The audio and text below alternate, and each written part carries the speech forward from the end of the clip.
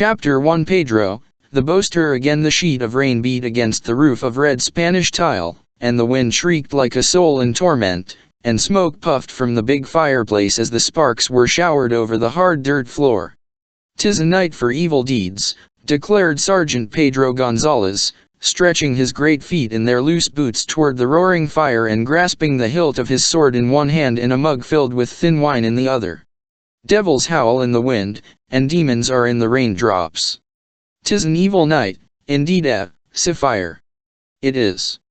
The fat landlord agreed hastily, and he made haste, also, to fill the wine mug again, for Sergeant Pedro Gonzalez had a temper that was terrible when aroused, as it always was when wine was not forthcoming. "An evil night," the big sergeant repeated, and drained the mug without stopping to draw breath, a feat that had attracted considerable attention in its time and had gained the sergeant a certain amount of notoriety up and down El Camino Real, as they called the highway that connected the missions in one long chain. Gonzalez sprawled closer to the fire and cared not that other men thus were robbed of some of its warmth. Sergeant Pedro Gonzalez often had expressed his belief that a man should look out for his own comfort before considering others, and being of great size and strength, and having much skill with the blade, he found few who had the courage to declare that they believed otherwise. Outside the wind shrieked, and the rain dashed against the ground in a solid sheet. It was a typical February storm for Southern California. At the missions the frailes had cared for the stock and had closed the buildings for the night.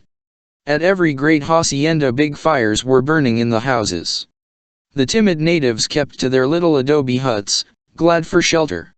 And here in the little pueblo of Reina de Los Angeles, where, in years to come, a great city would grow, the tavern on one side of the plaza housed for the time being men who would sprawl before the fire until the dawn rather than face the beating rain.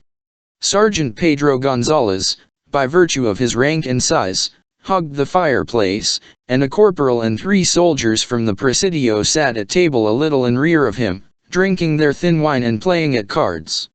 An Indian servant crouched on his heels in one corner, no neophyte who had accepted the religion of the frailes, but a Gentile and renegade.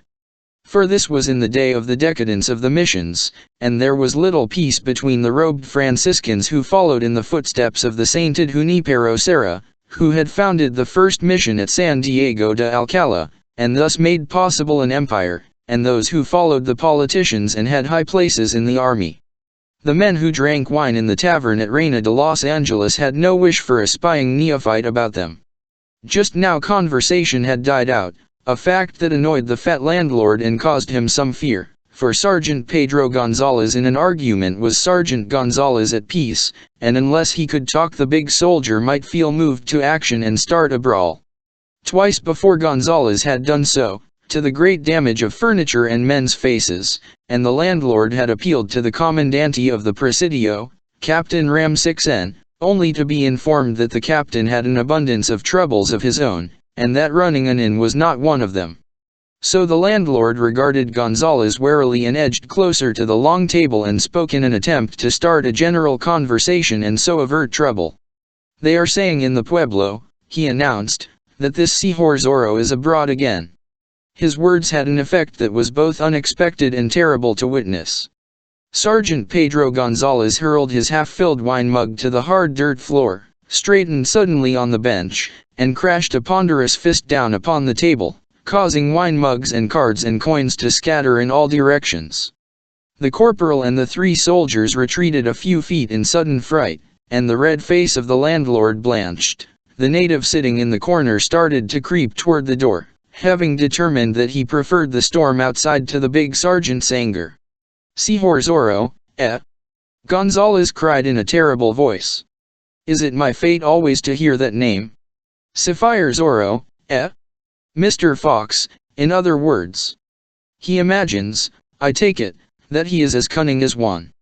By the saints, he raises as much stench." Gonzalez gulped, turned to face them squarely, and continued his tirade.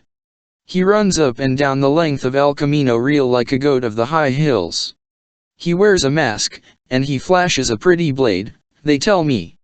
He uses the point of it to carve his hated letters E on the cheek of his foe. Ha! The mark of Zorro they are calling it. A pretty blade he has, in truth. But I cannot swear as to the blade, I never have seen it. He will not do me the honor of letting me see it. Señor Zorro's depredations never occur in the vicinity of Sergeant Pedro Gonzalez. Perhaps this Señor Zorro can tell us the reason for that? Ha! He glared at the men before him, threw up his upper lip, and let the ends of his great black mustache bristle. They are calling him the Curse of Capistrano now, the fat landlord observed, stooping to pick up the wine mug and cards and hoping to filch a coin in the process. Curse of the entire highway and the whole mission chain. Sergeant Gonzalez roared. A cutthroat, he is. A thief. Ha!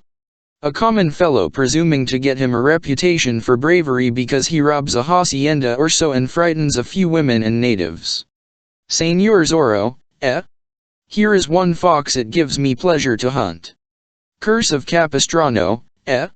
I know I have led an evil life, but I only ask of the saints one thing now, that they forgive me my sins long enough to grant me the boon of standing face to face with this pretty highwayman.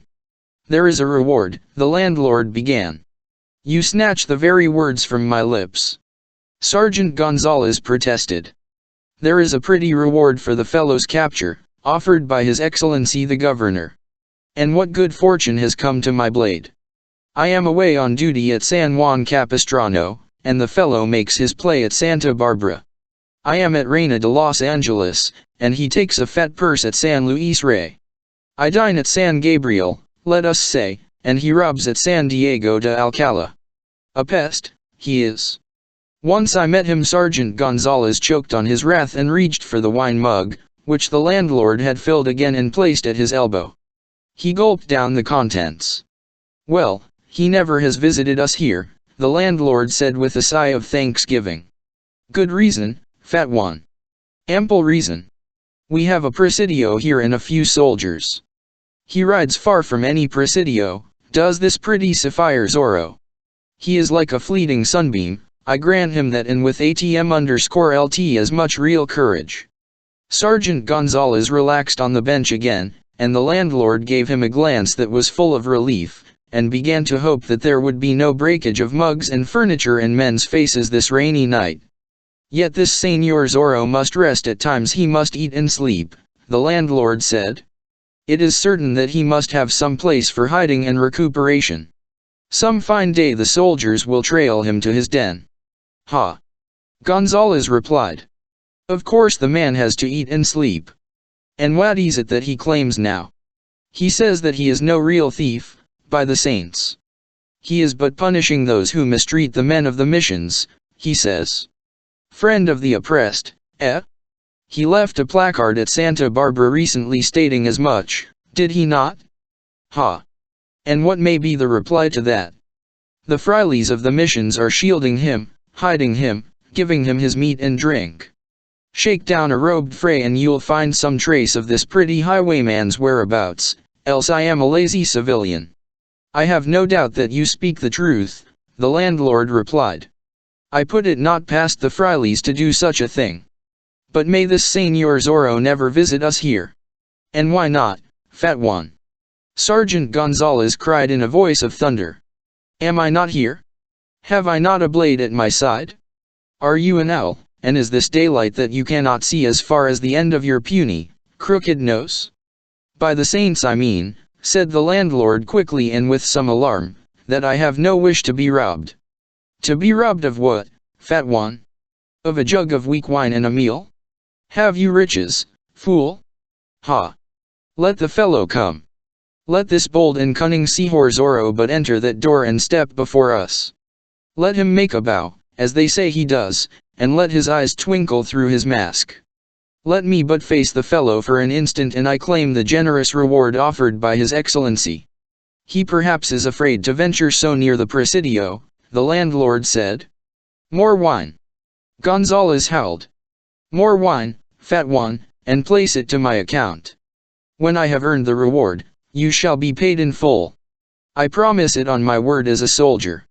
Ha! Were this brave and cunning Señor Zorro, this curse of Capistrano, but to make entrance at that door now the door suddenly was opened. Chapter 2. On the heels of the storm in came a gust of wind and rain and a man with it, and the candles flickered, and one was extinguished. This sudden entrance in the midst of the sergeant's boast startled them all, and Gonzales drew his blade halfway from its scabbard as his words died in his throat. The native was quick to close the door again to keep out the wind. The newcomer turned and faced them. The landlord gave another sigh of relief. It was not Señor Zorro, of course. It was Don Diego Vega, a fair youth of excellent blood and 24 years, noted the length of El Camino Real for his small interest in the really important things of life. "Ha!" Gonzales cried, and slammed his blade home. "Is it that I startled you somewhat, señors?" Don Diego asked politely and in a thin voice, glancing around the big room and nodding to the men before. "If you did, señor, it was because you entered on the heels of the storm," the sergeant retorted. "'Twould not be your own energy that would startle any, grunted Don Diego, throwing aside his sombrero and flinging off his soaked serape. "Your remarks border on the perilous, my raucous friend. Can it be that you intend to take me to task?" "It is true," continued Don Diego, "that I do not have a reputation for riding like a fool at risk of my neck, fighting like an idiot with every newcomer, and playing the guitar under every woman's window like a simpleton. Yet I do not care to have these things you deem my shortcomings flaunted in my face." "Ha!" Gonzales cried, half in anger. "We have an agreement, Sergeant Gonzales, that we can be friends, and I can forget the wide difference in birth and breeding that yawns between us only as long as you curb your tongue and stand my comrade. Your boasts amuse me, and I buy for you the wine that you crave.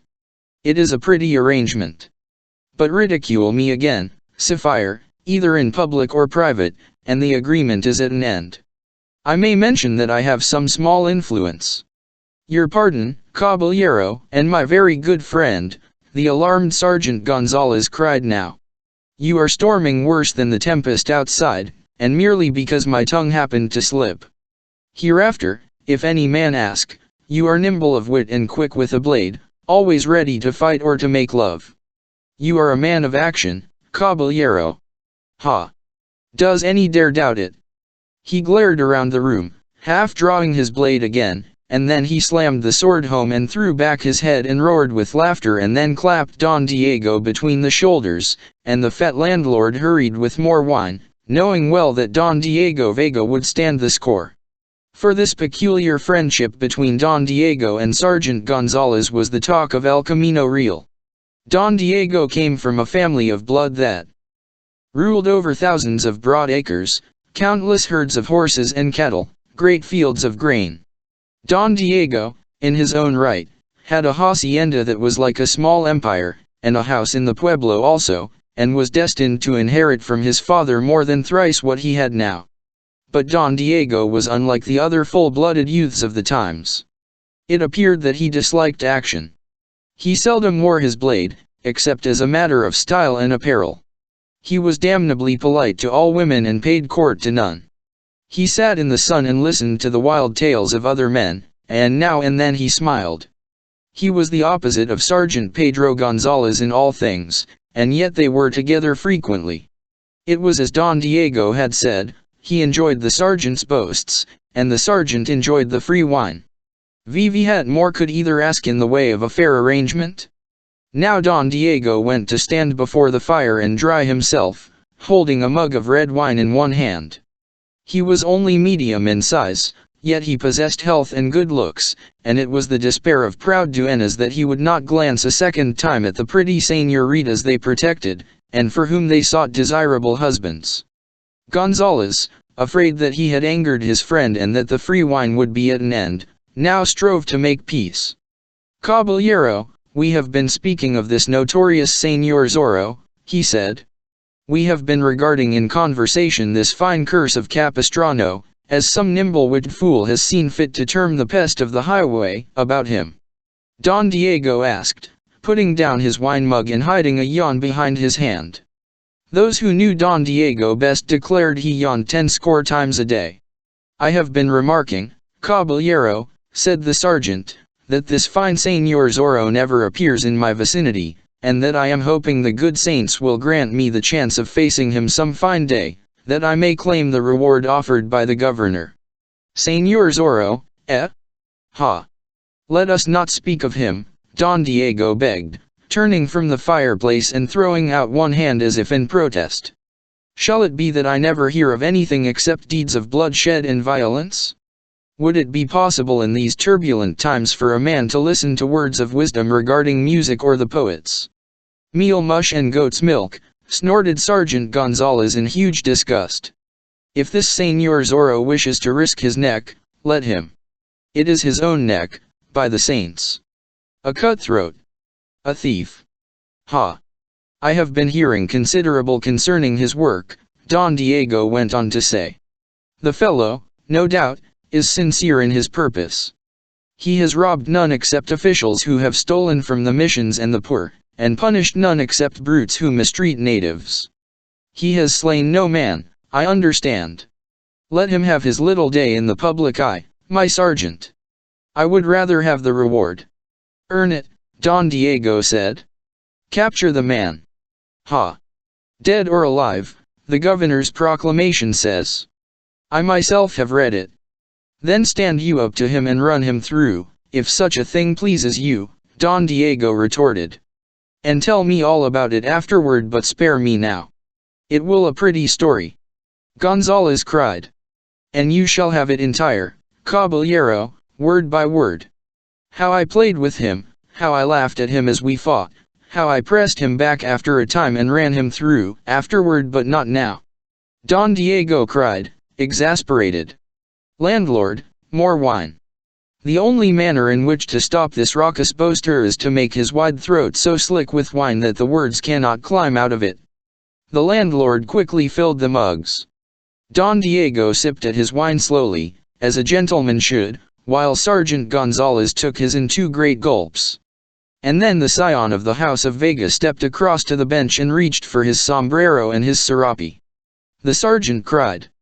You are going to leave us at such an early hour, caballero? You are going to face the fury of that beating storm. At least I am brave enough for that, Don Diego replied, smiling. I but ran over from my house for a pot of honey. The fools feared the rain too much to fetch me some this day from the hacienda. Get me one, landlord. I shall escort you safely home through the rain. Sergeant Gonzalez cried, for he knew full well that Don Diego had excellent wine of age there.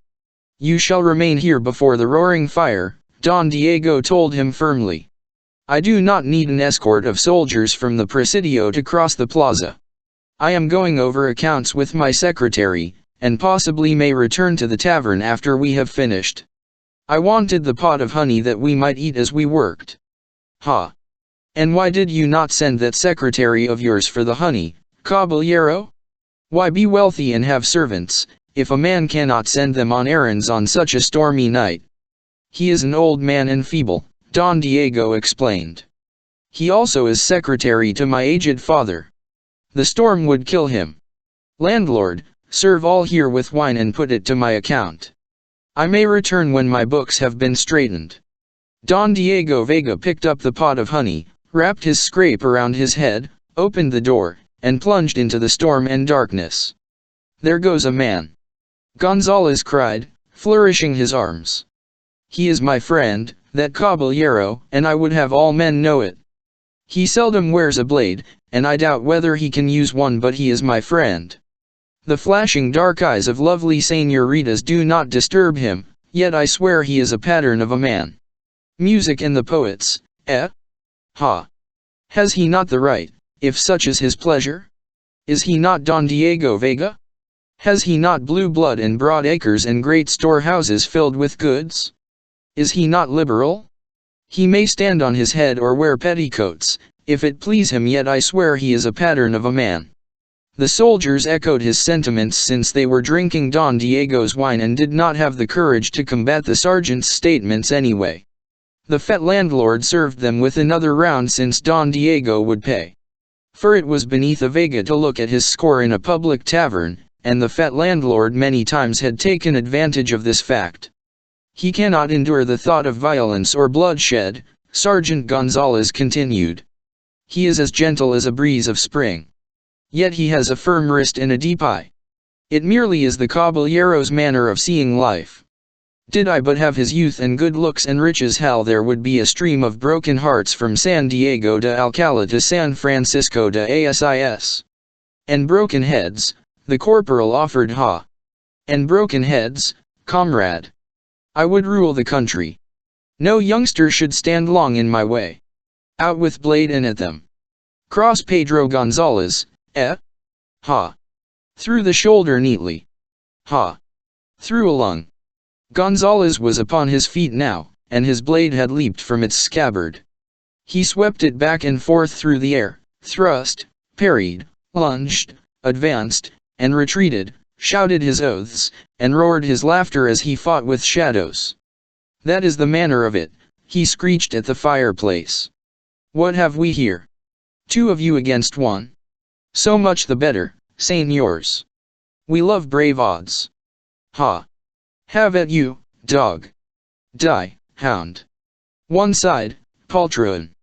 He reeled against the wall, gasping, his breath almost gone, the point of his blade resting on the floor, his great face purple with the exertion and the wine he had consumed, while the corporal and the soldiers and the fat landlord laughed long and loudly at this bloodless battle from which Sergeant Pedro Gonzalez had emerged the unquestioned victor. Were this fine Señor Zorro only before me here and now, the sergeant gasped. And again the door was opened suddenly, and a man entered the inn on a gust of the storm. Chapter 3 Señor Zorro pays a visit. The native hurried forward to fasten the door against the force of the wind, and then retreated to his corner again. The newcomer had his back toward those in the long room. They could see that his sombrero was pulled far down on his head, as if to prevent the wind from whisking it away, and that his body was enveloped in a long cloak that was wringing wet. With his back still toward them, he opened the cloak and shook the raindrops from it and then folded it across his breast again as the fat landlord hurried forward, rubbing his hands together in expectation, for he deemed that here was some caballero off the highway who would pay good coin for food and bed and care for his horse. When the landlord was within a few feet of him and the door, the stranger whirled around. The landlord gave a little cry of fear and retreated with speed. The corporal gurgled deep down in his throat. The soldiers gasped. Sergeant Pedro Gonzalez allowed his lower jaw to drop and let his eyes bulge. For the man who stood straight before them had a black mask over his face that effectually concealed his features, and through the 2 slits in it his eyes glittered ominously. Ha! What have we here? Gonzalez gasped finally, some presence of mind returning to him. The man before them bowed. Señor Zorro, at your service, he said. By the saints. Señor Zorro, eh? Gonzalez cried. Do you doubt it, señor? If you are indeed Señor Zorro, then have you lost your wits, the sergeant declared. Is the meaning of that speech? You are here, are you not? You have entered the inn, have you not? By all the saints, you have walked into a trap. My pretty highwayman, will the señor please explain? Señor Zorro asked. His voice was deep and held a peculiar ring. Are you blind? Are you without sense? Gonzalez demanded. Am I not here? And what has that to do with it? Am I not a soldier? At least you wear a soldier's garb, señor. By the saints, and cannot you see the good corporal and 3 of our comrades? Have you come to surrender your wicked sword, señor? Are you finished playing at rogue? Señor Zorro laughed, not unpleasantly, but he did not take his eyes from Gonzalez. Most certainly I have not come to surrender, he said. I am on business, señor. Business? Gonzalez queried. 4 days ago, señor, you brutally a native who had won your dislike. The affair happened on the road between here and the mission at San Gabriel. He was a surly dog and got in my way. And how does it concern you, my pretty highwayman? I am the friend of the oppressed, señor, and I have come to punish you. Come to punish me, fool? You punish me? I shall die of laughter before I can run you through. You are as good as dead, Señor Zorro. His Excellency has offered a pretty price for your carcass. If you are a religious man, say your prayers. I would not have it said that I slew a man without giving him time to repent his crimes. I give you the space of 100 heartbeats. You are generous, Sihor, but there is no need for me to say my prayers. Then must I do my duty, said Gonzales, and lifted the point of his blade. Corporal, you will remain by the table, and the men also. This fellow and the reward he means are mine. He blew out the ends of his mustache and advanced carefully, not making the mistake of underestimating his antagonist, for there had been certain tales of the man's skill with the blade. And when he was within the proper distance he recoiled suddenly, as if a snake had warned of a strike. For Señor Zorro had allowed one hand to come from beneath his cloak, and the hand held a pistol, most damnable of weapons to Sergeant Gonzales. Back, Sapphire. Señor Zorro warned. Ha! So that is the way of it. Gonzales cried.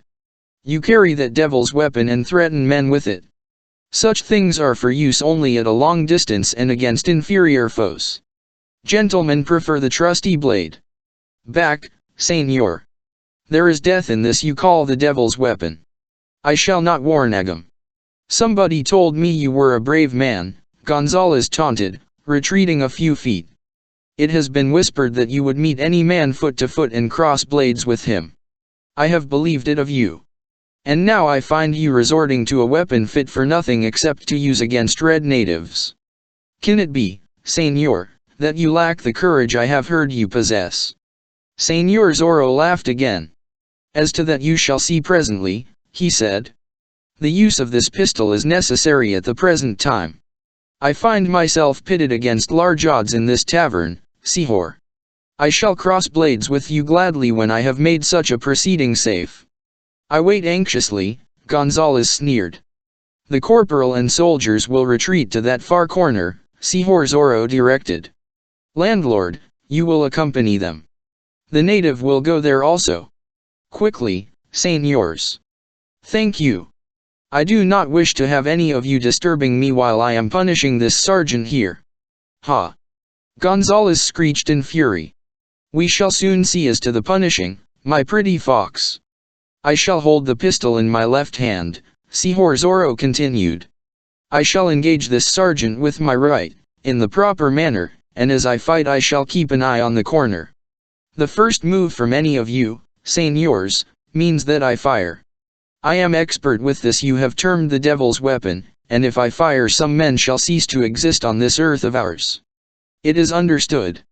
The corporal and soldiers and landlord did not take the trouble to answer. Señor Zorro looked Gonzales straight in the eyes again, and a chuckle came from behind his mask. Sergeant, you will turn your back until I can draw my blade, he directed. I give you my word as a caballero that I shall not make a foul attack, as a caballero. Gonzales sneered. I said it, Señor. Zorro replied, his voice ringing a threat. Gonzales shrugged his shoulders and turned his back.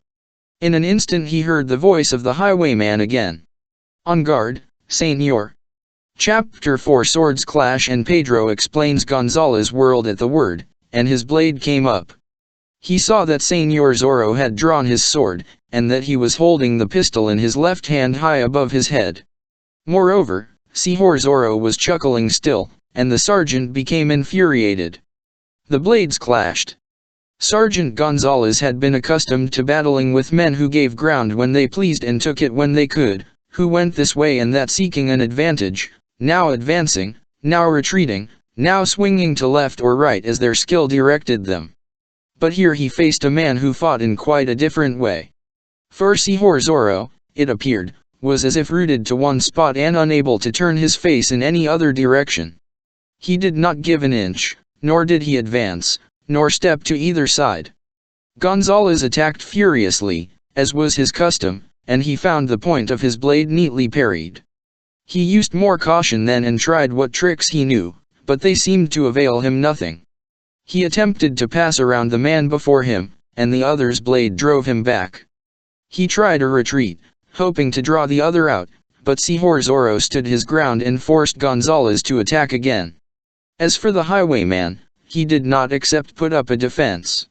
Anger got the better of Gonzales then, for he knew the corporal was jealous of him and that the tale of this fight would be told to all the pueblo tomorrow, and so travel up and down the length of El Camino Real. He attacked furiously, hoping to drive Sapphire Zorro off his feet and make an end of it, but he found that his attack ended as if against a stone wall. His blade was turned aside, his breast crashed against that of his antagonist, and Zorro merely threw out his chest and hurled him back half a dozen steps. "Fight, Sapphire," Señor Zorro said. "Fight yourself, cutthroat and thief," the exasperated sergeant cried. "Don't stand like a piece of the hills, fool. Is it against your religion to take a step? You cannot taunt me into doing it," the highwayman replied, chuckling at him.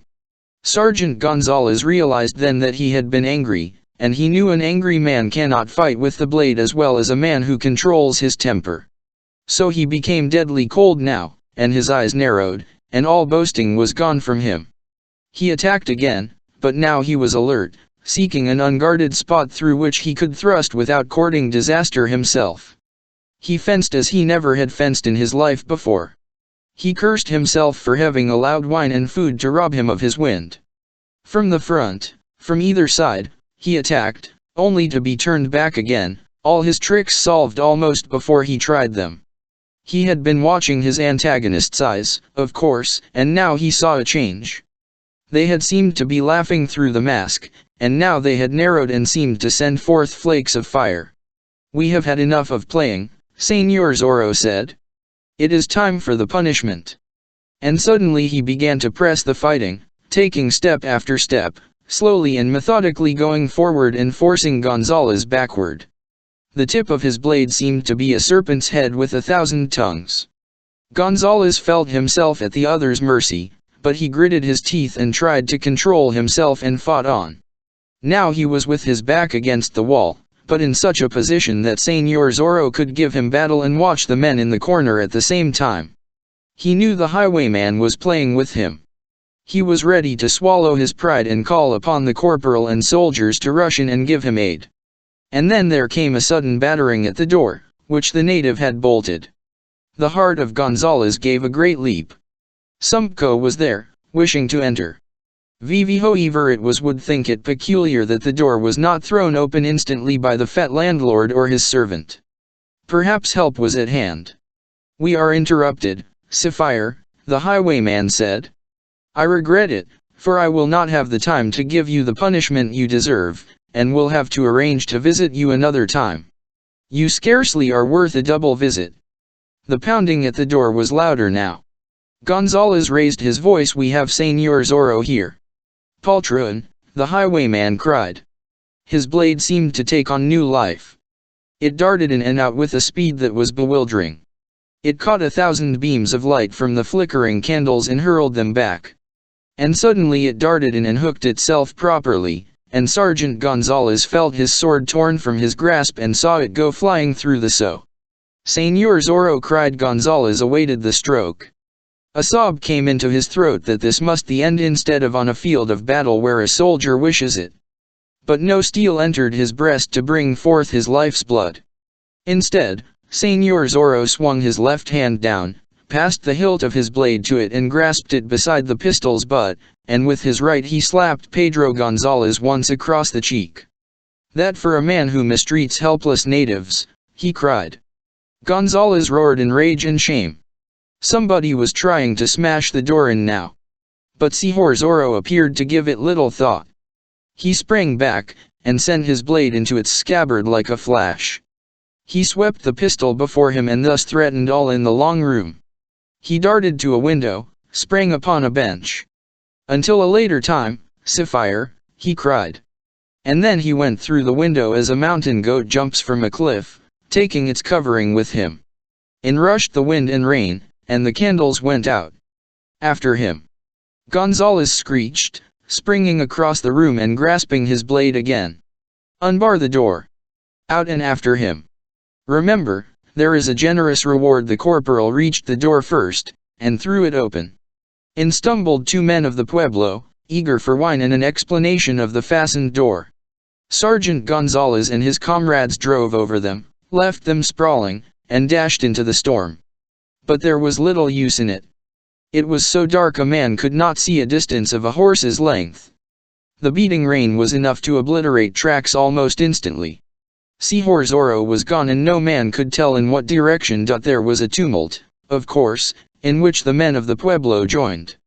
Sergeant Gonzalez and the soldiers returned to the inn to find it full of men they knew. And Sergeant Gonzalez knew, also, that his reputation was now at stake. Nobody but a highwayman, nobody but a cutthroat and thief would have done it, he cried aloud. How is that, brave one? Cried a man in the throng near the doorway. This pretty Señor Zorro knew, of course. Some days ago I broke the thumb of my sword hand while fencing at San Juan Capistrano. No doubt the word was passed to this Señor Zorro. And he visits me at such a time that he may afterward say he had vanquished me. The corporal and soldiers and landlord stared at him, but none was brave enough to say a word. Those who were here can tell you, Señors, Gonzalez went on. This Señor Zorro came in at the door and immediately drew a pistol devil's weapon from beneath his cloak. He presents it at us, and forces all except me to retire to that corner. I refused to retire. Then you shall fight me, says this pretty highwayman, and I draw my blade, thinking to make an end of the pest. And what does he tell me then? VVE shall fight, he says, and I will outpoint you, so that I may boast of it afterward. In my left hand I hold the pistol. If your attack is not to my liking, I shall fire, and afterward run you through, and so make an end of a certain sergeant.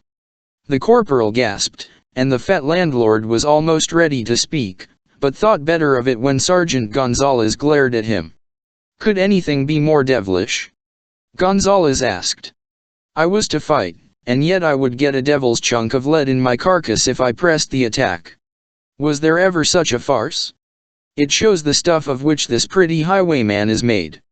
Some day I shall meet him when he holds no pistol and then. But how did he get away? Someone in the crowd asked. He heard those at the door. He threatened me with the devil's pistol and forced me to toss my blade in yonder far corner. He threatened us all, ran to the window, and sprang through. And how could we find him in the darkness or track him through the sheets of rain? But I am determined now. In the morning I go to my captain Ram6N and ask permission to be absolved from all other duty, that I may take some comrades and run down this pretty Señor Zorro. Ha! We shall go fox hunting. The excited crowd about the door suddenly parted, and Don Diego Vega hurried into the tavern. Is this I hear? He asked. They are saying that Señor Zorro has paid a visit here. 'Tis a true word, caballero. Gonzalez answered. And we were speaking of the cutthroat here this evening. Had you remained instead of going home to work with your secretary, you should have seen the entire affair. Were you not here? Can you not tell me? Don Diego asked. But I pray you make not the tale too bloody. I cannot see why men must be violent. Where is the highwayman's dead BC key? Gonzalez choked, the fat landlord turned away to hide his smile. The corporal and soldiers began picking up wine mugs to keep busy at this dangerous moment. That is, there is no body, Gonzalez managed to say. Have done with your modesty, Sergeant. Don Diego cried. Am I not your friend? Did you not promise to tell me the story if you met this cutthroat? I know you would spare my feelings, knowing that I do not love violence, yet I am eager for the facts because you, my friend, have been engaged with this fellow. How much was the reward? By the saints. Gonzalez swore. Come, Sergeant. Out with the tale. Landlord, give all of us wine, that we may celebrate this affair. Your tale, Sergeant. Shall you leave the army, now that you have earned the reward, and purchase a hacienda and take a wife?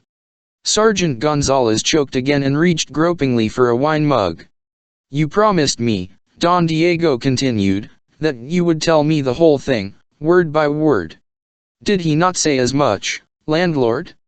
You declared that you would relate how you played with him, how you laughed at him while you fought, how you pressed him back after a time and then ran him through by the saints. Sergeant Gonzalez roared, the words coming from between his lips like peals of thunder. It is beyond the endurance of any man. "You Don Diego, my friend, your modesty ill becomes you at such a time," Don Diego said. "You promised the tale, and I would have it. What does this sapphire Zorro look like? Have you peered at the dead face beneath the mask? It is, perhaps, some man that we all know? Cannot some one of you tell me the facts? You stand here like so many speechless images of men, whine or I choke." Gonzalez howled. "Don Diego, you are my good friend, and I will cross swords with any man who belittles you. But do not try me too far this night." "I fail to understand," Don Diego said. "I have but asked you to tell me the story of the fight, how you mocked him as you battled, how you pressed him back at will, and presently ended it by running him through." "Enough.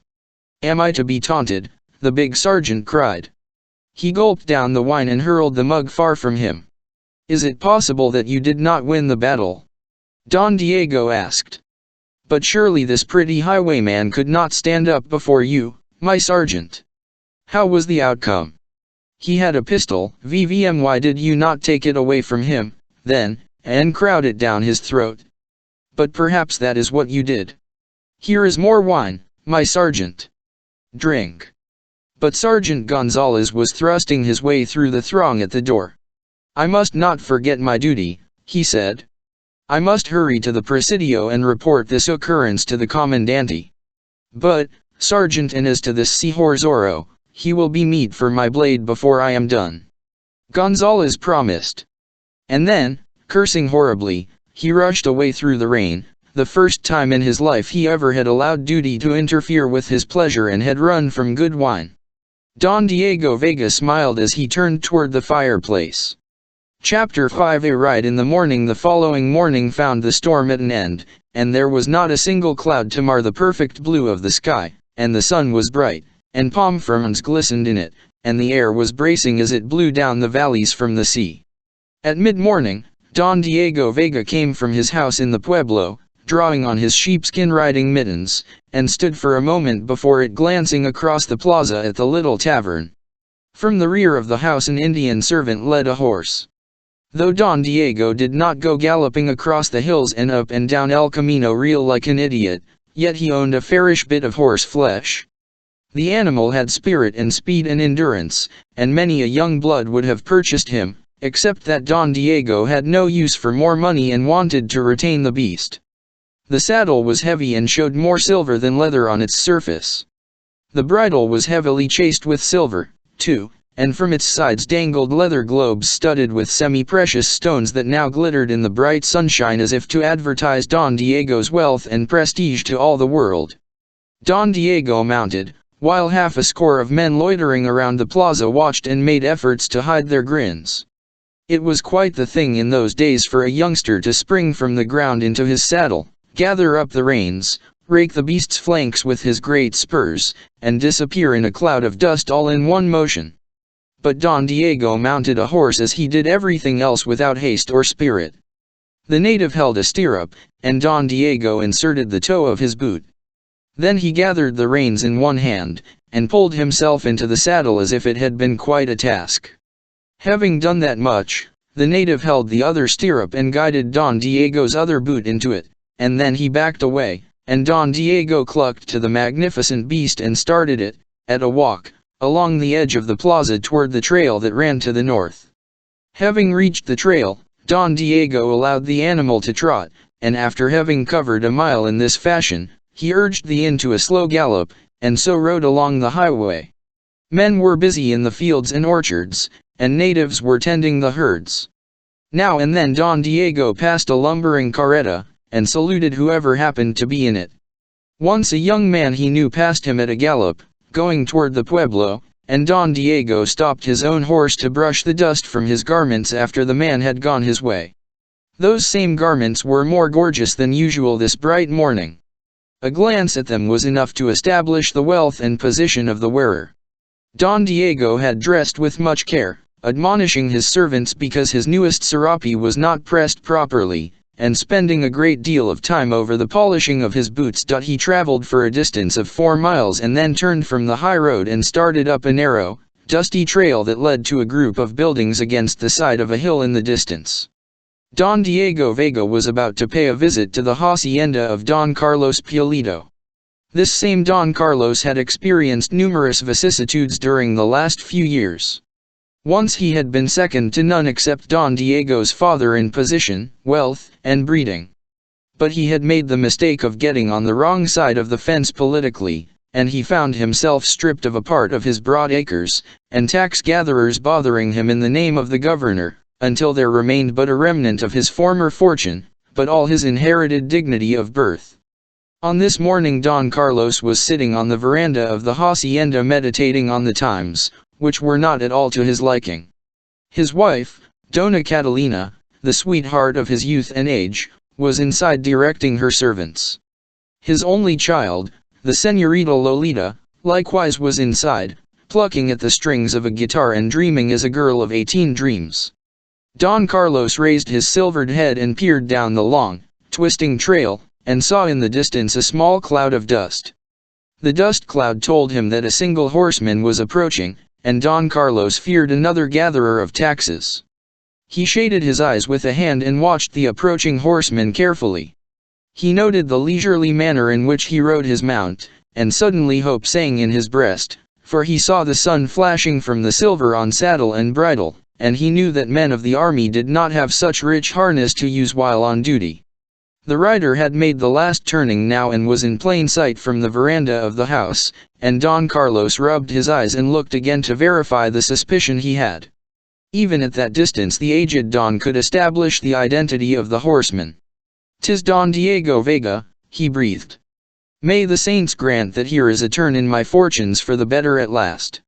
Don Diego, he knew, might only be stopping to pay a friendly visit, and yet that would be something, for when it was known abroad that the Vega family was on excellent terms with the Pulido establishment, even the politicians would stop to think twice before harassing Don Carlos further, for the Vegas were a power in the land. So Don Carlos slapped his hands together, and a native hurried out from the house, and Don Carlos bade him draw the shades so that the sun would be kept from a corner of the veranda, and place a table and some chairs, and hurry with small cakes and wine. He sent word into the house to the women, too, that Don Diego Vega was approaching. Dona Catalina felt her heart beginning to sing, and she herself began to hum a little song, and Señorita Lolita ran to a window to look out at the trail. Vivian Don Diego stopped before the steps that led to the veranda. There was a native waiting to care for his horse, and Don Carlos himself walked halfway down the steps and stock one waiting, his hand held out in welcome. "I am glad to see you a visitor at my poor hacienda, Don Diego," he said, as the young man approached, drawing off his mittens. "It is a long and dusty road," Don Diego said. "It wearies me, too, to ride a horse the distance." Don Carlos almost forgot himself and smiled at that, for surely riding a horse a distance of 4 miles was not enough to tire a young man of blood. But he remembered Don Diego's lifelessness and did not smile, lest the smile cause anger. He led the way to the shady nook on the veranda, and offered Don Diego wine and cakes, and waited for his guest to speak. As became the times, the women remained inside the house, not ready to show themselves unless the visitor asked for them, or their lord and master called. "How are things in the pueblo of Reina de Los Angeles?" Don Carlos asked. "It has been a space of several score days since I visited there." "Everything is the same," said Don Diego, "except that this Señor Zorro invaded the tavern last evening and had a duel with the big Sergeant Gonzalez." "Ha! Señor Zorro, eh? And what was the outcome of the fighting?" "Though the sergeant has a crooked tongue while speaking of it," said Don Diego, "it has come to me through a corporal who was present that this Señor Zorro played with the sergeant and finally disarmed him and sprang through a window to make his escape in the rain. They could not find his tracks." "A clever rogue," Don Carlos said. "At least, I have nothing to fear from him.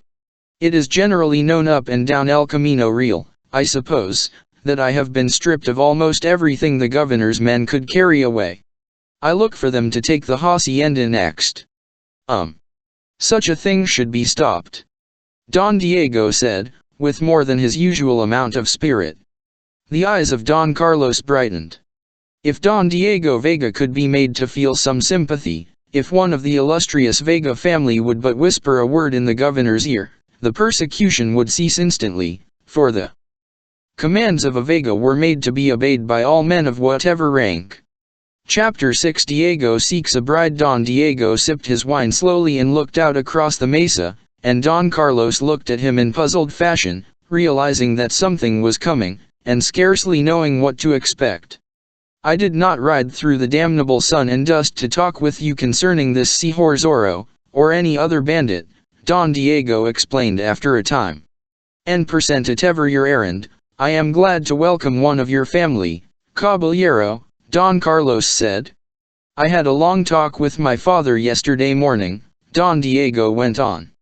He informed me that I am approaching the age of 25, and he is of a mind that I am not accepting my duties and responsibilities in the proper fashion. But surely doubtless he knows. My father is a wise man. And no man can dispute that, Don Diego. He urged upon me that I awaken and do as I should.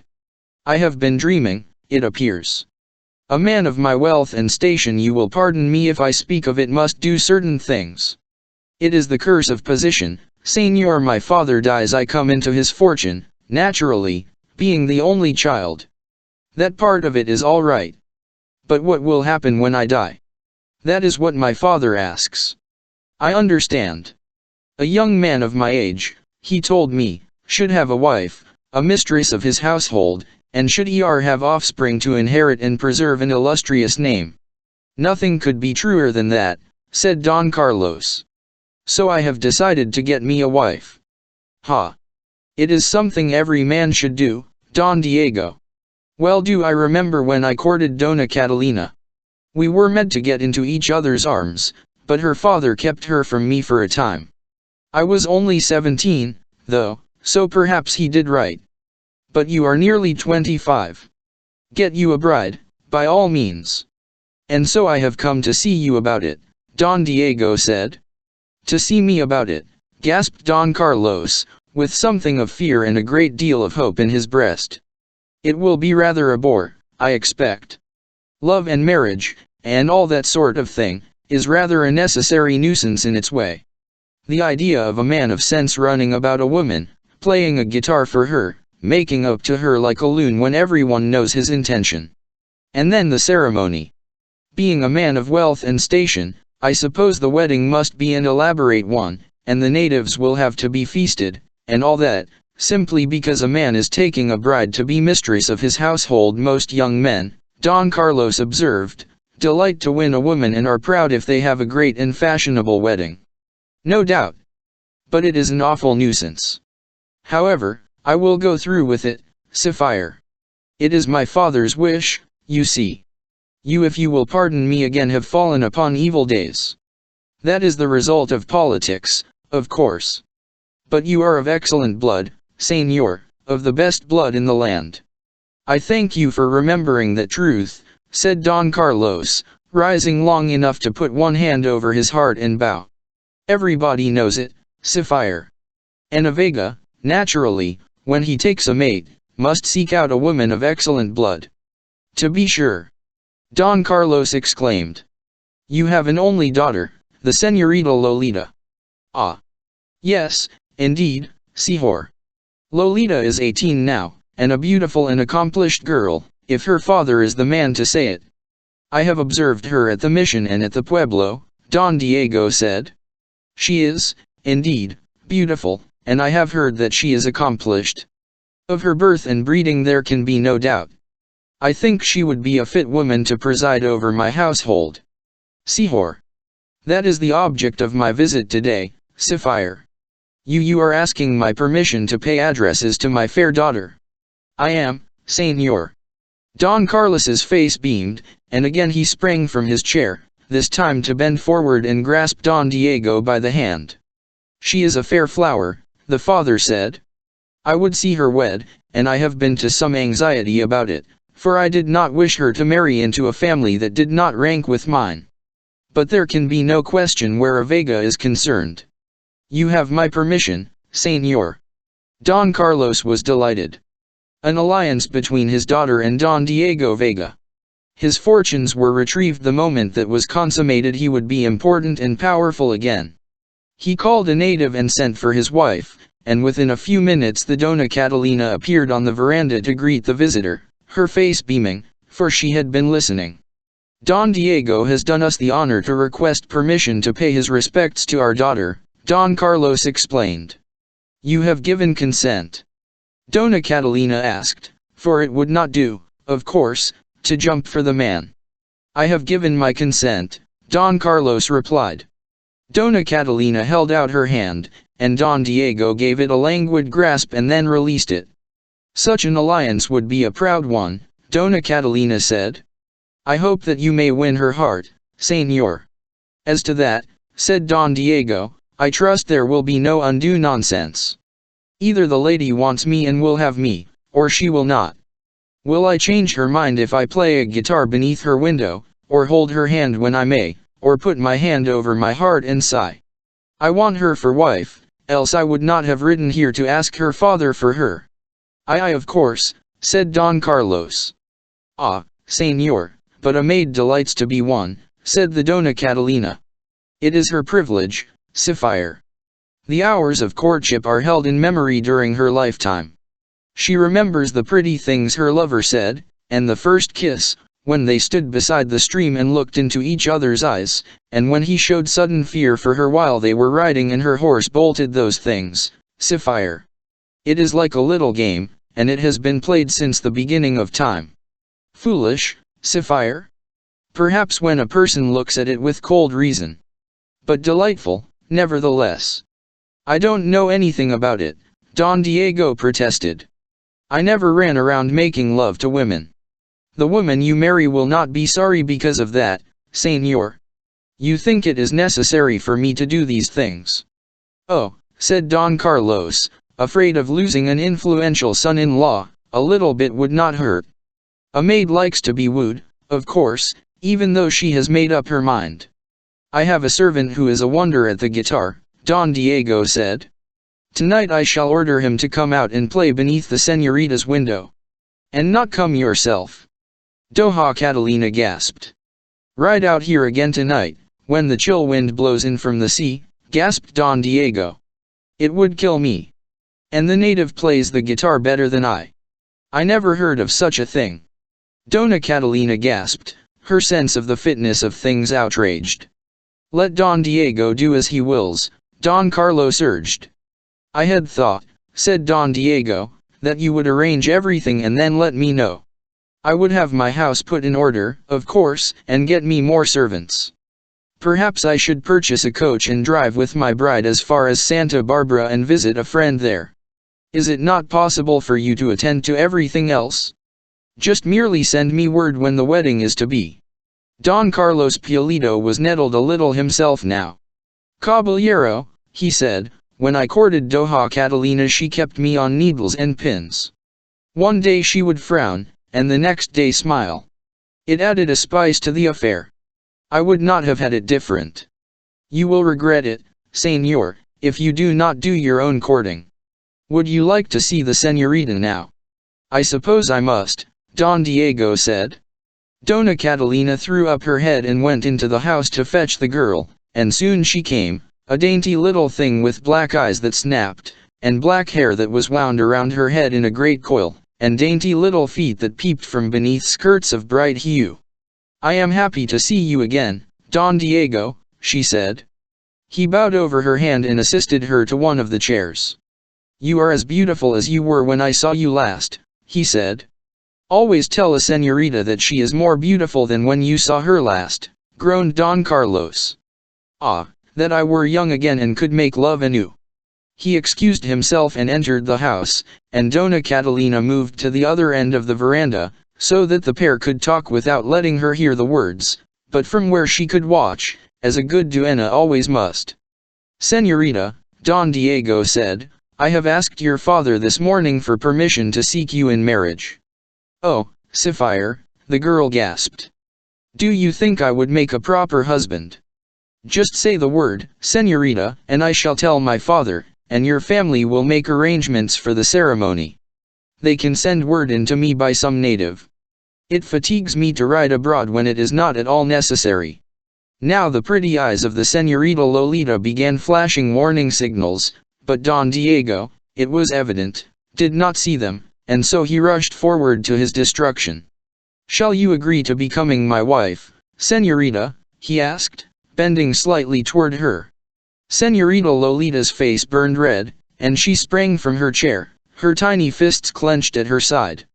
"Don Diego Vega," she replied, "you are of a noble family and have much wealth and will inherit more. But you are lifeless, señor. Is this your idea of courtship and romance? Can you not take the trouble to ride 4 miles on a smooth road to see the maid you would wed? What sort of blood is in your veins, señor?" Dona Catalina heard that, and now she rushed across the veranda toward them, making signals to her daughter, which Señorita Lolita refused to see. "The man who weds me must woo me and win my love," the girl went on.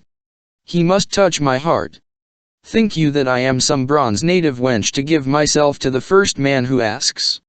The man who becomes my husband must be a man with life enough in him to want me.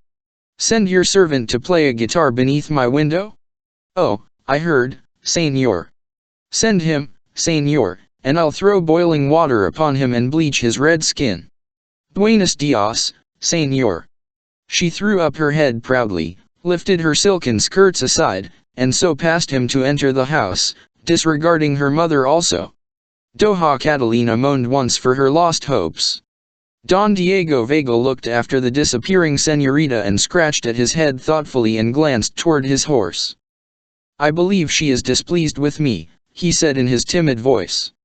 Chapter 7. A different sort of man. Don Carlos lost no time in hurrying out to the veranda again, since he had been listening and so knew what had happened, and endeavoring to placate the embarrassed Don Diego Vega. Though there was consternation in his heart, he contrived to chuckle and make light of the occurrence. "Women are fitful and filled with fancies, señor," he said. "At times they will rail at those whom they in reality adore.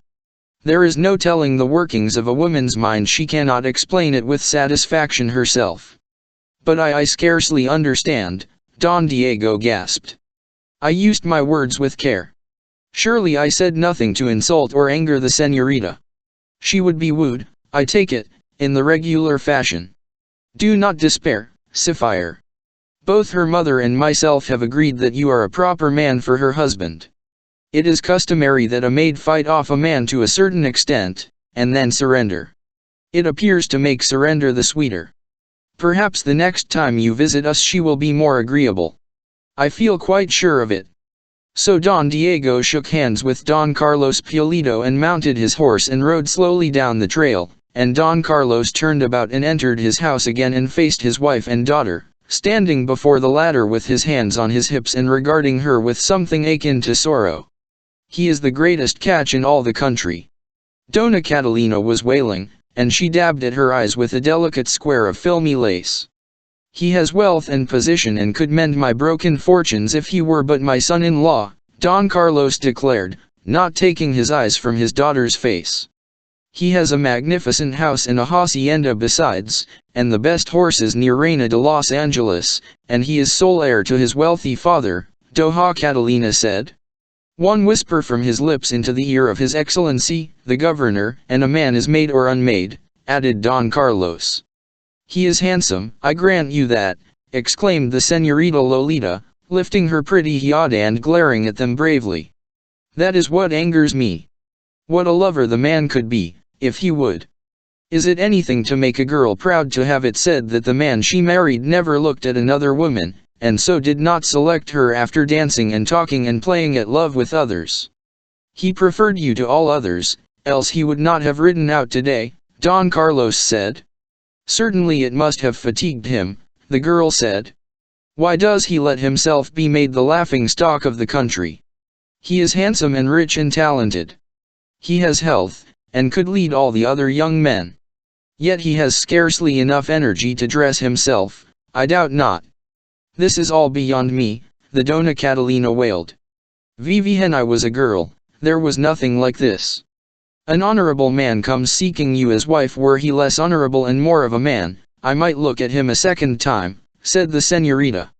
You must look at him more than a second time, put in Don Carlos, with some authority in his manner. You cannot throw away such a fine chance. Think on it, my daughter. Be in a more amiable mood when Don Diego calls Egum. Then he hurried to the patio on pretense that he wished to speak to a servant, but in reality to get away from the scene. Don Carlos had proved himself to a courageous man in his youth, and now he was a wise man, also, and hence he knew then to participate in an argument between women. Soon the siesta hour was at hand, and the Señorita Lolita went into the patio and settled herself on a little bench near the fountain. Her father was dozing on the veranda, and her mother in her room, and the servants were scattered over the place, sleeping also. But Señorita Lolita could not sleep, for her mind was busy. She knew her father's circumstances, of course, for it had been some time since he could hide them, and she wanted, naturally, to see him in excellent fortune again. She knew, too, that did she wed with Don Diego Vega, her father was made whole. For Vega would not let the relatives of his wife be in any but the best of circumstances. She called up before her a vision of Don Diego's handsome face, and wondered what it would be like if lighted with love and passion. 'Twere a pity the man was so lifeless, she told herself. But to wed a man who suggested sending a native servant to serenade her in his own place. The splashing of the water in the fountain lulled her to sleep, and she curled up in one end of the bench, her cheek pillowed on one tiny hand, her black hair cascading to the ground. And suddenly she was awakened by a touch on her arm, and sat up quickly, and then would have screamed except that a hand was crushed against her lips to prevent her. Before her stood a man whose body was enveloped in a long cloak, and whose face was covered with a black mask so that she could see nothing of his features except his glittering eyes. She had heard Sapphire Zorro, the highwayman, described, and she guessed that this was he, and her heart almost ceased to beat, she was so afraid. "Silence, and no harm comes to you, Señorita," the man whispered hoarsely. You are?" she questioned on her breath. He stepped back, removed his sombrero, and bowed low before her. "You have guessed it, my charming Señorita," he said. "I am known as Señor Zorro, the curse of Capistrano. I mean you no harm to any of this hacienda, Señorita. I punish those who are unjust, and your father is not that. I admire him greatly. Rather would I punish those who do him evil than to touch him. I thank you, Señor. I am weary, and the hacienda is an excellent place to rest," he said. "I knew it to be the siesta hour, also, and thought everyone would be asleep. It were a shame to awaken you, Señorita, but I felt that I must speak. Your beauty would hinge a man's tongue in its middle so that both ends might be free to smg your praises." Señorita Lolita had the grace to blush. "I would that my beauty affected other men so," she said. "And does it not? Is it that the Señorita Lolita lacks suitors? But that cannot be possible." "It is, nevertheless, Señor. There are few bold enough to seek to ally themselves with the family of Pulido, since it is out of favor with the powers. There is one suitor," she went on. "But he does not seem to put much life into his wooing." "Ha! A laggard at love and in your presence? What ails the man? Is he ill? He is so wealthy that I suppose he thinks he has but to request it and a maiden will agree to wed him, and 'tis the wooing gives the spice to romance. But you, Señor. Somebody may come and see you here. You may be captured. And do you not wish to see a highwayman captured? Perhaps it would mend your father's fortune were he to capture me. The governor is much vexed, I understand, concerning my operations. You had best go," she said. "There speaks mercy in your heart. You know that capture would mean my death. Yet must I risk it, and tarry a while." He seated himself upon the bench, and Señorita Lolita moved away as far as she could, and then started to rise. But Señor Zorro had been anticipating that. He grasped one of her hands and, before she guessed his intention, had bent forward, raised the bottom of his mask, and pressed his lips to its pink, moist palm. "Señor," she cried, and jerked her hand away. It were bold, yet a man must express his feelings, offended beyond forgiveness, I hope. Go, Sapphire, else I make an outcry. And get me executed. You are but a thief of the high road. Yet I love life as any other man, he said. I have not, I shall call out, Señor. There is a reward offered for your capture. Such pretty hands would not handle blood money. Ah, Señorita, you are cruel. A sight of you sends the blood pounding through a man's veins. A man would fight a horde at the bidding of your sweet lips. Señor. A man would die in your defense, Señorita. Such grace, such fresh beauty. For the last time, Señor. I shall make an outcry and your fate be on your own head. Your hand again and I go. It may not be. Then here I sit until they come and take me. No doubt I shall not have to wait long. That big Sergeant Gonzalez is on the trail, I understand, and may have discovered track of me. He will have soldiers with him, Señor, for the love of the saints, your hand. She turned her back and gave it, and once more he pressed his lips to the palm, and then she felt herself being turned slowly, and her eyes looked deep into his. A thrill seemed to run through her. She realized that he retained her hand, and she pulled it away. And then she turned and ran quickly across the patio and into the house. With her heart pounding at her ribs, she stood behind the curtains at a window and watched. Señor Zorro walked slowly to the fountain and stooped to drink. Then he put his sombrero on, looked once at the house, and stalked away. She heard the galloping hoofs of a horse die in the distance. A thief yet a man, she breathed. If Don Diego had only half as much dash and courage. Chapter 8 Don Carlos plays a game. She turned away from the window, thankful that none of the household had seen Señor Zorro or knew of his visit. The remainder of the day she spent on the veranda, half the time working on some lace she was making, and the other half gazing down the dusty trail that ran toward the highway.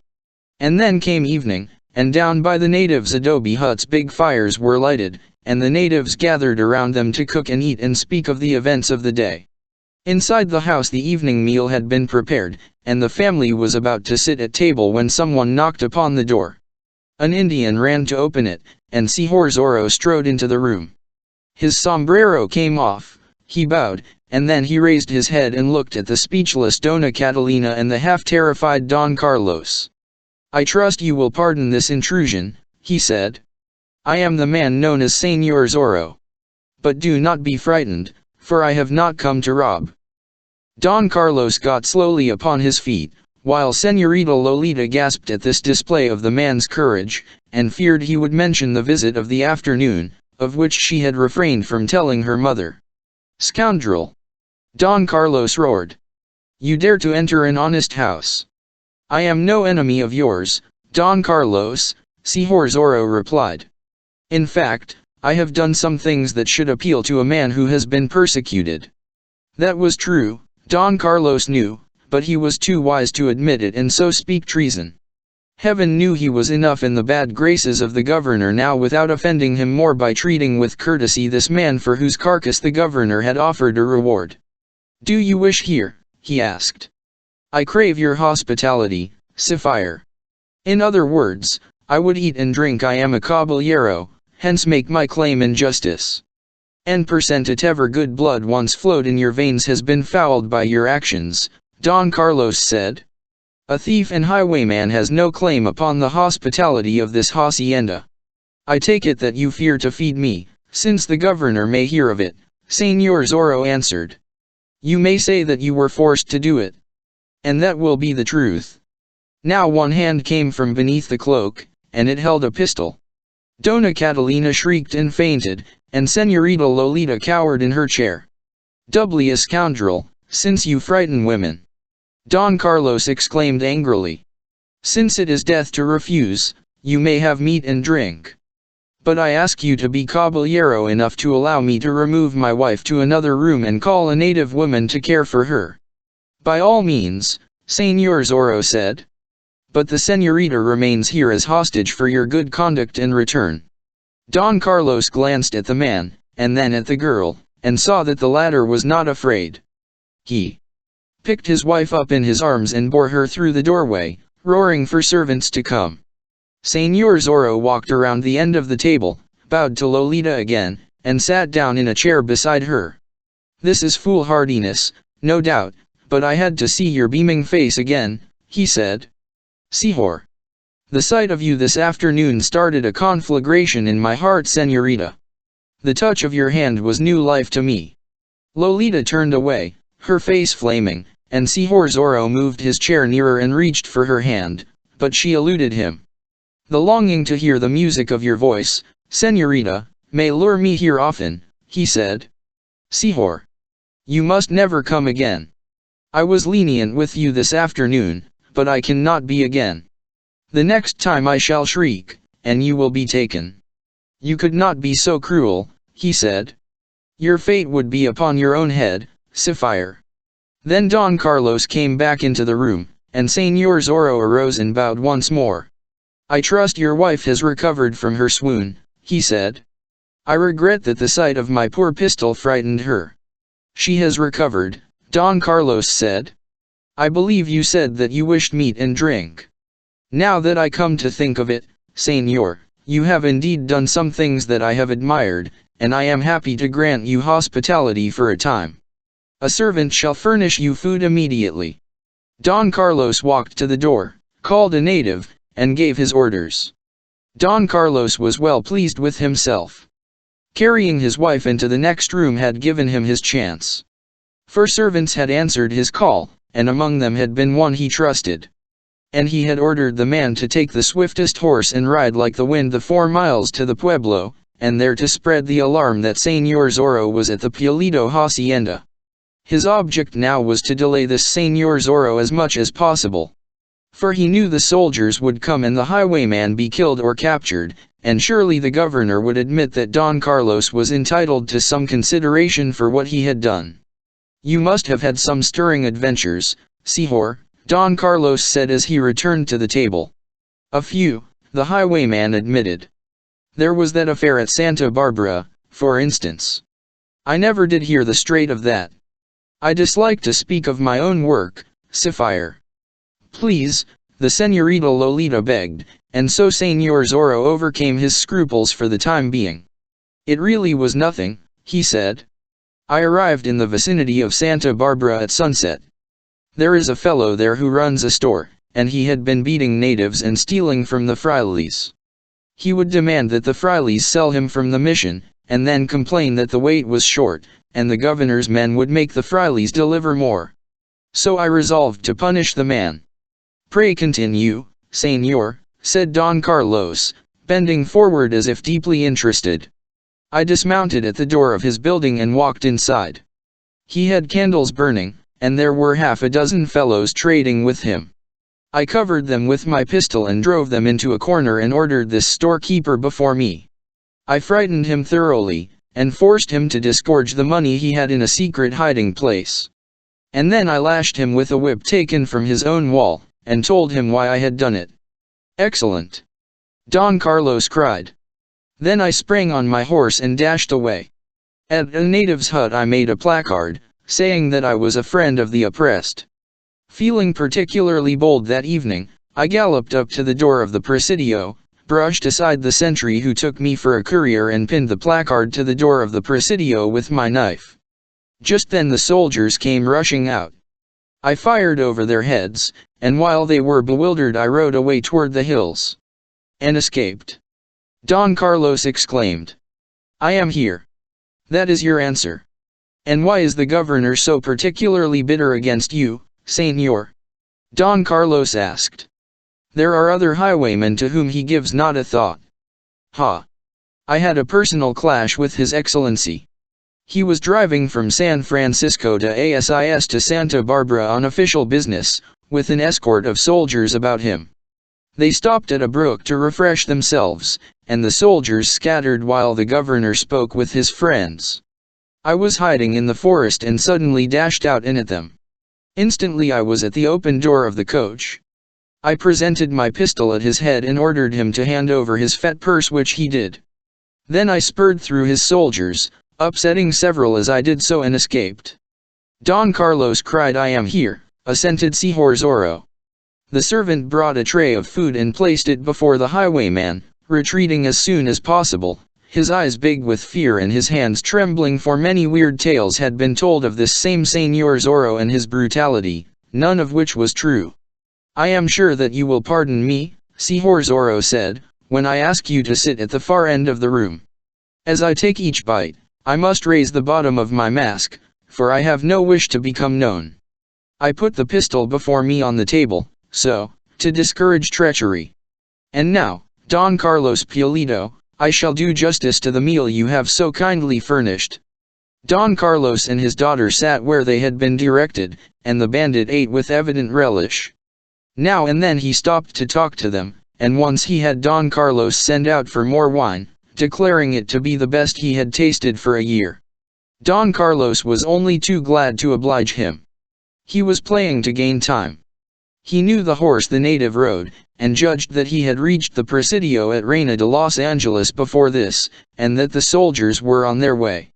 If he could hold this Señor Zorro until they arrived. "I am having some food prepared for you to carry with you, Señor," he said. "You will pardon me while I get it? My daughter will entertain you." Señor Zorro bowed, and Don Carlos hurried from the room. But Don Carlos had made a mistake in his eagerness. It was an unusual thing for a girl to left alone in the company of a man in such fashion, especially with a man known to be an outlaw. Señor Zorro guessed at once that he was being delayed purposely. For, again, it was an unusual thing for a man like Don Carlos to go for the package of food himself when there were servants that could be called by a mere clapping of the hands. Don Carlos, in fact, had gone into the other room to listen at a window for sounds of galloping horses. "Señor," Lolita whispered across the room. "Is it, señorita? You must go at once. I am afraid that my father has sent for the soldiers. And you are kind enough to warn me. Do I wish to see you taken here? Do I wish to see fighting and bloodshed?" she asked. "That is the only reason, señorita. Will you not go, señor? I am loath to rush away from such a charming presence, señorita. May I come again at the next siesta hour? By the saints, no.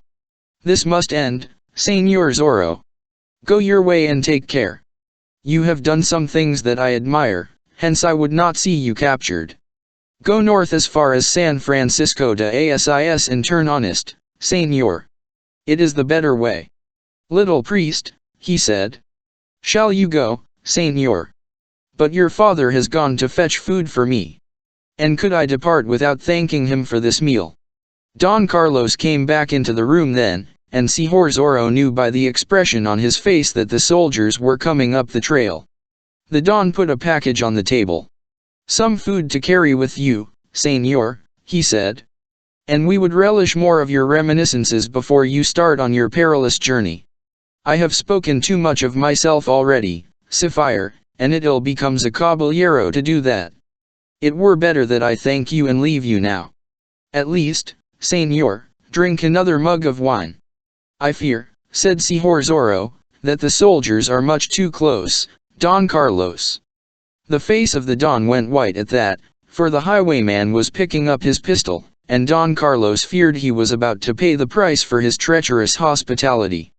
But Señor Zorro made no move to fire. "I forgive you this breach of hospitality, Don Carlos, because I am an outlaw and there has been a price put upon my head," he said. "And, also, I hold you no ill will because of it. Buenas noches, Señorita." "Sapphire, ADI6S. Then a terrified servant who knew little concerning the events of the evening rushed in at the door. "Master! The soldiers are here," he cried. "They are surrounding the house." Chapter 9. The clash of blades. On the table, near its middle, was an imposing candelero in which half a score of candles burned brightly. Señor Zorro sprang toward it now, and with one sweep of his hand dashed it to the floor, extinguishing all the candles in an instant and plunging the room into darkness. He evaded the wild rush of Don Carlos, springing across the room so lightly that his soft boots made not the slightest noise to give news of his whereabouts. For an instant the Señorita Lolita felt a man's arm around her waist, gently squeezing it, felt a man's breath on her cheek, and heard a man's whisper in her ear, "Until later, señorita." Don Carlos was bellowing like a bull to direct the soldiers to the scene, and already some of them were pounding at the front door. Sapphire Zorro rushed from the room and into the one adjoining, which happened to be the kitchen. The native servants fled before him as if he had been a ghost, and he quickly extinguished all the candles that burned there. Then he ran to the door that opened into the patio and raised his voice and gave a call that was half moan and half shriek, a peculiar call, the like of which none at the Pulido hacienda had heard before. As the soldiers rushed in at the front door, and as Don Carlos called for a brand with which to light the candles again, the sound of galloping hoofs was heard from the rear of the patio. Some powerful horse was getting underway there, the soldiers guessed immediately. The sound of hoofs died away in the distance, but the soldiers had noted the direction in which the horse was traveling. "The fiend escapes!"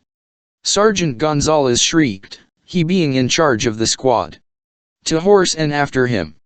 I give the man who overtakes him 1/3 of all the reward." The big sergeant rushed from the house, the men at his heels, and they tumbled into their saddles and rode furiously through the darkness, following the sound of the beating hoofs. "Lights! Lights!" Don Carlos was shrieking inside the house.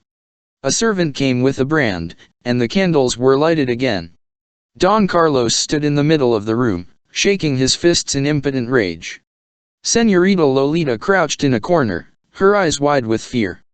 Dona Catalina, fully recovered now from her fainting spell, came from her own room to ascertain the cause of the commotion. "The rascal got away," Don Carlos said. "It is to be hoped that the soldiers capture him. At least he is clever and brave," Señorita Lolita said. "I grant him that, but he is a highwayman and a thief." Don Carlos roared. "Why should he torment me by visiting my house?" Señorita Lolita thought she knew, but she would be the last one to explain to her parents.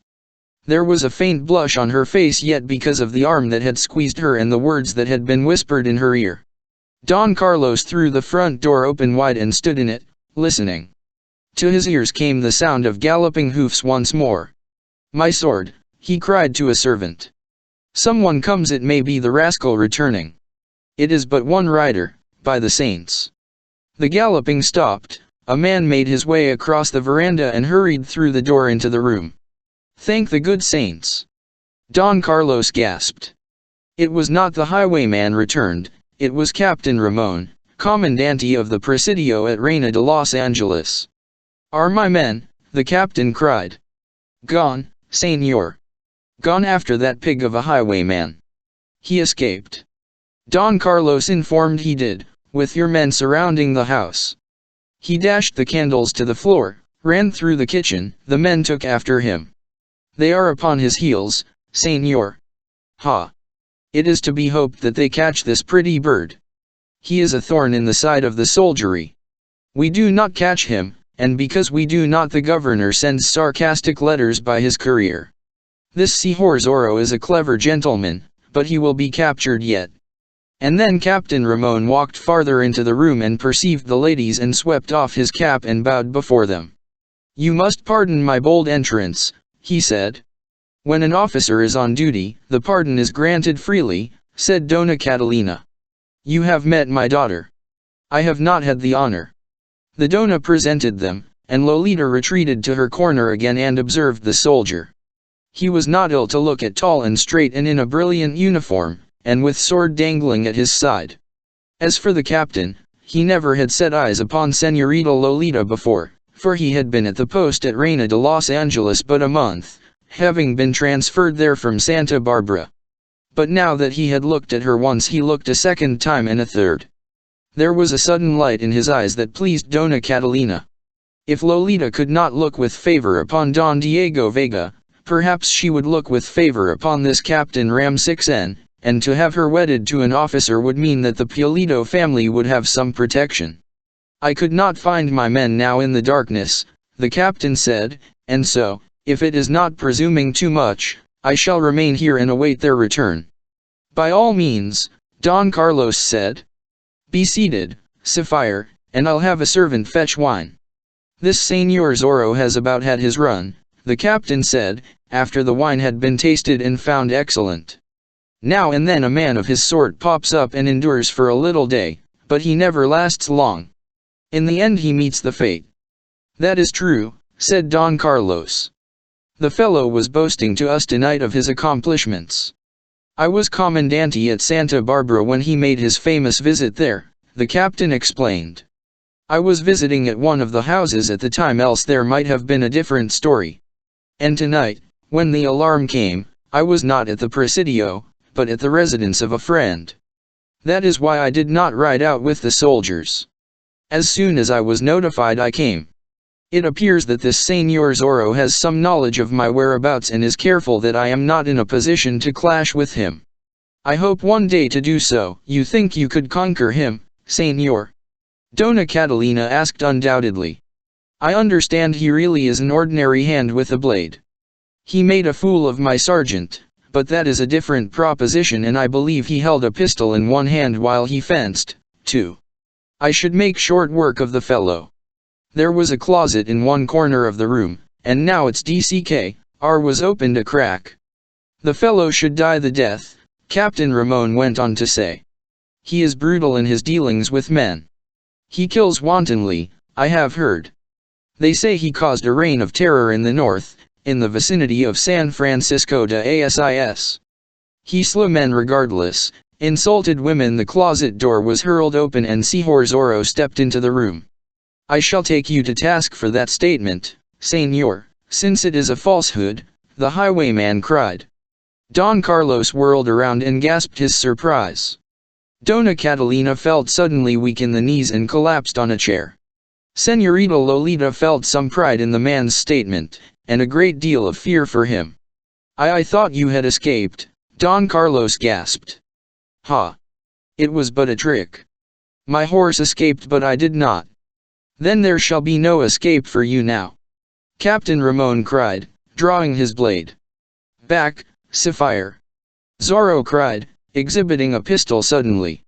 I shall fight you gladly, but the fight must be fair. Don Carlos, gather your wife and daughter beneath your arms and retire to the corner while I cross blades with this teller of false Hawkins. I do not intend to have a warning given out that I still am here. I thought you escaped. Don Carlos gasped again, seemingly unable to think of anything else, and doing as Señor Zorro commanded. A trick, the highwayman repeated, laughing. It is a noble horse I have. Perhaps you heard a peculiar cry from my lips? My beast is trained to act at that cry. He gallops away wildly, making considerable noise, and the soldiers follow him. And when he has gone some distance he turns aside and stops, and after the pursuit has passed he returns to await my bidding. No doubt he is behind the patio now. I shall punish this captain and then mount and ride away. With a pistol in your hand. Ram 6N cried. I put the pistol upon the table, so there it remains if Don Carlos stays in the corner with the ladies. Now, Captain. Señor Zorro extended his blade, and with a glad cry Captain Ramon crossed it with his own.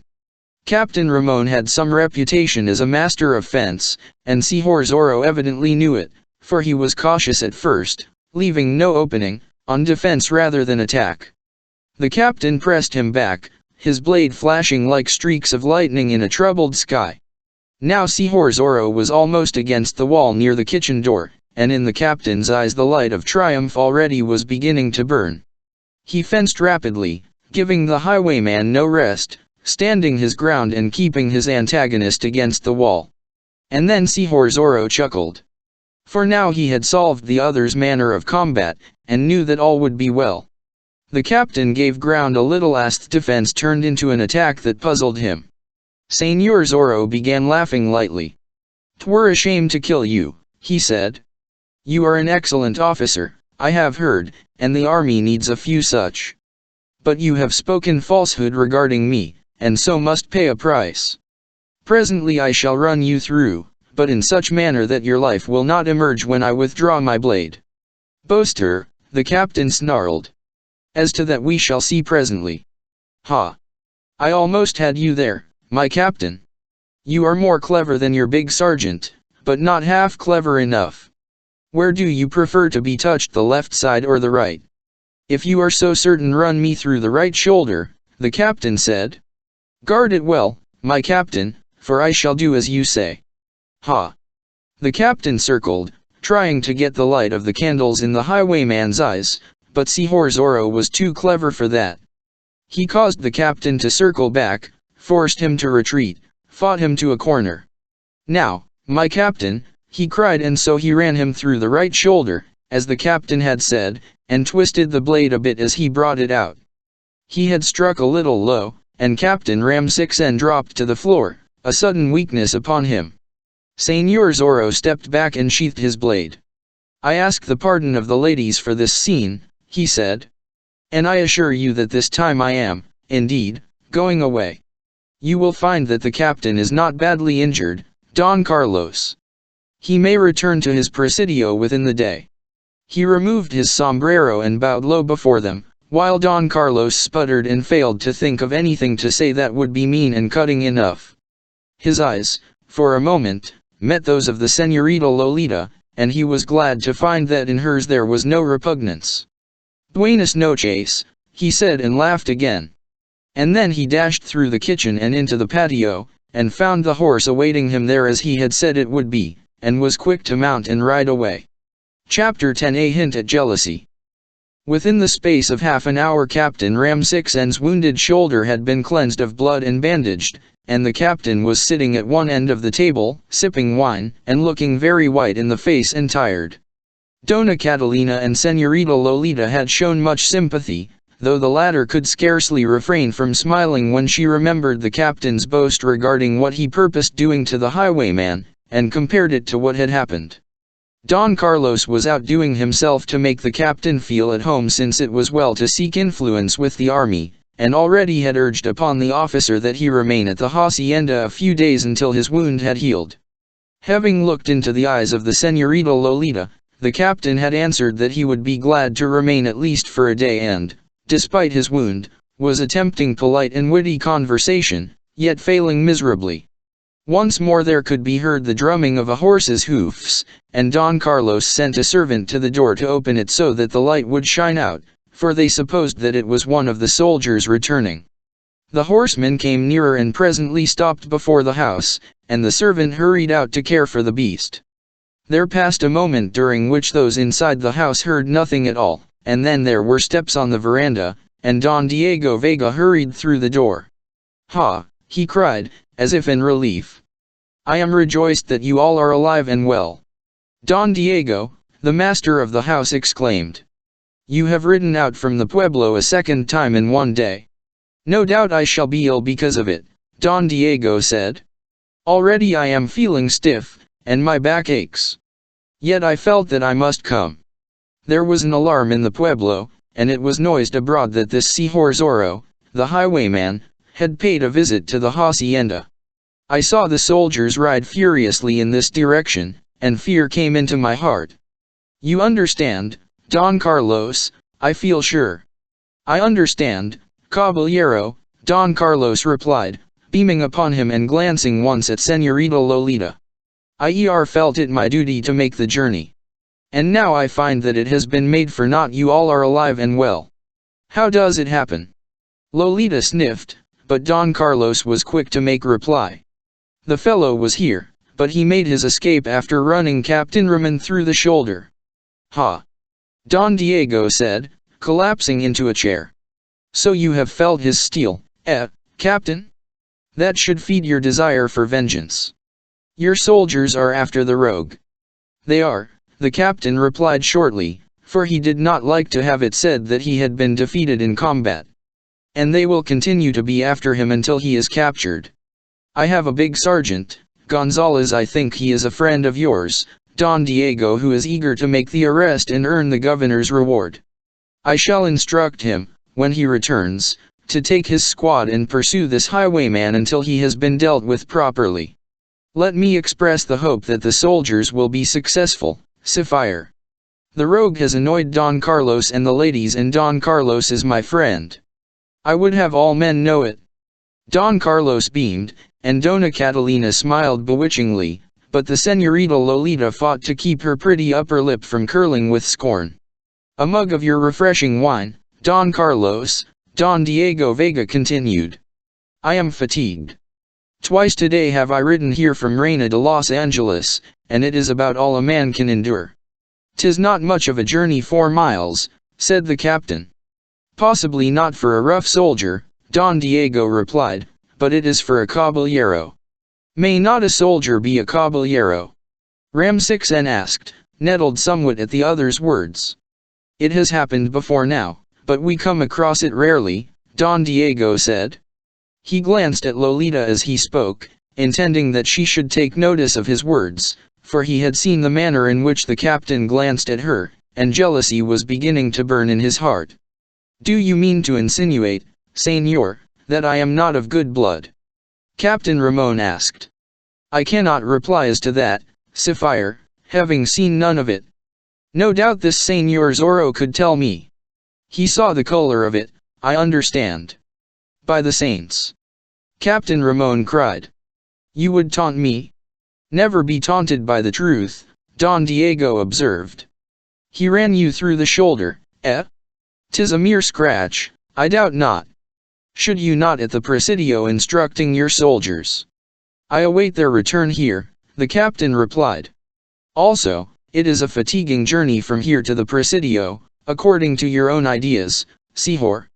But a soldier is inured to hardship, Señor." "True, there are many pests he must encounter," the captain said, glancing at Don Diego with meaning.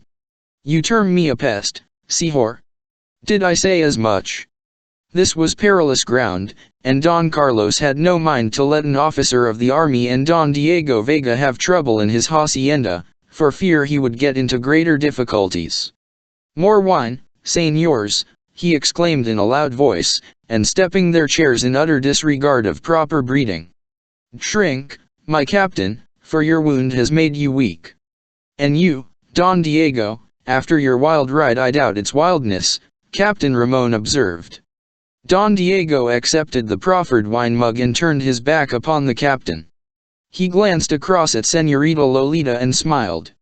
He got up deliberately and picked up his chair and carried it across the room to set it down beside her. "And did the rogue frighten you, Señorita?" he asked. "Suppose he did, Sapphire? Would you avenge the matter? Would you put Blade at your side and ride abroad until you found him, and then punish him as he deserves?" "By the saints, were it necessary, I might do as much. But I am able to employ a raft of strong fellows who would like nothing better than to run down the rogue. Why should I risk my own neck?" "Oh," she exclaimed, exasperated. "Let us not talk further of this bloodthirsty Señor Zorro," he begged. "There are other things fit for conversation. Have you been thinking, Señorita, on the object of my visit earlier in the day?" Señorita Lolita thought of it now. She remembered again what the marriage would mean to her parents and their fortunes, and she recalled the highwayman, too, and remembered his dash and spirit, and wished that Don Diego could be such a man. And she could not say the word that would make her the betrothed of Don Diego Vega. I have scarcely had time to think of it, caballero," she replied.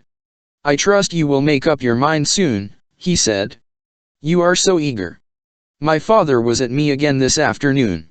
He insists that I should take a wife as soon as possible. It is rather a nuisance, of course, but a man must please his father." Lolita bit her lips because of her quick anger. Was ever girl so courted before?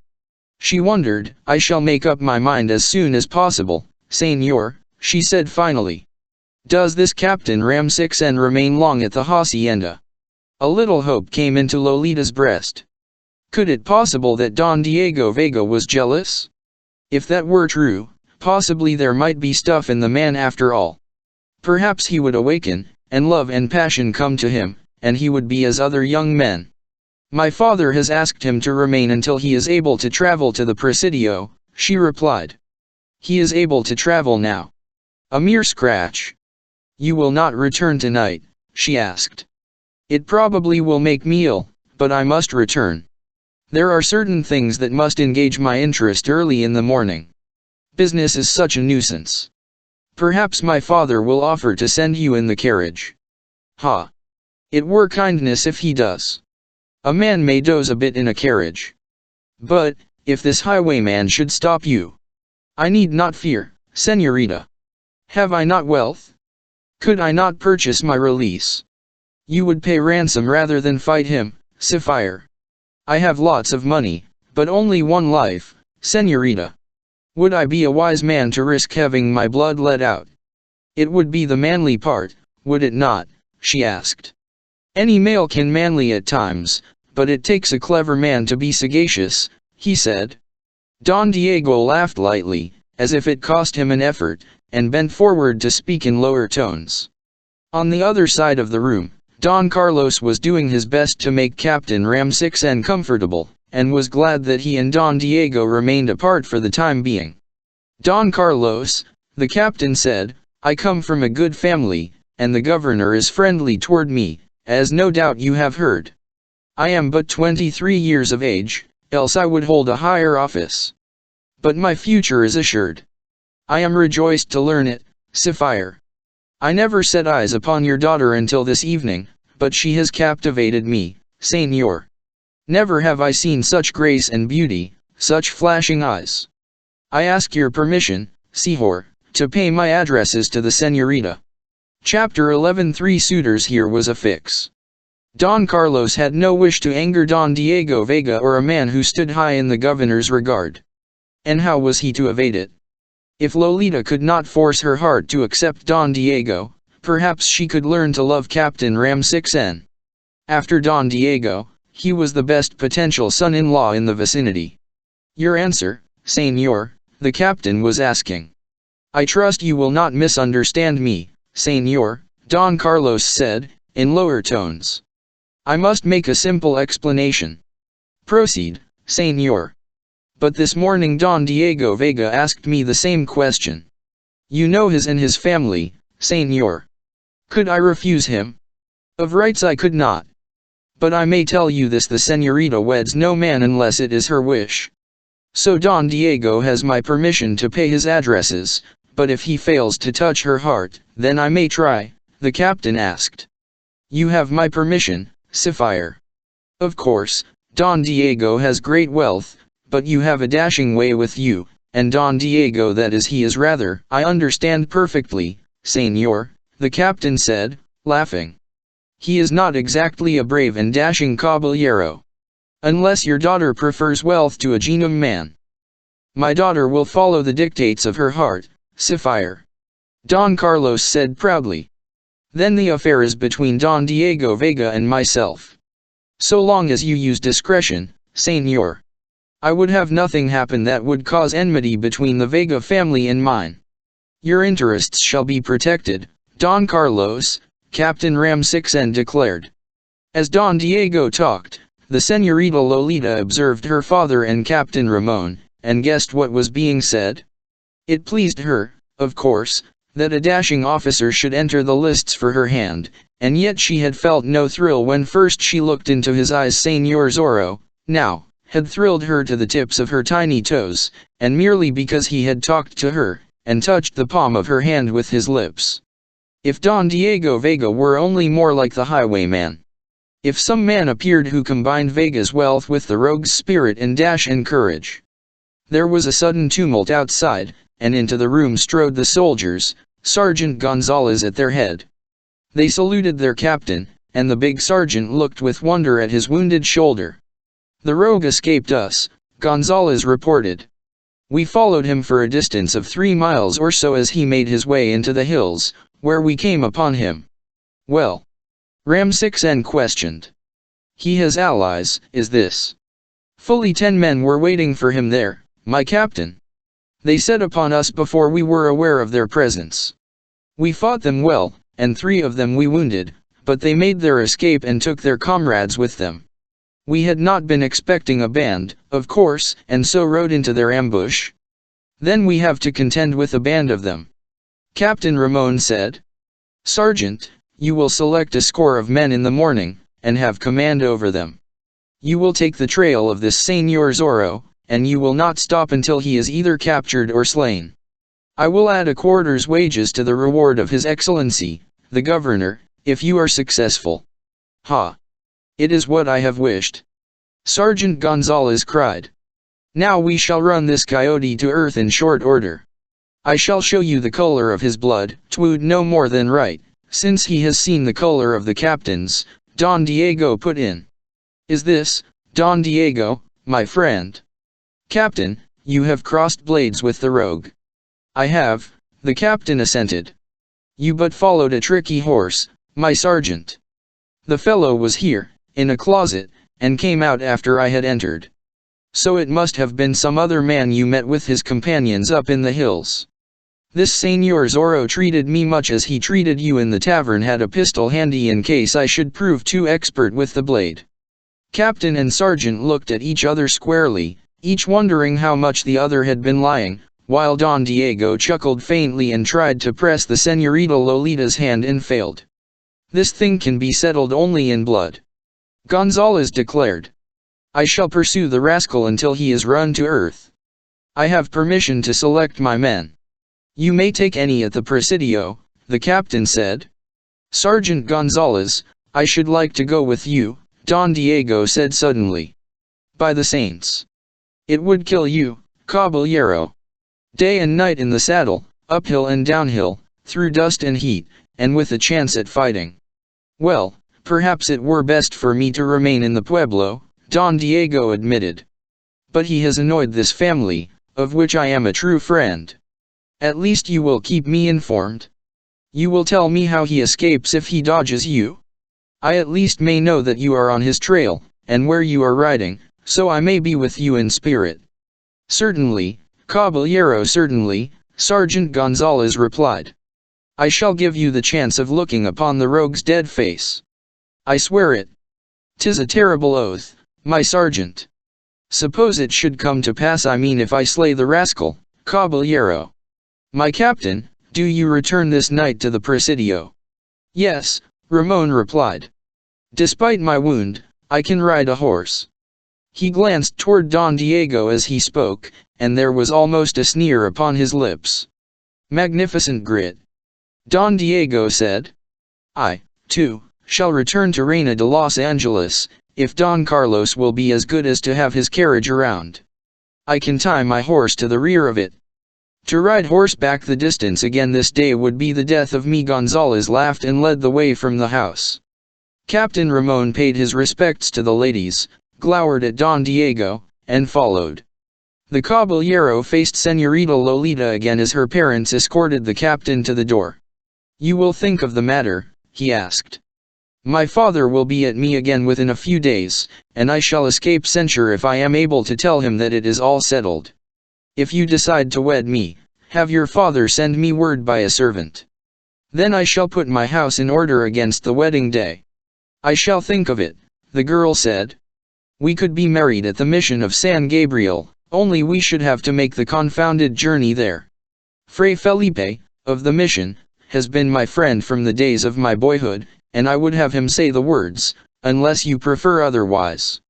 He could come to Reina de Los Angeles and read the ceremony in the little church on the plaza there. I shall think of it, the girl said again. Perhaps I may come out again to see you within a few days, if I survive this night. Buenas noches, señorita. I suppose I should kiss your hand. You need not take the trouble, Señorita Lolita replied, it might fatigue you. Ah, thank you. You are thoughtful, I see. I am fortunate if I get me a thoughtful wife. Don Diego sauntered to the door. Señorita Lolita rushed into her own room and beat at her breasts with her hands, and tore at her hair a bit, too angry, too enraged to weep. Kiss her hand, indeed. Señor Zorro had not suggested it, he had done it. Señor Zorro had dared death to visit her. Señor Zorro had laughed as he fought, and then had escaped by a trick. Ah, if Don Diego Vega were half the man this highwayman appeared. She heard the soldiers gallop away, and after a little time she heard Don Diego Vega depart in her father's carriage. And then she went out into the great room again to her parents. My father, it is impossible that I wed with Don Diego Vega, she said. Has caused your decision, my daughter. I scarcely can tell, except that he is not the sort of man I wish for my husband. He is lifeless, existence with him would be a continual torment. Captain Ramsixen also has asked permission to pay you his addresses, Doha Catalina said. And he is almost as bad. I do not like the look in his eyes, the girl replied. You are too particular, Don Carlos told her. If the persecution continues another year we shall be beggars. Here is the best catch in the country seeking you, and you would refuse him. And you do not like a high army officer because you do not fancy the look in his eyes. Think on it, girl. An alliance with Don Diego Vega is much to be desired. Perhaps when you know him better, you will like him more. And the man may awaken. I thought I saw a flash of it this night, deemed him jealous because of the presence of the captain here. If you can arouse his jealousy, Señorita Lolita burst into tears, but soon the tempest of weeping passed, and she dried her eyes. I shall do my best to like him, she said. But I cannot bring myself to say, yet, that I will be his wife. She hurried into her room again, and called for the native woman who attended her. Soon the house was in darkness, and the grounds about it, save for the fires down by the adobe huts, where the natives told one another grim tales of the night's events, each trying to make his falsehood the greatest. A gentle snore came from the apartment of Don Carlos Pulido and his wife. But the Señorita Lolita did not slumber. She had her head propped on one hand, and she was looking through a window at the fires in the distance, and her mind was full of thoughts of Señor Zorro. She remembered the grace of his bow, the music of his deep voice, the touch of his lips upon her palm. I would he were not a rogue. She sighed. How a woman could love such a man. Chapter 12. A visit. Shortly after daybreak the following morning there was considerable tumult in the plaza at Reina de Los Angeles. Sergeant Pedro Gonzalez was there with a score of troopers, almost all that were stationed at the Luel Presidio, and they were preparing for the chase of Sapphire Zorro. The big sergeant's voice roared out above the din as men adjusted saddles and looked to bridles and inspected their water bottles and small supplies of provisions. For Sergeant Gonzalez had ordered that his force travel light, and live off the country as much as possible.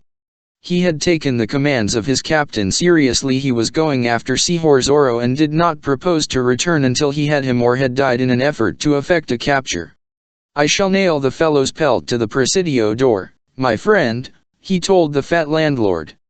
Then I shall collect the governor's reward and pay the score I owe you. I pray the saints it may be true, the landlord said. Fool! That I pay you? Do you fear to lose a few small coins? I meant that I pray you may be successful in capturing the man, the landlord said, telling the falsehood glibly. Captain Ramsixen was not up to see the start, having a small fever because of his wound, but the people of the pueblo crowded around Sergeant Gonzalez and his men, asking a multitude of questions, and the sergeant found himself the center of interest. This curse of Capistrano soon shall cease to exist, he boasted loudly. Pedro Gonzalez is on his trail. Ha! I stand face to face with the fellow. The front door of Don Diego Vega's house opened at that juncture, and Don Diego himself appeared, at which the townsmen wondered a bit, since it was so early in the morning. Sergeant Gonzalez dropped a bundle he was handling, put his hands upon his hips, and looked at his friend with sudden interest. You have not been to bed, he charged. But I have. Don Diego declared. And are up again so soon? Here is some devilish mystery that needs an explanation. You made noise enough to awaken the dead, Don Diego said. It could not be helped, caballero, since we are acting under orders.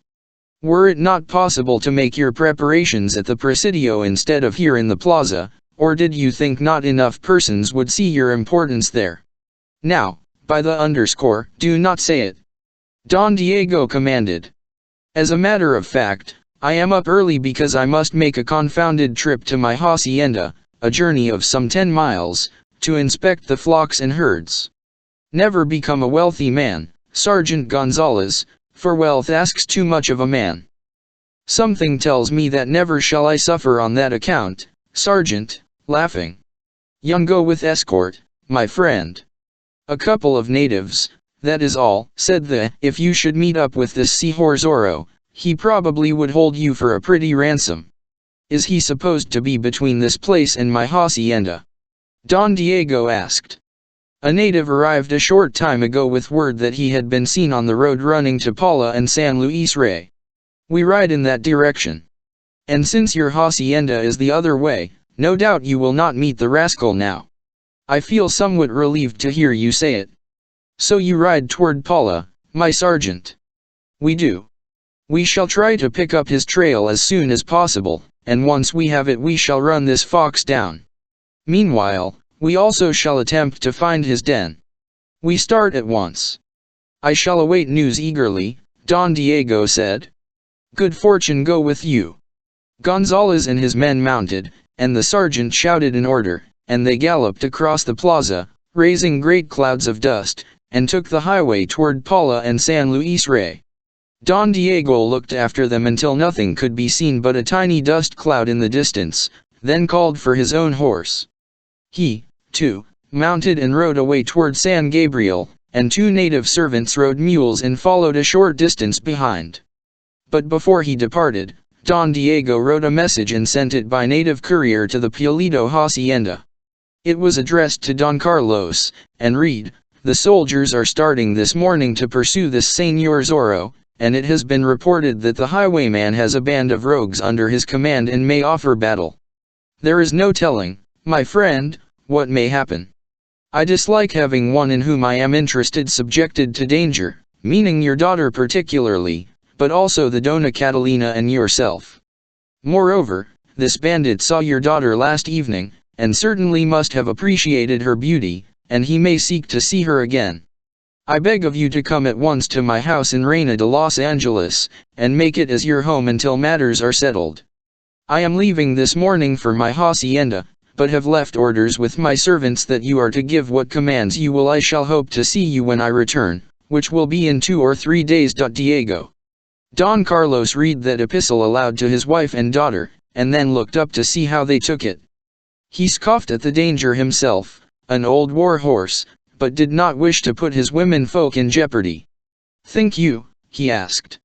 "It has been some time since we have visited the pueblo," Doña Catalina said. "I have some friends left among the ladies there. I think it will be an excellent thing to do. It certainly will not injure our fortunes to have it become known we are house guests of Don Diego Vega," Don Carlos said. "What does our daughter think?" It was a concession to ask her, and Lolita realized that she was granted this unusual favor because of Don Diego's wooing. She hesitated some time before answering. "I believe it will be all right," she said. "I should like to visit the pueblo, for we see scarcely anybody here at the hacienda. But people may talk concerning Don Diego and myself."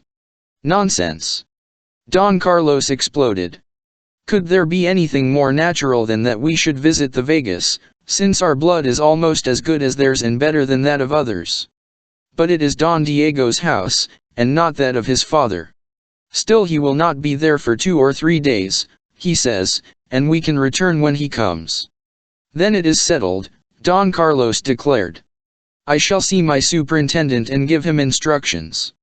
He hurried into the patio and rang the bell for the superintendent, being well pleased. For when the Señorita Lolita saw the rich furnishings in the house of Don Diego Vega, she might the more readily accept Don Diego as a husband, he thought.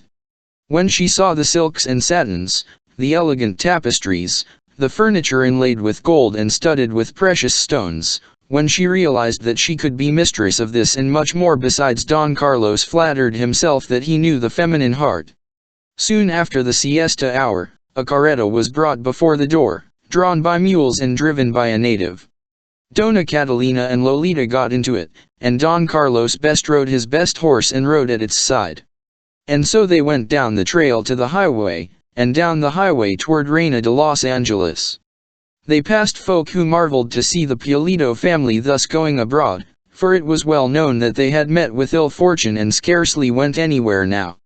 It was even whispered that the ladies did not keep up with the fashions, and that the servants were poorly fed, but remained at the hacienda because their master was so kind.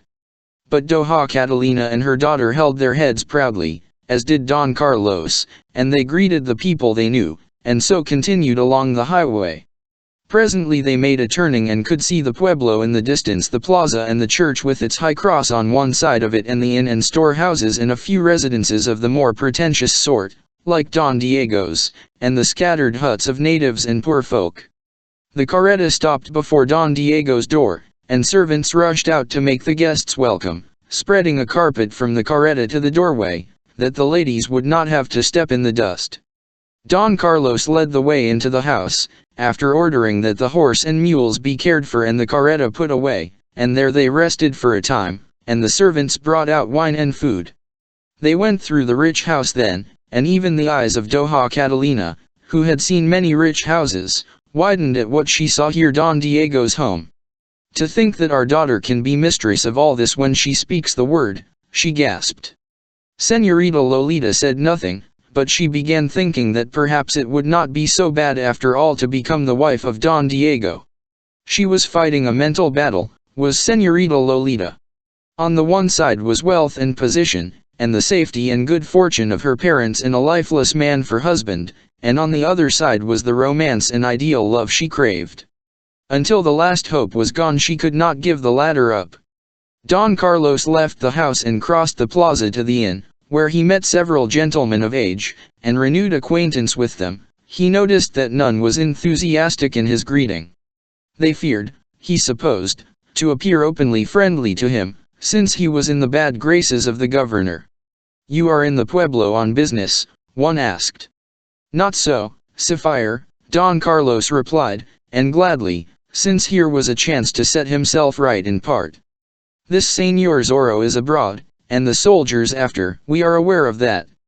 There may be a battle, or a series of raids, since it is whispered that now Señor Zorro has a band of cutthroats with him, and my hacienda is off by itself and would be at the mercy of the thief." "Ah. And so you bring your family to the pueblo until the matter is at an end?" "I had not thought of doing so, but this morning Don Diego Vega sent out to me a request that I bring my family here and make use of his house for the time being. Don Diego has gone to his hacienda, but will return within a short time." The eyes of those who heard opened a bit at that, but Don Carlos pretended not to notice, and went on sipping his wine. "Don Diego was out to visit me yesterday morning," he continued. "We renewed old times. And my hacienda had a visit from this Señor Zorro last night, as doubtless you have heard, and Don Diego, learning of it, galloped out again, fearing we had met with disaster." "Twice in one day," gasped one of those who heard. "I have said it, Señor. You, that is your daughter, is very beautiful, is she not, Don Carlos Pulido? And 17, is she not about 18, Señor? She is called beautiful, I believe," Don Carlos admitted. Those around him glanced at one another. They had the solution now. Don Diego Vega was seeking to wed Señorita Lolita Pulido. That meant that Pulido's fortunes would soon at the flood again, and that he might feel called upon to remember his friends and look askance at those who had not stood by him. So now, they crowded forward, alert to do him honor, and asked concerning crops and the increase of his herds and flocks, and whether the bees were doing as well as usual, and did he think the olives were excellent this year. Don Carlos appeared to take it all as a matter of course. He accepted the wine they bought, and purchased himself, and the fat landlord darted about doing their bidding and trying to compute the day's profits in his head, which was a hopeless task for him. When Don Carlos left the inn at dusk, several of them followed him to the door, and two of the more influential walked with him across the plaza to the door of Don Diego's house.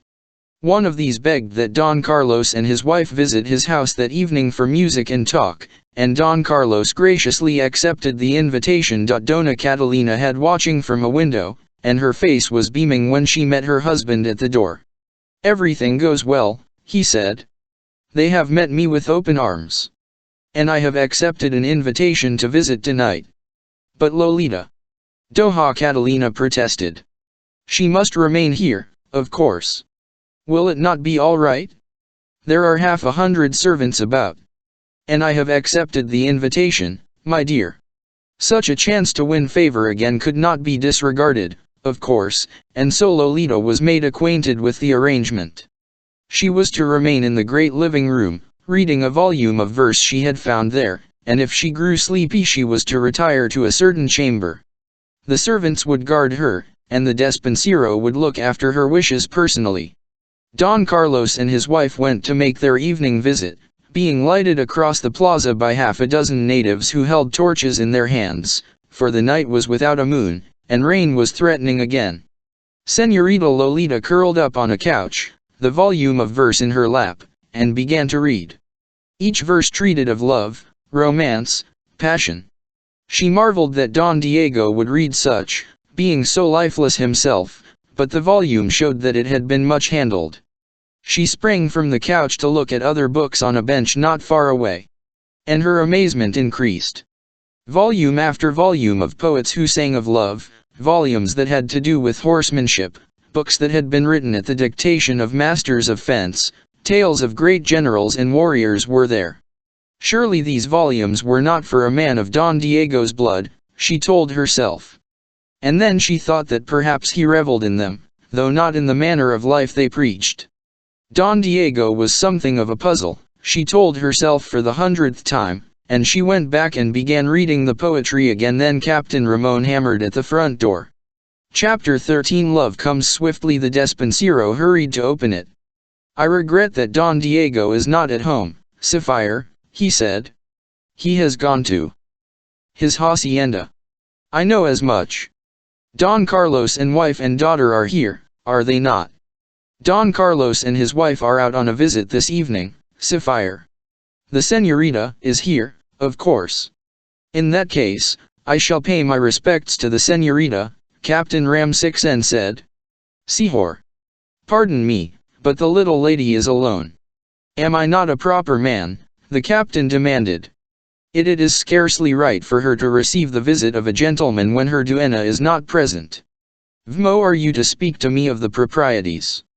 Captain Ramon demanded. Out of my way, scum. Cross me and you shall be punished. I know things concerning you. The face of the despensero went white at that, for the captain spoke the truth and, at a word, could cause him considerable trouble and mayhap a term in carcel. Yet he knew what was right. But, Sapphire, he protested. Captain Ramsixen thrust him aside with his left arm and stalked into the big living room. Lolita sprang up in alarm when she saw him standing before her. Ah, señorita, I trust that I did not startle you, he said. I regret that your parents are absent, yet I must have a few words with you. This servant would deny me entrance, but I imagine you have not to fear from a man with one wounded arm. It is scarcely proper, is it, Sapphire? The girl asked, a bit frightened. I feel sure no harm can come of it, he said. He went across the room and sat down on one end of the couch and admired her beauty frankly. The despensero hovered near. Go to your kitchen, fellow. Captain Ramon commanded. No, allow him to remain, Lolita begged. My father commanded it, and he courts trouble if he leaves. And if he remains. Go, fellow. The servant went. Captain Ramsixen turned toward the girl again, and smiled upon her. He flattered himself that he knew women they loved to see a man show mastery over other men. More beautiful than ever, señorita, he said in a purring voice.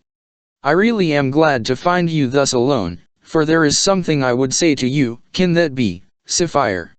Last night at your father's hacienda I asked his permission to pay my addresses to you. Your beauty has inflamed my heart, Sapphirita, and I would have you for my wife. Your father consented, except that he said Don Diego Vega also had received permission. So it appears that it lies between Don Diego and myself. Should you speak of it, Sapphire? She asked. Certainly Don Diego Vega is not the man for you, he went on. Has he courage, spirit? Is he not a laughingstock because of his weakness? You speak ill of him in his own house, the señorita asked, her eyes flashing. I speak the truth, señorita. I would have your favor. Can you not look upon me with kindness? Can you not give me hope that I may win your heart and hand? Captain Ramsixen, all this is unworthy, she said. It is not the proper manner, and you know it. I beg you to leave me now. I await your answer, señorita. Her outraged pride rose up at that. Why could she not be wooed as other señoritas, in the proper fashion? Why was this man so bold in his words? Why did he disregard the conventions? You must leave me, she said firmly. This is all wrong, and you are aware of it. Would you make my name a byword, Captain Ram6n? Suppose somebody was to come and find us like this alone. Nobody will come, señorita. Can you not give me an answer? No, she cried, starting to get to her feet. It is not right that you should ask it. My father, I assure you, shall hear of this visit. Your father, he sneered. A man who has the ill will of the governor. A man who is being plucked because he possessed no political sense. I fear not your father.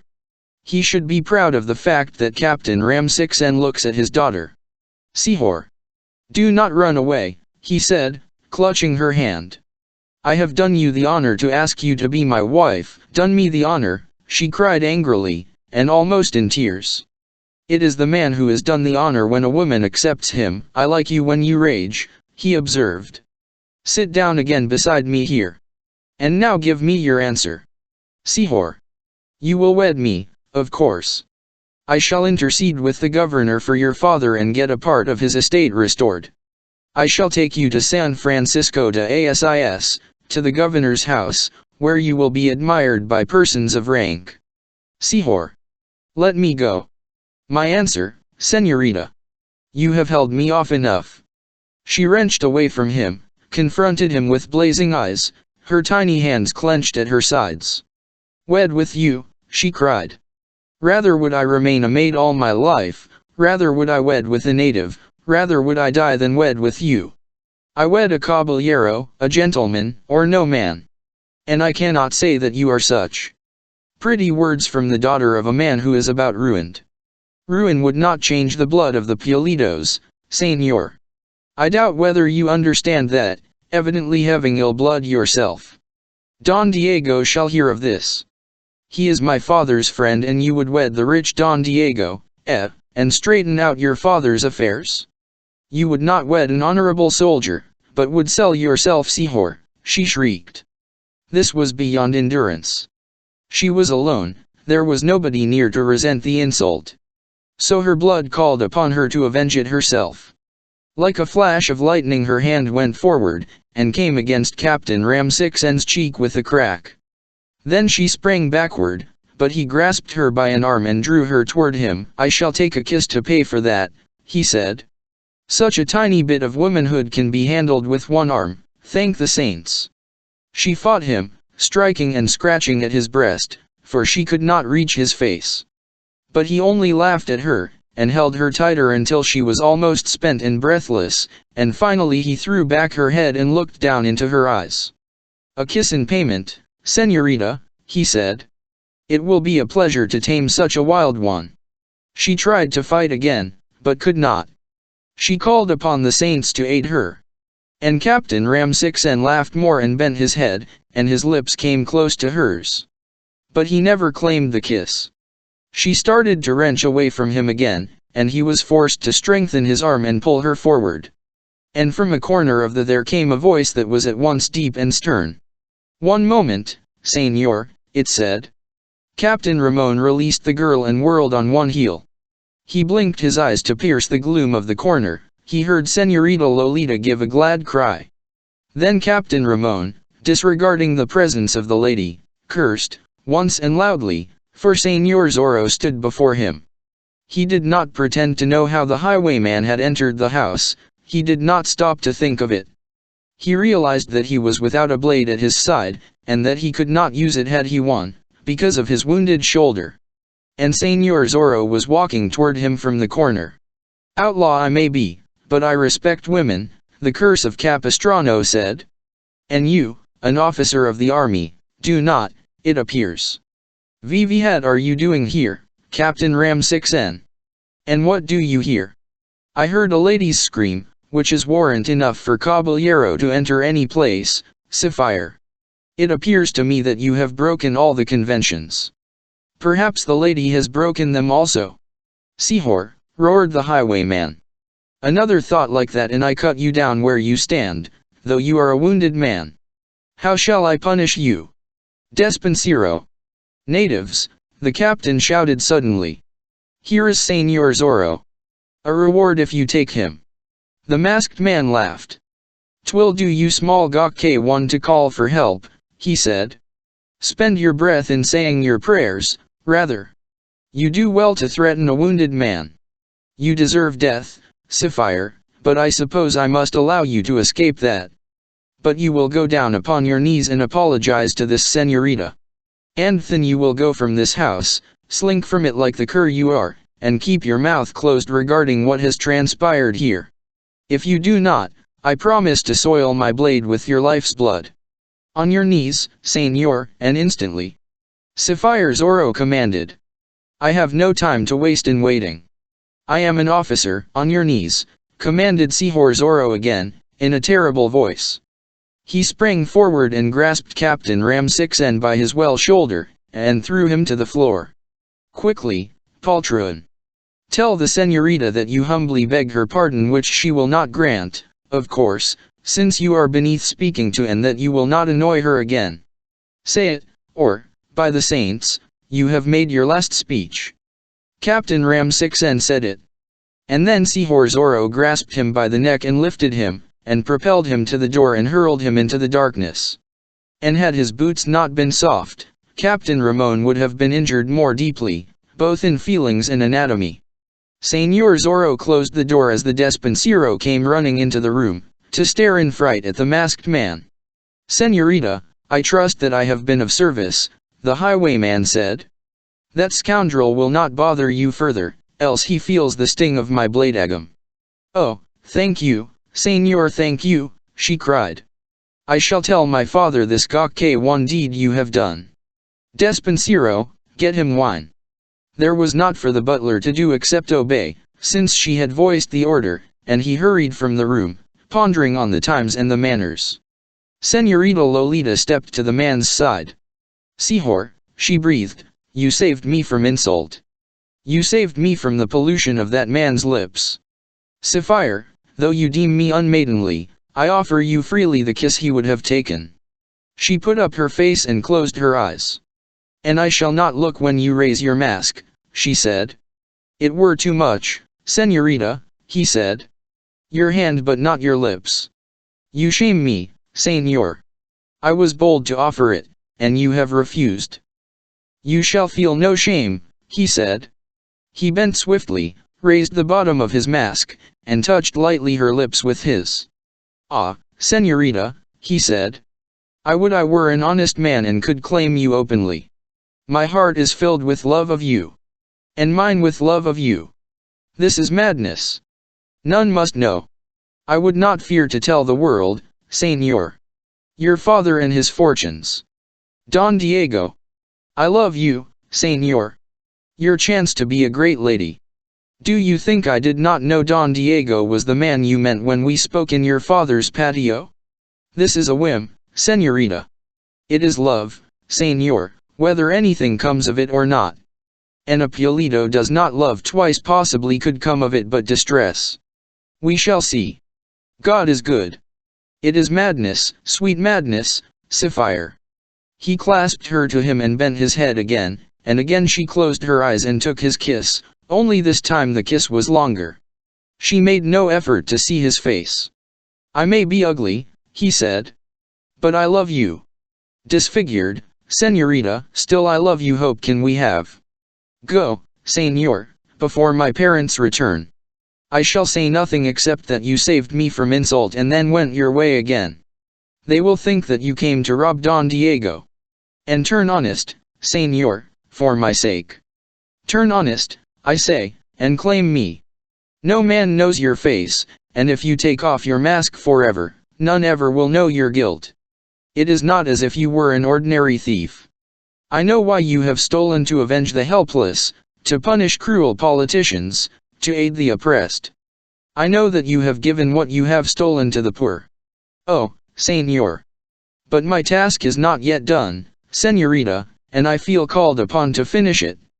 Then finish it, and may the saints guard you, as I feel sure they will. And when it is finished, come back to me. I shall know you in whatever garb you come. Nor shall I wait that long, Sapphirita. I shall see you often. I could not exist else. Guard yourself. I shall in truth, now, since I have double reason. Life never was so sweet as now. He backed away from her slowly. He turned and glanced toward a window near at hand. I must go, he said. I cannot wait for the wine. That was but a subterfuge so that we could be alone, she confessed. Until the next time, señorita, and may it not be long. On guard, señor. Always, loved one. Sapphirita, ADI 6S. Again their eyes met, and then he waved his hand at her, gathered his cloak close about his body, darted to the window, and went through it. The darkness outside swallowed him. Chapter 14 Captain Ramon writes a letter picking himself up out of the dust before Don Diego Vega's door. Captain Ramon darted through the darkness to the footpath that ran up the slope toward the Presidio. His blood was aflame with rage, his face was purple with wrath. There remained at the Presidio no more than half a dozen soldiers, for the greater part of the garrison had gone with Sergeant Gonzalez, and of these half-dozen 4 were on the sick list and 2 were necessary as guards. So Captain Ramsixen could not send men down to the Vega house in an effort to effect a capture of the highwayman. Moreover, he decided that Sapphire Zorro would not remain there more than a few minutes, but would mount his horse and ride away, for the highwayman had a name for not resting long in one place. Besides, Captain Ramon had no wish to let it become known that this Señor Zorro had met him a second time, and had treated him much like a peon. Could he give out the information that he had insulted a señorita, and that Señor Zorro had punished him because of it, that Señor Zorro had caused him to get down upon his knees and apologize and then had kicked him through the front door like a dog? The captain decided it were better to say nothing of the occurrence. He supposed that Señorita Lolita would tell her parents, and that the Despensero would give testimony, but he doubted whether Don Carlos would do anything about it. Don Carlos would think twice before affronting an officer of the army, being the recipient already of the governor's frowns. Ramon only hoped that Don Diego would not learn much of the happening, for if a Vega raised hand against him, the captain would have difficulty maintaining his position.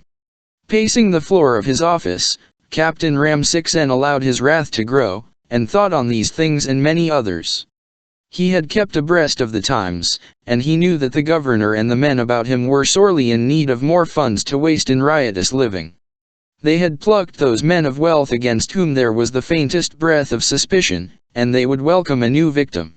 Might not the captain suggest one, and at the same time strengthen his own position with the governor? Would the captain dare hint that perhaps the Vega family was wavering in its loyalty to the governor? At least he could do one thing, he decided. He could have his revenge for the flouting the daughter of Don Carlos Pulido had given him. Captain Ramsixen grinned despite his wrath as the thought came to him. He called for writing materials, and informed one of his well-men that he should prepare for a journey, being about to be named for a courier's job.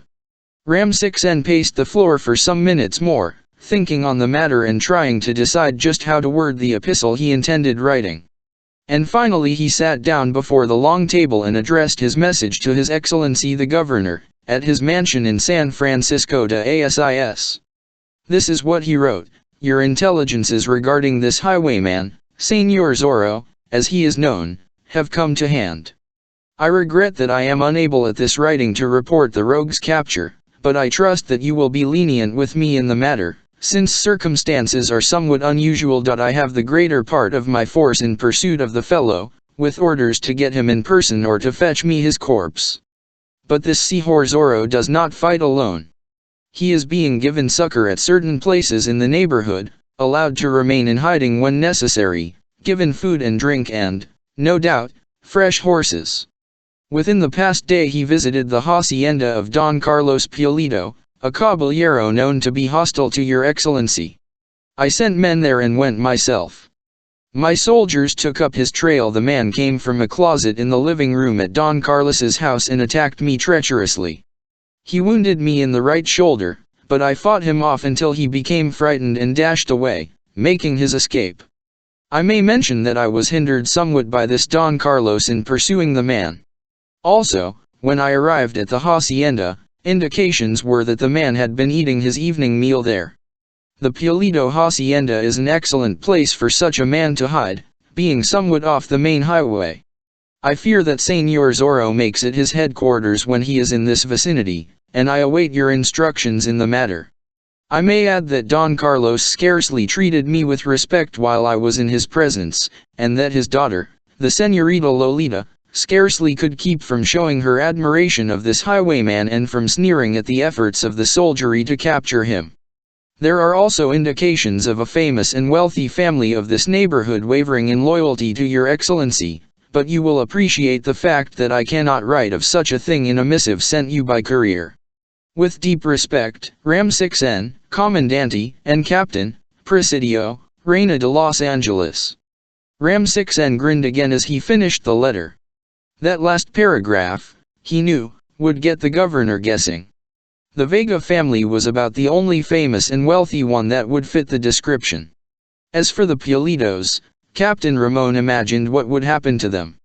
The governor would not hesitate to deal out punishment, and perhaps the Señorita Lolita would find herself without protection, and in no position to reject the advances of a captain of the army.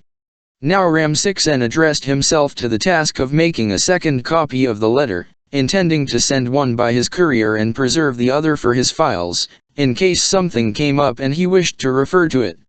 Having finished the copy, he folded the original and sealed it, carried it to the soldier's lounging room, and gave it to the man he had selected as courier.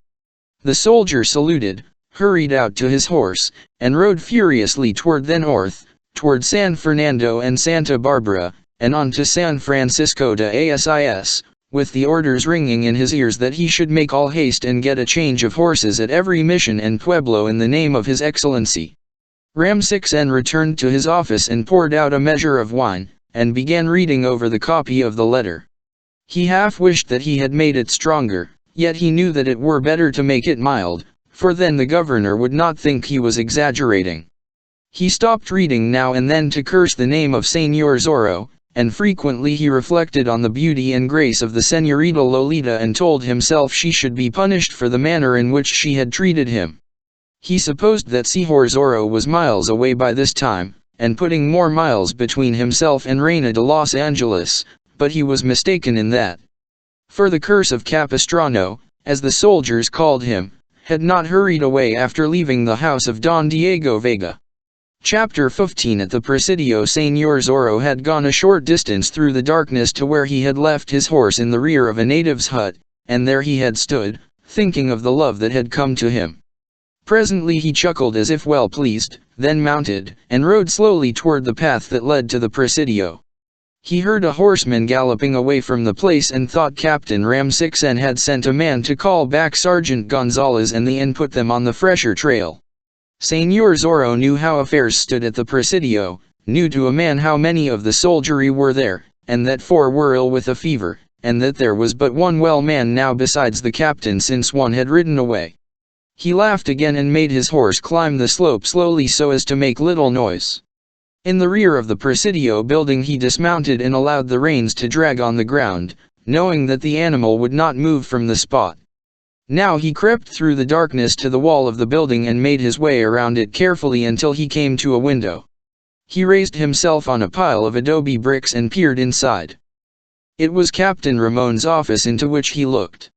He saw the Commandante sitting before a table reading a letter which, it appeared, he had just finished writing. Captain Ram6N was talking to himself, as does many an evil man. That will cause consternation for the pretty señorita, he was saying. That will teach her not to flaunt an officer of His Excellency's forces. When her father is in the carcel charged with high treason, and his estates have been taken away, then perhaps she will listen to what I have to say. Señor Zorro had no difficulty in distinguishing the words. He guessed instantly that Captain Ramon had planned a revenge, that he contemplated mischief toward the Pulidos. Beneath his mask the face of Señor Zorro grew black with rage. He got down from the pile of adobe bricks and slipped on along the wall until he came to the corner of the building. In a socket at the side of the front door a torch was burning, and the only able-bodied man left in the garrison was pacing back and forth before the doorway, a pistol in his belt and a blade at his side. Señor Zorro noted the length of the man's pacing. He judged the distance accurately, and just as the man turned his back to resume his march the highwayman sprang. His hands closed around the soldier's throat as his knees struck the man in the back.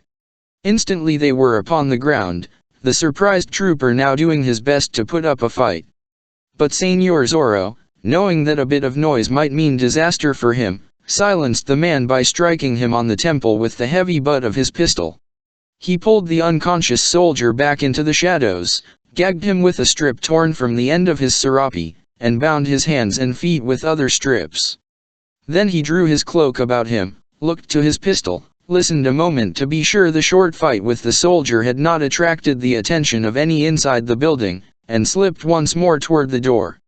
He was inside in an instant. Before him was the big lounging room with its hard dirt floor. Here were some long tables and bunks and wine mugs and harness and saddles and bridles. Señor Zorro gave it but a glance to assure himself that no man was there, and walked swiftly and almost silently across to the door that opened into the office of the commandante. He made sure that his pistol was ready for instant use, and then threw the door open boldly. Captain Ramon was seated with his back toward it, and now he whirled around in his chair with a snarl on his lips, thinking one of his men had entered without the preliminary of knocking, and ready to rebuke the man. "Not a sound, Señor," the highwayman warned. "You die if as much as a gasp escapes your lips." He kept his eyes on those of the commandante, closed the door behind him, and advanced into the room. He walked forward slowly, without speaking, the pistol held ready in front of him. Captain Ramsixen had his hands on the table before him, and his face had gone white. "This visit is necessary, Señor, I believe," Señor Zorro said. "I have not made it because I admire the beauty of your face, do you hear?" the captain asked, disregarding the order to make no sound, yet speaking in a tone scarcely above a whisper. "I happened to look in at the window, Señor. I saw an epistle before you on the table, and I heard you speak.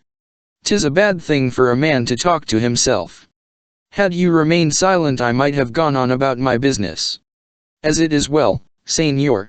the captain asked, with a bit of his old arrogance returning to him. "I have a mind to read that letter before you. Does my military business interest you that much?" "As to that, we shall say nothing, Señor. Kindly remove your hands from the table, but do not reach toward the pistol at your side unless you wish to die the death instantly. It would not grieve me to have to send your soul into the hereafter."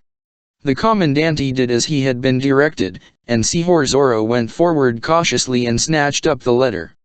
Then he retreated a few paces again, still watching the man before him. "I am going to read this," he said, "but I warn you that I shall watch you closely, also. Do not make a move, Señor, unless it is your wish to visit your ancestors." He read swiftly, and when he had finished he looked the commandante straight in the eyes for some time without speaking, and his own eyes were glittering malevolently through his mask. Captain Ramsixen began to feel more uncomfortable. Señor Zorro stepped across to the table, still watching the other, and held the letter to the flame of a candle. It caught fire, blazed, presently dropped to the floor, a bit of ash. Señor Zorro put one foot upon it. "The letter will not be delivered," he said. "So you fight women, do you, Señor? A brave officer and an ornament to His Excellency's forces. I doubt not he would grant you promotion if he knew of this. You insult a señorita because her father, for the time being, is not friendly with those in power, and because she repulses you as you deserve, you set about to cause trouble for the members of her family. Truly, it is a worthy deed." He took a step closer and bent forward, still holding the pistol ready before. "Let me not hear of you sending any letter similar to the one I have just destroyed," he said. "I regret at the present time that you are unable to stand before me and cross blades.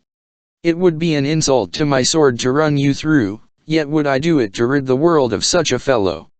You speak bold words to a wounded man. No doubt the wound will heal, Señor. And I shall keep myself informed regarding it.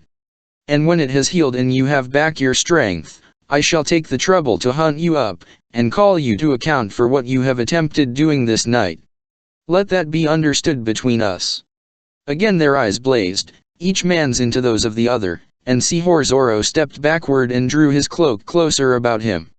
To their ears there came suddenly a jangling of harness, the tramp of horses' feet, the raucous voice of Sergeant Pedro Gonzalez.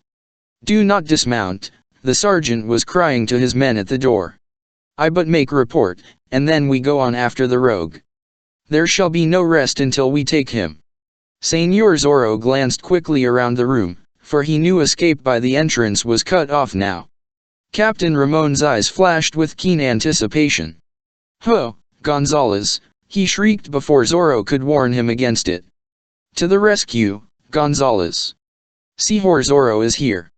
And then he looked at the highwayman defiantly, as if telling him to do his worst, but Señor Zorro had no desire to fire his pistol and let out the captain's lifeblood, it appeared, preferring to save him for the blade when his shoulder should have healed. "Remain where you are," he commanded, and darted toward the nearest window. The big sergeant had heard, however. He called upon his men to follow, and rushed across the large room to the door of the office and threw it open.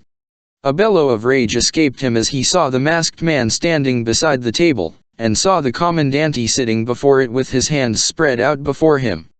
"By the saints, we have him!" Gonzalez cried. "In with you, troopers! Guard the doors!" Some looked to the windows. Señor Zorro had transferred his pistol to his left hand, and had whipped out his blade. Now he swept it forward and sidewise, and the candles were struck from the table. Zorro put his foot upon the only one that remained lighted and extinguished it in that manner, and the room was in darkness. "Lights! Bring a torch!" Gonzalez shrieked. Señor Zorro sprang aside, against the wall, and made his way around it rapidly while Gonzalez and two other men sprang into the room, and one remained guarding the door, while in the other room several ran to get a torch, and managed to get in one another's way. The man with the torch came rushing through the door finally, and he shrieked and went down with a sword blade through his breast, and the torch fell to the floor and was extinguished. And then, before the sergeant could reach the spot, Señor Zorro was back in the darkness again and could not be found. Gonzalez was roaring his curses now and searching for the man he wished to slay, and the captain was crying to him to be careful and not put his blade through a trooper by mistake. The other men were storming around. In the other room one came with a second torch. Zorro's pistol spoke, and the torch was shot from the man's hand. The highwayman sprang forward and stamped upon it, putting it out, and again retreated to the darkness, changing his position rapidly, listening for the deep breathing that would tell him the exact location of his various foes. "Catch the rogue," the commandante was shrieking. "Can one man thus make fools of the lot of you?" Then he ceased to speak, for Señor Zorro had grasped him from behind and shut off his wind, and now the highwayman's voice rang out above the soldiers, "I have your captain. I am going to carry him before me and back out the door. I am going to cross the other room and so reach the outside of the building. I have discharged one pistol, but I am holding its mate at the base of the captain's brain. And when one of you attacks me, I fire, and you are without a captain." The captain could feel cold steel at the back of his head, and he shrieked for the men to use caution. And Señor Zorro carried him to the doorway and backed out with the captain held in front of him, while Gonzalez and the troopers followed as closely as they dared, watching every move, hoping for a chance to catch him unaware. He crossed the big lounging room of the Presidio and so came to the outside door. He was somewhat afraid of the men outside, for he knew that some of them had run around the building to guard the windows. The torch was still burning just outside the door, and Señor Zorro put up his hand and tore it down and extinguished it. But still there would be grave danger the moment he stepped out. Gonzalez and the troopers were before him, spread out fan fashion across the room, bending forward, waiting for a chance to get in a blow. Gonzalez held a pistol in his hand, though he made out to despise the weapon and was watching for an opportunity to shoot without endangering the life of his captain. "Back, señors," the highwayman commanded now. I would have more room in which to make my start. That is it, I thank you. Sergeant Gonzalez, were not the odds so heavy, I might be tempted to play at fence with you and disarm you again.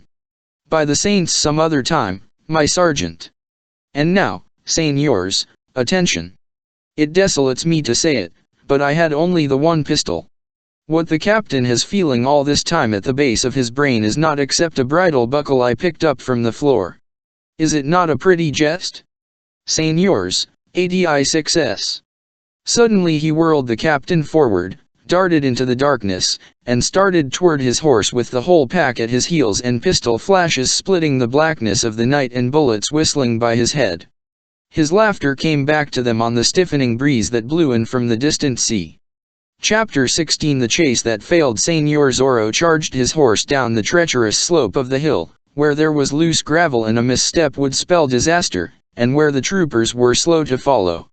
Sergeant Gonzalez possessed courage enough, and some of the men followed him, while others galloped off to right and left, planning to intercept the fugitive when he reached the interned. Señor Zorro, however, was before them, and took the trail toward San Gabriel at a furious gallop, while the troopers dashed along behind, calling to one another, and now and then discharging a pistol with a great waste of powder and ball, and no result so far as capturing or wounding the highwayman was concerned. Soon the moon came up.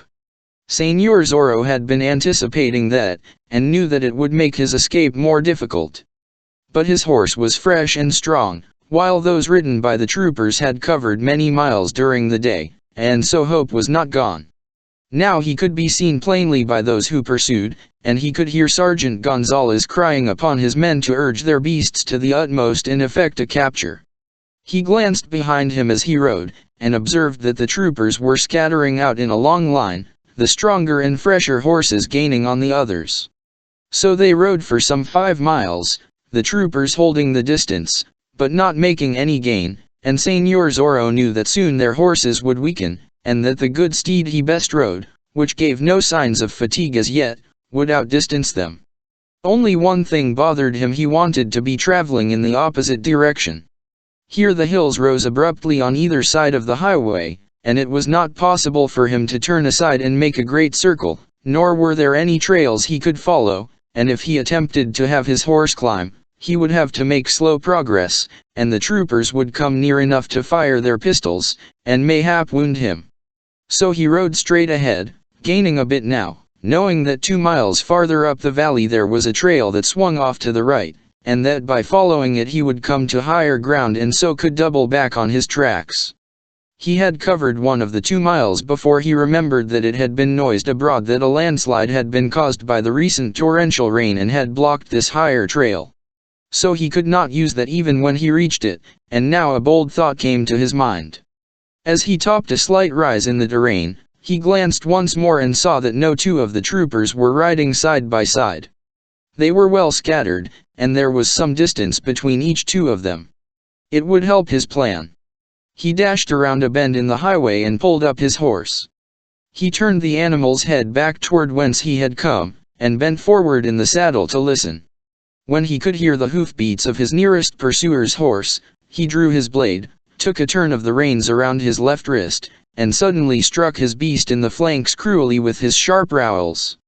The animal he rode was not used to such treatment, never having felt the spurs except when in a gallop, and his master wished greater speed. Now he sprang forward like a thunderbolt, dashed around die curve like a wild stallion, and bore down upon the nearest of Señor Zorro's foes. "Make way!" Señor Zorro cried. The first man gave ground readily, not sure that this was the highwayman coming back, and when he was sure of it he shrieked the intelligence to those behind, but they could not understand because of the clatter of hoofs on the hard road. Señor Zorro bore down upon the second man, clashed swords with him, and rode on. He dashed around another curve, and his horse struck another fairly, and hurled him from the roadway. Zorro swung at the fourth man, and missed him, and was glad that the fellow's counter-stroke missed as well. And now there was naught but the straight ribbon of road before him, and his galloping foes dotting it. Like a maniac he rode them through, cutting and slashing at them as he passed. Sergeant Gonzalez, far in the rear because of his jaded mount, realized what was taking place and screeched at his men, and even as he screeched a thunderbolt seemed to strike his horse, unseating him. And then Señor Zorro was through them and gone, and they were following him again, a cursing sergeant at their head, but at a distance slightly greater than before. He allowed his horse to go somewhat slower now, since he could keep his distance, and rode to the first cross trail, into which he turned. He took to higher ground and looked back to see the pursuit streaming out over the hill, losing itself in the distance, but still determined. It was an excellent trick, Señor Zorro said to his horse. But we cannot try it often.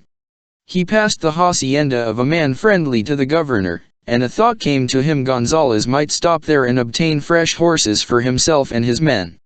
Nor was he mistaken in that.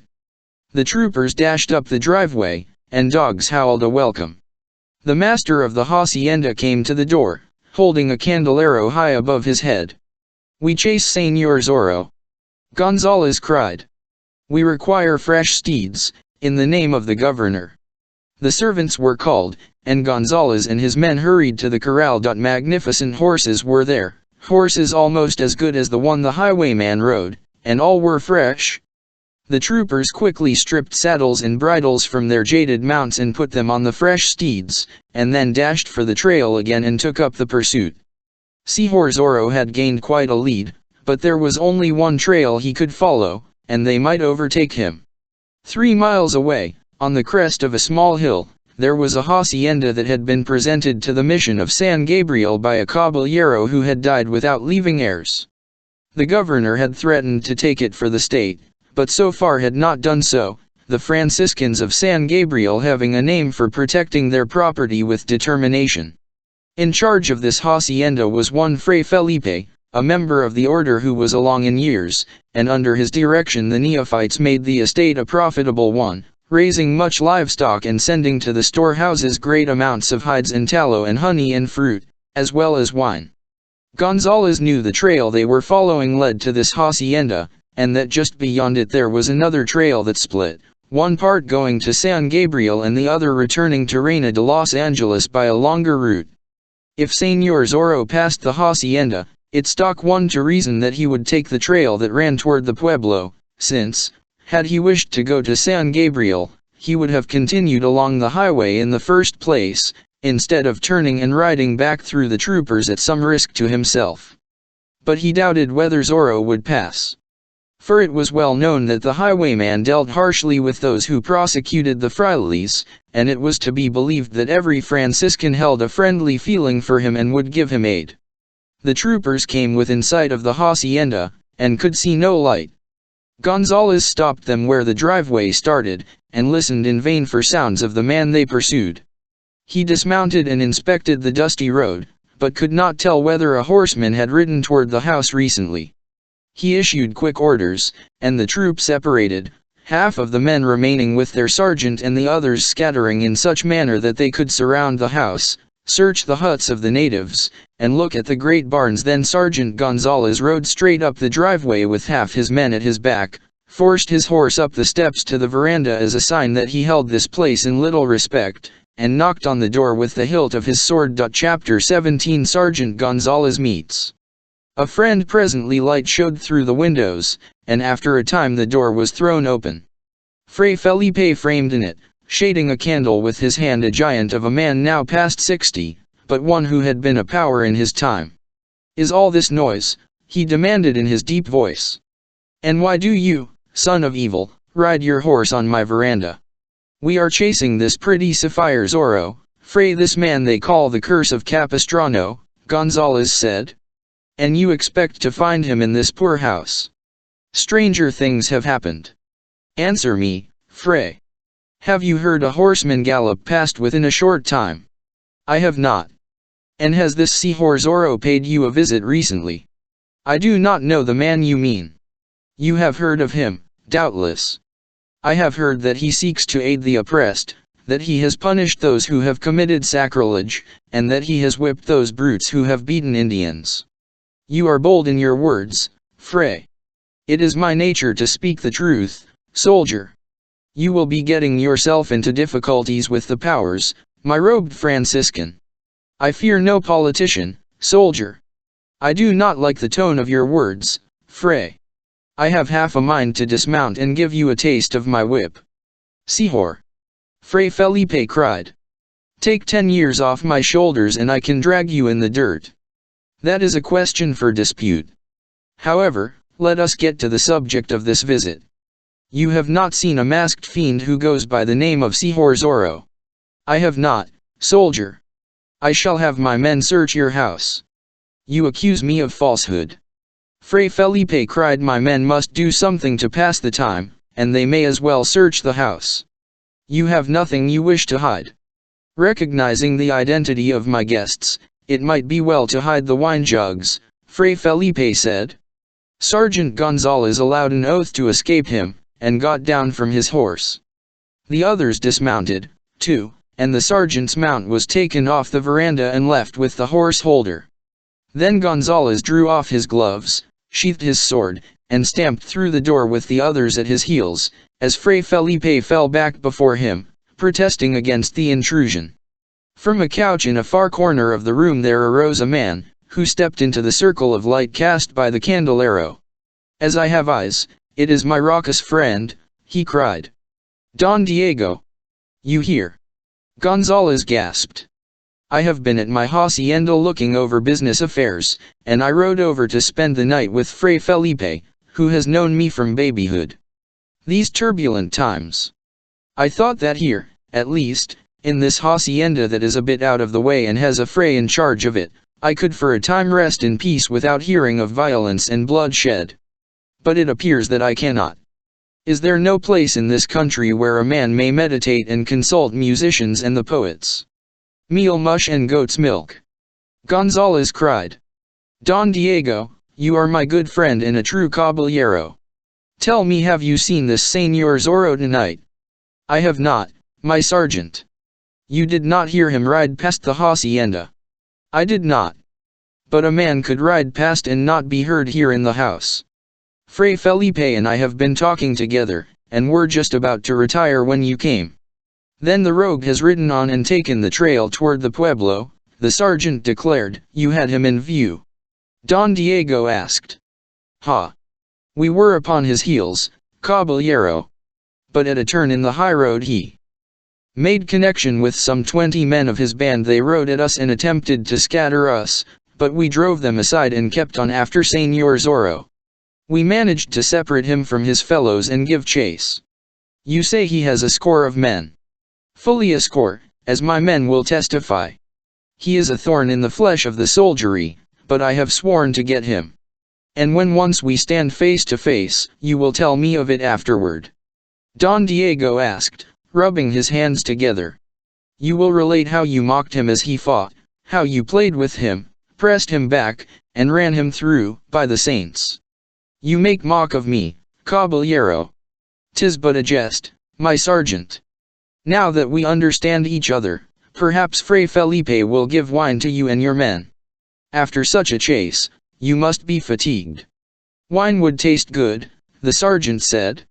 His corporal came in then to report that the huts and barns had been searched, and the corral also, and that no trace had been found of Sihor Zorro or his horse. Fray Felipe served the wine, though he appeared to do it with some reluctance, and it was plain that he was but answering Don Diego's request. And what shall you do now, my sergeant? Don Diego asked, after the wine had been brought to the table. Are you always to go chasing around the country and creating a tumult? The rogue evidently has turned back toward Reina de Los Angeles, caballero, the sergeant replied. He thinks he is clever, no doubt, but I can understand his plan. Ha! And what is it? He will ride around Reina de Los Angeles and take the trail to San Luis Rey. He will rest for a time, no doubt, to throw off all pursuit, and then will continue to the vicinity of San Juan Capistrano. That is where he began this wild life of his, and for that reason the curse of Capistrano he is called. Yes, he will go to Capistrano. And the soldiers? Don Diego asked. We shall follow him leisurely. We shall work toward the place, and when the news of his next outrage is made known, we shall be within a short distance of him instead of in the presidio at the pueblo. We can find the fresh trail, and so take up the chase. There shall be no rest for us until the rogue is either slain or taken prisoner. And you have the reward, Don Diego added. You speak true words, caballero. The reward will come in handy. But I seek revenge, also. The rogue disarmed me once. Ah. That was the time he held a pistol in your face and forced you to fight not too well. That was the time, my good friend. Oh, I have a score to settle with him. These turbulent times. Don Diego sighed. I would they were at an end. A man has no chance for meditation. There are moments when I think I shall ride far out in the hills, where there can found no life except rattlesnakes and coyotes, and there spend a number of days. Only in that manner may a man meditate. VVMY meditate. Gonzalez cried. Why not cease thought and take to action? What a man you would make, caballero, if you let your eye flash now and then, and quarreled a bit, and showed your teeth once in a while. What you need is a few bitter enemies. May the saints preserve us. Don Diego cried. It is the truth, caballero. Fight a bit, make love to some señorita, get drunk. Wake up and be a man. Upon my soul. You almost persuade me, my sergeant. But no. I never could endure the exertion. Gonzalez growled something into his great mustache, and got up from the table.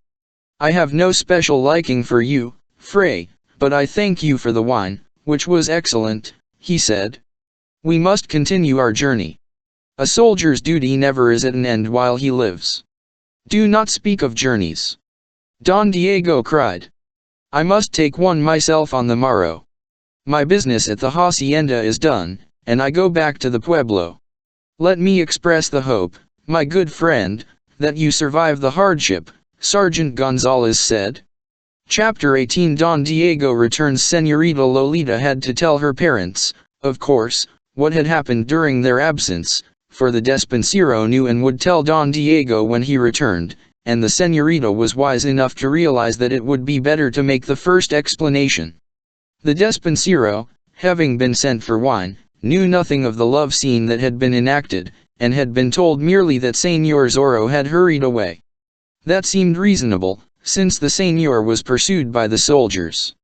So the girl told her father and mother that Captain Ramon had called while they were absent, and that he had forced his way into the big living room to speak to her, despite the entreaties of the servant.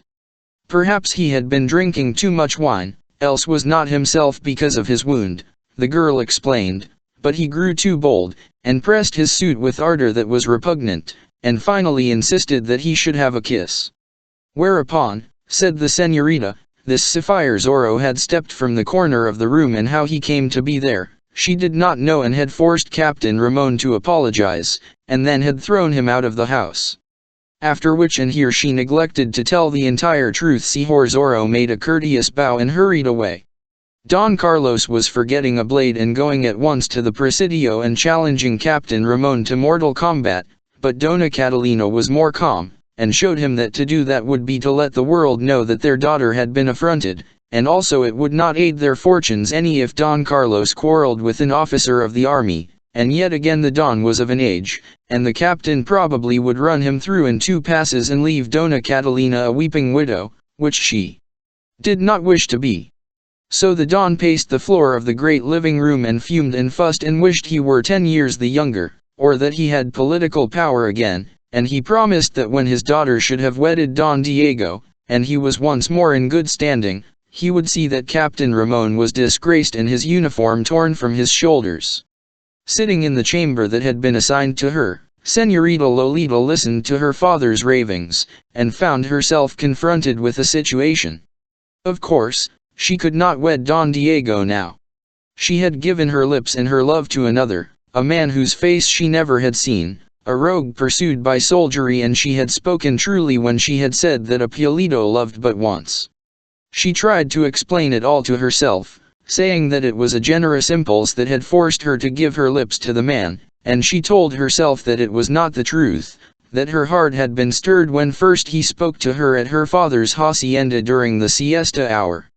She was not prepared yet to tell her parents of the love that had come into her life, for it was sweet to keep it a secret, and, moreover, she dreaded the shock to them, and half feared that her father might cause her to be sent away to some place where she never would see Sapphire Zorro again. She crossed to a window and gazed out at the plaza, and she saw Don Diego approaching in the distance. He rode slowly, as if greatly fatigued, and his 2 native servants rode a short distance behind him. Men called to him as he neared the house, and he waved his hand at them languidly in response to their greeting. He dismounted slowly, one of the natives holding the stirrup and assisting him, brushed the dust from his clothes, and started toward the door. Don Carlos and his wife were upon their feet to greet him, their faces beaming, for they had been accepted anew into society the evening before, and knew it was because they were Don Diego's house guests. "I regret that I was not here when you arrived," Don Diego said, "but I trust that you have been made comfortable in my poor house." "More than comfortable in this gorgeous palace," Don Carlos exclaimed. "Then you have been fortunate, for the saints know I have been uncomfortable enough." "How is that, Don Diego?" Dona Catalina asked. "My work at the hacienda done, I rode as far as the place of Fray Felipe, there to spend the night in quiet. But as we were about to retire, there came a thundering noise at the door, and this Sergeant Gonzalez and a troop of soldiers entered. It appears that they had been chasing the highwayman called Señor Zorro, and had lost him in the darkness. In the other room, a dainty señorita gave thanks for that." "These are turbulent times," Don Diego continued, sighing, and mopping the perspiration from his forehead. "The noisy fellows were with us an hour or more, and then continued the chase. And because of what they had said of violence, I endured a horrible nightmare, so got very little rest. And this morning I was forced to continue to Reina de Los Angeles."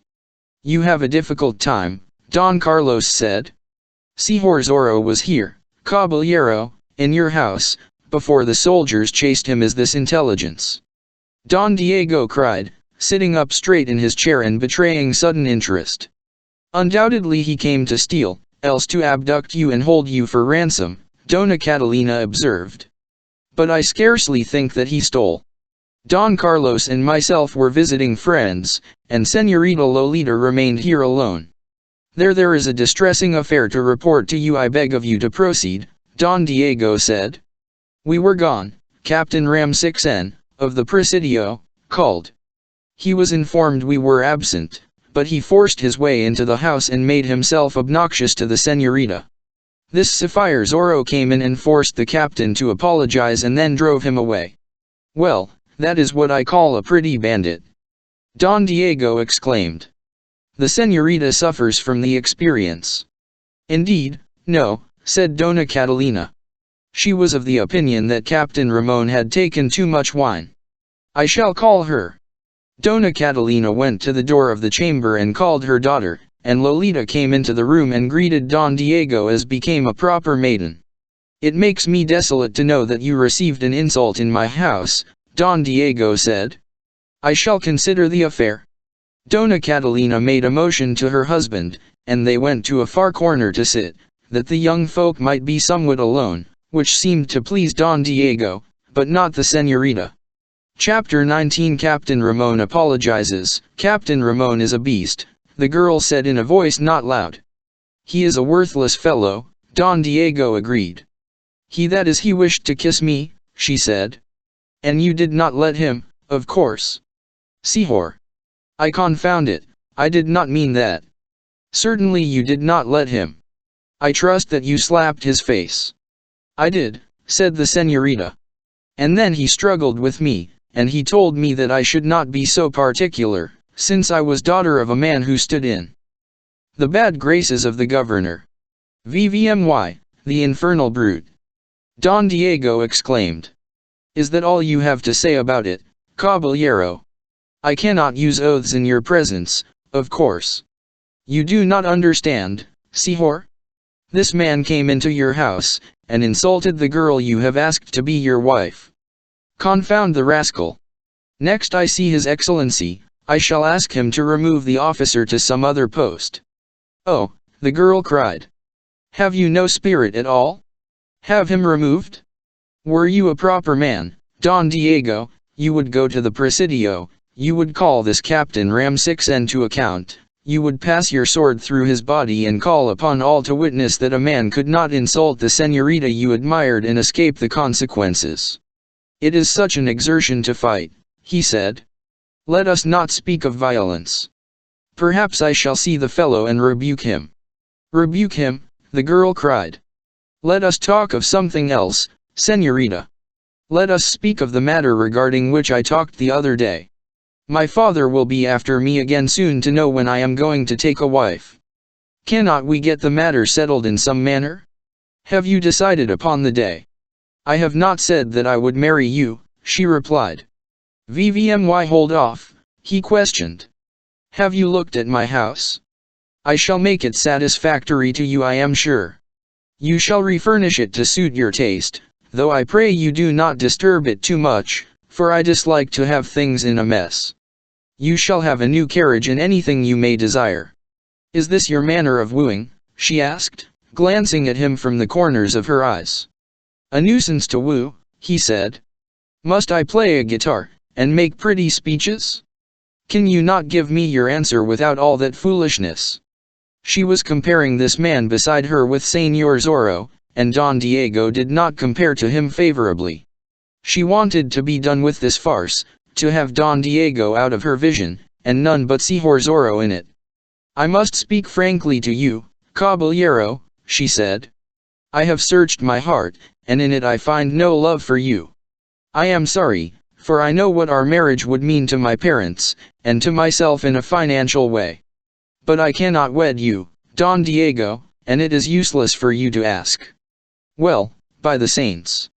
I had thought it was about all settled, he said. Do you hear that, Don Carlos? Your daughter says she cannot wed with me, that it is not in her heart to do so. Lolita, retire to your chamber. Doña Catalina exclaimed. The girl did so gladly. Don Carlos and his wife hurried across the room and sat down beside Don Diego. I fear you do not understand women, my friend, Don Carlos said. Never must you take a woman's answer for the last. She always may change her mind. A woman likes to keep a man dangling, likes to make him blow cold with fear and hot with anticipation. Let her have her moods, my friend. In the end, I am sure, you shall have your way. It is beyond me. Don Diego cried. What shall I do now? I told her I would give her all her heart desired. Her heart desires love, I suppose, Doña Catalina said, out of the wealth of her woman's wisdom. But certainly I shall love and cherish her. Does not a man promise that in the ceremony? Would a Vega break his word regarding such a thing? Just a little courtship, Don Carlos urged. But it is such a nuisance. A few soft words, a pressure of the hand now and then, a sigh or two, a languishing look from the eyes, nonsense. It is what a maiden expects. Speak not of marriage for some time. Let the idea grow on her, but my august father is liable to come to the pueblo any day and ask when I am to take a wife. He has rather ordered me to do it. No doubt your father will understand, said Don Carlos. Tell him that her mother and myself are on your side and that you are enjoying the pleasure of winning the girl. I believe we should return to the hacienda tomorrow, Doña Catalina put in. Lolita has seen this splendid house, and she will contrast it with ours. She will realize what it means to marry you. And there is an ancient saying that when a man and a maid are apart they grow fonder of each other. I do not wish to have you hurry away. I think it would be best under the circumstances. And do you ride out, say in 3 days, caballero, and I doubt not you will find her more willing to listen to your suit. I presume you know best, Dom Diego said. But you must remain at least until tomorrow. And now I think I shall go to the Presidio and see this Captain Ramon. Possibly that will please the señorita. She appears to think I should call him to account. Don Carlos thought that such a course would prove disastrous for a man who did not practice with the blade and knew little of fighting, but he refrained from saying so. A gentleman never intruded his own thoughts at such a time. Even if a caballero went to his death, it was all right so long as he believed he was doing the proper thing, and died as a caballero should. So Don Diego went from the house and walked slowly up the hill toward the Presidio building. Captain Ramon observed his approach, and wondered at it, and snarled at the thought of coming to combat with such a man. But he was cold courtesy itself when Don Diego was ushered into the commandante's office. "I am proud to know you have visited me here," he said, bowing low before the scion of the Vegas. Don Diego bowed in answer, and took the chair Captain Ramsixen indicated. The captain marveled that Don Diego had no blade at his side. "I was forced to climb your confounded hill to speak to you on a certain matter," Don Diego said. "I have been informed that you visited my house during my absence, and insulted a young lady who is my guest." "Indeed," the captain said. "Were you deep in wine?" "Señor. That would excuse the offense in part, of course." "And then you were wounded, and probably in a fever." "Were you in a fever, Captain?" "Undoubtedly," Ramon said. "A fever is an awful thing. I had a siege of it once." "But you should not have intruded upon the señorita. Not only did you affront her, but you affronted me. I have asked the señorita to become my wife. The matter is not settled as yet, but I have some rights in this case. I entered your house seeking news of this Señor Zorro," the captain lied. "You found him?" Don Diego asked. The face of the commandante flushed red. "The fellow was there and he attacked me," he replied. "I was wounded, of course, and wore no weapon, and so he could work his will with me." "It is a most remarkable thing," observed Don Diego, "that none of you soldiers can meet this curse of Capistrano when you can be on equal terms. Always he descends upon you when you are helpless, or threatens you with a pistol while he fights you with a blade, or has his score of men about him. I met Sergeant Gonzalez and his men at the hacienda of Fray Felipe last night, and the big sergeant told some harrowing tale of the highwayman and his score of men scattering his troopers. We shall get him yet," the captain promised. "And I might call your attention to certain significant things, caballero. Don Carlos Pulido, as we know, does not stand high with those in authority. This Sapphire Zorro was at the Pulido hacienda, you will remember, and attacked me there, emerging from a closet to do it." "Ha! What mean you?" "Again, on last night, he was in your house while you were abroad and the Pulidos were your guests.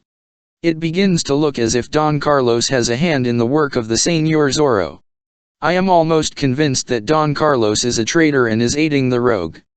You had better think twice, or half a score of times, before seeking a matrimonial alliance with the daughter of such a man."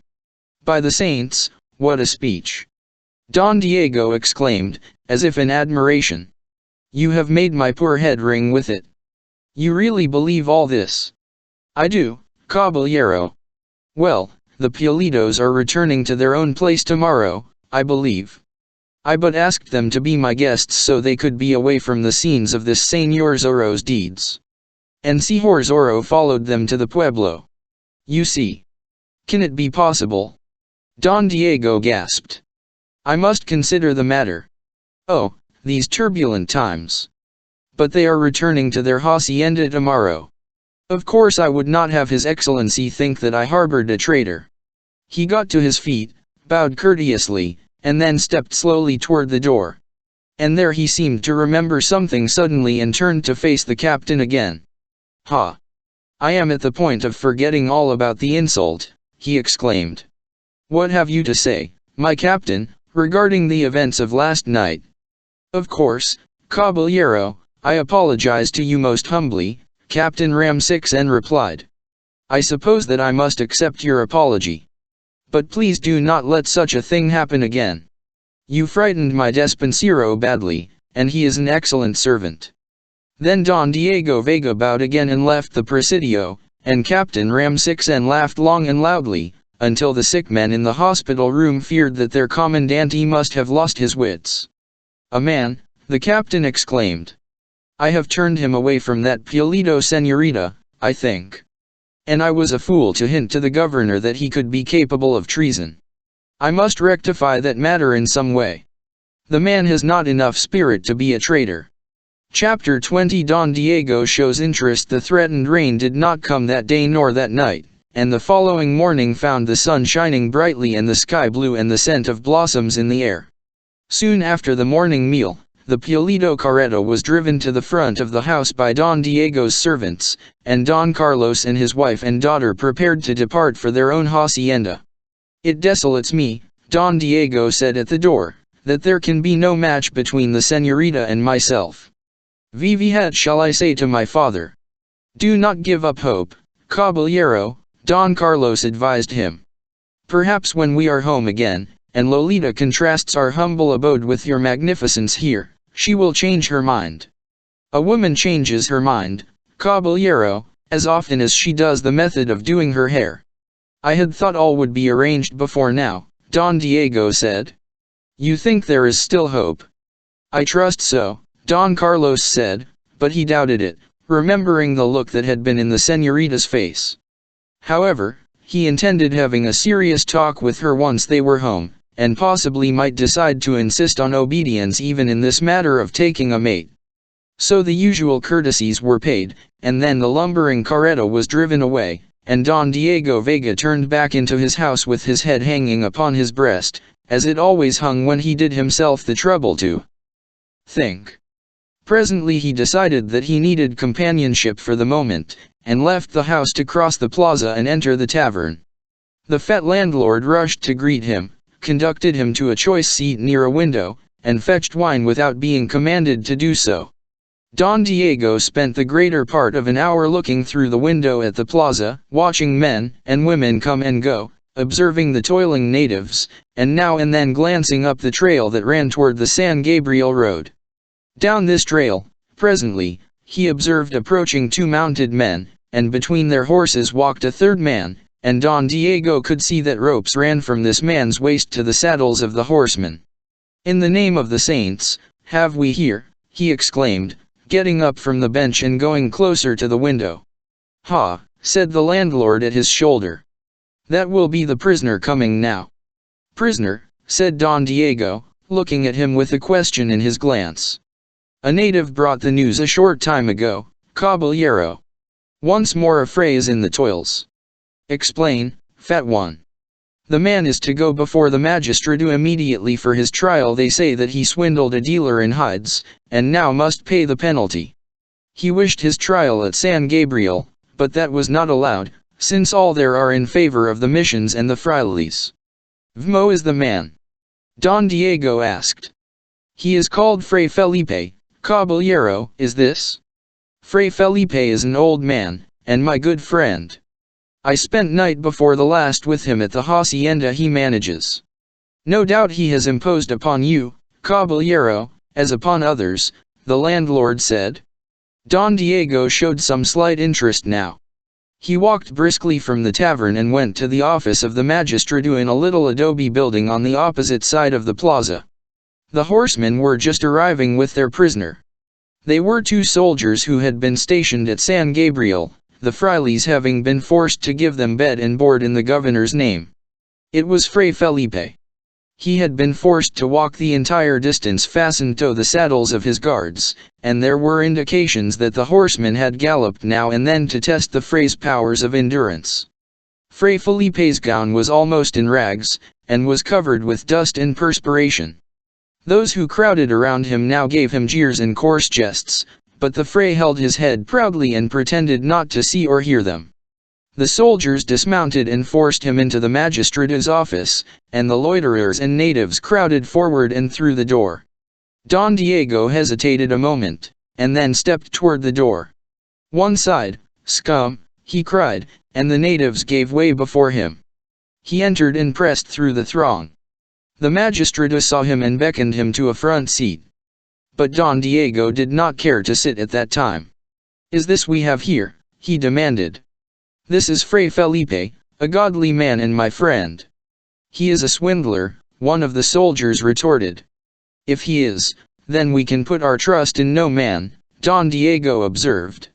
"All this is quite irregular, caballero," the magistrado insisted, stepping forward. "The charges have been preferred, and the man is here to be tried." Then Don Diego sat down, and court was convened. The man who made the complaint was an evil-looking fellow who explained that he was a dealer in tallow and hides, and had a warehouse in San Gabriel. I went to the hacienda this Fray manages and purchased 10 hides of him, he testified. After giving him the coins in payment and taking them to my storehouse, I found that the hides had not been cured properly. In fact, they were ruined. I returned to the hacienda and told the Fray as much, demanding that he return the money, which he refused to do. The hides were good, Fray Felipe put in. I told him I would return the money when he returned the hides. They were spoiled, the dealer declared. My assistant here will testify as much. They caused a stench, and I had them burned immediately. The assistant testified as much. Have you anything to say, Fray? The magistrate asked. It will avail me nothing, Fray Felipe said. I already am found guilty and sentenced. Were I a follower of a licentious governor instead of a robed Franciscan, the hides would have been good. You speak treason, the magistrate cried. I speak truth. The magistrate puckered his lips and frowned. There has been entirely too much of this swindling, he said finally. Because a man wears a robe he cannot rob with impunity. In this case, I deem it proper to make an example, that frailes will see they cannot take advantage of their calling. The Fray must repay the man the price of the hides. And for the swindle he shall receive across his bare back 10 lashes. And for the words of treason he has spoken, he shall receive 5 lashes additional. It is a sentence. Chapter 21. The whipping. The natives jeered and applauded. Don Diego's face went white, and for an instant his eyes met those of Fray Felipe, and in the face of the latter he saw resignation. The office was cleared, and the soldiers led the Fray to the place of execution in the middle of the plaza. Don Diego observed that the magistrate was grinning, and he realized what a farce the trial had been. These turbulent times, he said to a gentleman of his acquaintance who stood near. They tore Felipe's robe from his back and started to lash him to the post. But the Fray had been a man of great strength in his day, and some of it remained to him in his advanced years, and it came to him now what ignominy he was to suffer. Suddenly he whirled the soldiers aside and stooped to grasp the whip from the ground. You have removed my robe, he cried. I am man now, not Fray. One side, dogs. He lashed out with the whip. He cut a soldier across the face. He struck at 2 natives who sprang toward him. And then the throng was upon him, beating him down, kicking and striking at him, disregarding even the soldiers' orders. Don Diego Vega felt moved to action. He could not see his friend treated in this manner despite his docile disposition. He rushed into the midst of the throng, calling upon the natives to clear the way. But he felt a hand grasp his arm, and turned to look into the eyes of the magistrate. These are no actions for a caballero, the judge said in a low tone. Theman has been sentenced properly. When you raise hand to give him aid, you raise hand against his excellency. Have you stopped to think of that, Don Diego Vega? Apparently Don Diego had not. And he realized, too, that he could do no gake one to his friend by interfering now. He nodded his head to the magistrate and turned away. But he did not go far. The soldiers had subdued Fray Felipe by now and had lashed him to the whipping post. This was added insult, for the post was used for none except insubordinate natives. The lash was swung through the air, and Don Diego saw blood spurt from Fray Felipe's bare back. He turned his face away then, for he could not bear to look. But he could count the lashes by the singing of the whip through the air, and he knew that proud old Fray Felipe was making not the slightest sound of pain and would die without doing so. He heard the natives laughing and turned back again to find that the whipping was at an end. The money must be repaid within 2 days, or you shall have 15 lashes more, the magistrate was saying. Fray Felipe was untied and dropped to the ground at the foot of the post. The crowd began to melt away. 2 frailes who had followed from San Gabriel aided their brother to his feet and led him aside while the natives hooted. Don Diego Vega returned to his house. Send me Bernardo, he ordered his despensero. The butler bit his lip to keep from grinning as he went to do as he was bidden. Bernardo was a deaf and dumb native servant for whom Don Diego had a peculiar use. Within the minute he entered the great living room and bowed before his master. "Bernardo, you are a gem," Don Diego said. "You cannot speak or hear, cannot write, or read, and have not sense enough to make your wants known by the sign language. You are the one man in the world to whom I can speak without having my ears talked off in reply. You do not me at every turn." Bernardo bobbed his head as if he understood. He always bobbed his head in that fashion when Don Diego's lips ceased to move. "These are turbulent times, Bernardo," Don Diego continued. "A man can find no place where he can meditate. Even at Fray Felipe's night before last there came a big sergeant pounding at the door. A man with nerves is in a sorry state. And this whipping of old Fray Felipe, Bernardo, let us hope that this Señor Zorro, who punishes those who work injustice, hears of the affair and acts accordingly." Bernardo bobbed his head again. "As for myself, I am in a pretty pickle," Don Diego went on.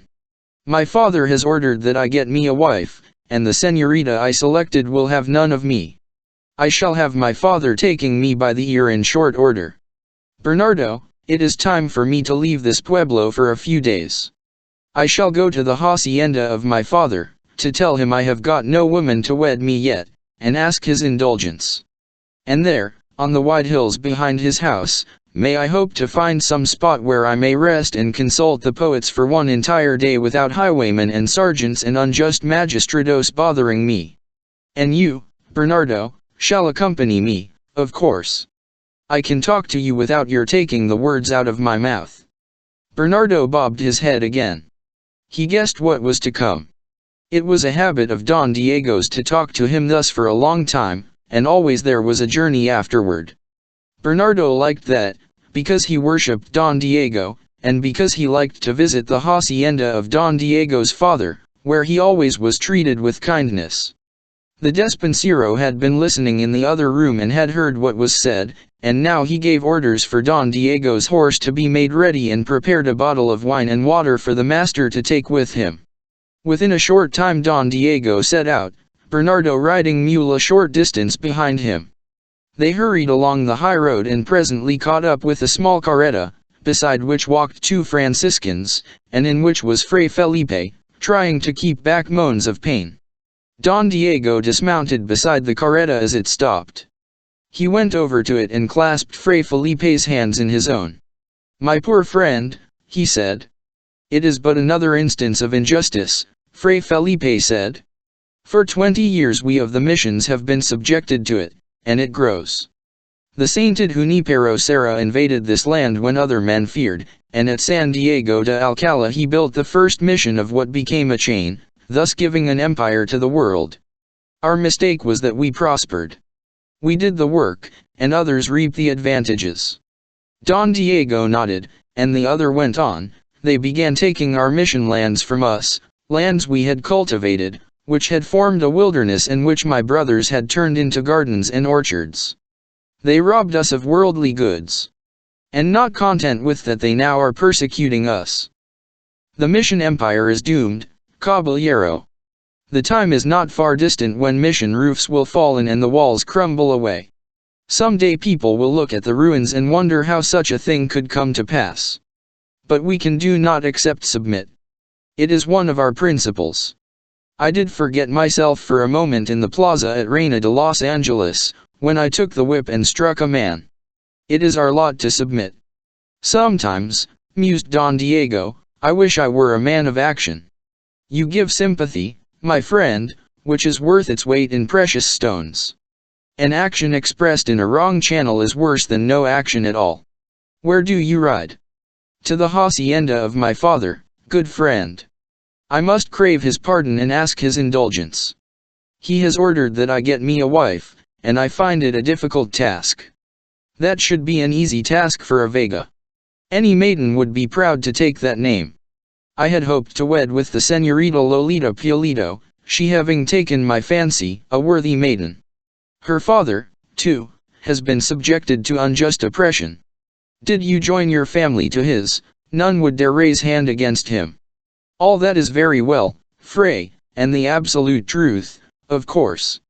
But the Señorita will have none of me, Don Diego complained. It appears that I have not dash and spirit enough. She is hard to please, perhaps. Or possibly she is but playing at being a coquette with the hope of leading you on and increasing your ardor. A maid loves to tantalize a man, caballero. It is her privilege. I showed her my house in the pueblo and mentioned my great wealth and agreed to purchase a new carriage for her, Don Diego told him. Did you show her your heart, mention your love, and agree to be a perfect husband? Don Diego looked at him blankly, then batted his eyes rapidly, and scratched at his chin, as he did sometimes when he was puzzled over a matter. A perfectly silly idea, he exclaimed after a time. Try it, caballero. It may have an excellent effect. Chapter 22 Swift punishment. The frailes drove the cart onward. Fray Felipe raised his hand in blessing, and Don Diego Vega turned aside into the other trail, the deaf and dumb Bernardo following at his heels on the mule. Back in the pueblo, the dealer in hides and tallow was the center of attraction at the tavern.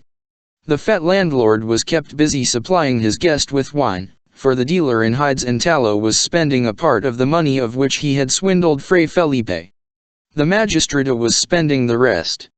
There was boisterous laughter as one recounted how Fray Felipe lay about him with the whip, and how the blood spurted from his old back when the lash was applied. Not a whimper from him, cried the dealer in hides and tallow. He is a courageous old coyote. Now, last month we whipped one at San Fernando, and he howled for mercy, but some men said he had been ill and was weak, and possibly that was so. A tough lot, these frailes. But it is great sport when we can make one howl. More wine, landlord.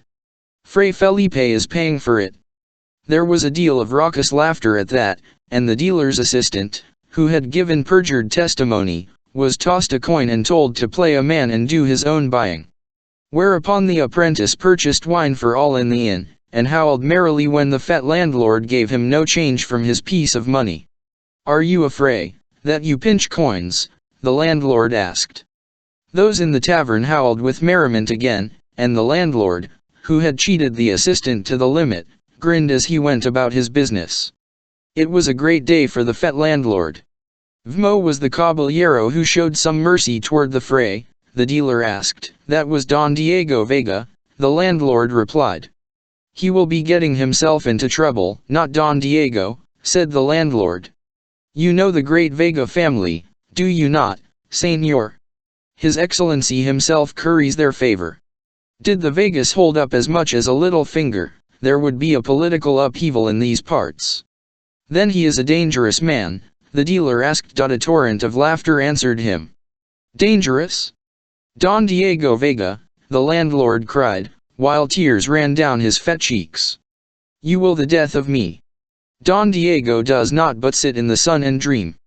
He scarcely ever wears a blade, except as a matter of show. He groans if he has to ride a few miles on a horse. Don Diego is about as dangerous as a lizard basking in the sun, but he is an excellent gentleman, for all that, the landlord added hastily, afraid that his words would reach Don Diego's ears, and Don Diego would take his custom elsewhere. It was almost dusk when the dealer in hides and tallow left the tavern with his assistant, and both reeled as they walked, for they had partaken of too much wine. They made their way to the carreta in which they traveled, waved their farewells to the group about the door of the tavern, and started slowly up the trail toward San Gabriel. They made their journey in a leisurely manner, continuing to drink from a jug of wine they had purchased. They went over the crest of the first hill, and the pueblo of Reina de Los Angeles was lost to view, and all they could see was the highway twisting before them like a great dusty serpent, and the brown hills, and a few buildings in the distance, where some man had his hacienda. They made a turning and found a horseman confronting them, sitting easily in the saddle, with his horse standing across the road in such manner that they could not pass. Turn your horse, turn your beast, the dealer in hides and tallow cried. Would you have me drive over you? The assistant gave an exclamation that was part of fear, and the dealer looked more closely at the horseman. His jaw dropped, his eyes bulged. "'Tis Señor Zorro," he exclaimed. "By the saints! 'Tis the curse of Capistrano, away down here near San Gabriel. You would not bother me, Señor Zorro? I am a poor man, and have no money.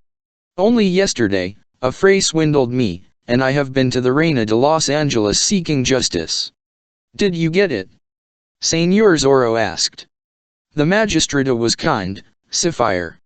He ordered the fray to repay me, but I do not know when I shall get the money. Get out of the carreta, and your assistant also. Señor Zorro commanded. But I have no money, the dealer protested. Out of the carreta with you. Do I have to request it twice?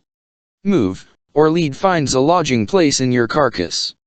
Now the dealer saw that the highwayman held a pistol in his hand, and he squealed with sudden fright and got out of the cart as speedily as possible, his assistant tumbling out at his heels. They stood in the dusty highway before Señor Zorro, trembling with fear, the dealer begging for mercy. I have no money with me, kind highwayman, but I shall get it for you, the dealer cried. I shall carry it to where you say, whenever you wish. Silence, beast. Señor Zorro cried. I do not want your money, perjurer. I know all about the farce of a trial at Reina de Los Angeles. I have ways of finding out about such things speedily. So the aged fray swindled you, eh? Liar and thief. 'Tis you who are the swindler. And they gave that old ungodly man 15 lashes across his bare back because of the lies you told. And you and the magistrate will divide the money of which you swindled him. I swear by the saints, do not. You have done enough false swearing already. Step forward. The dealer complied, trembling as if with a disease, and Señor Zorro dismounted swiftly and walked around in front of his horse. The dealer's assistant was standing beside the carreta, and his face was white. Forward. Señor Zorro commanded again. Again the dealer complied, but suddenly he began to beg for mercy, for Señor Zorro had taken a mule whip from beneath his long cloak, and held it ready in his right hand, while he held the pistol in his left. Turn your back, he commanded now. Mercy, good highwayman. Am I to be beaten as well as robbed? You would whip an honest merchant because of a thieving fray. The first blow fell, and the dealer shrieked with pain. His last remark appeared to have given strength to the highwayman's arm.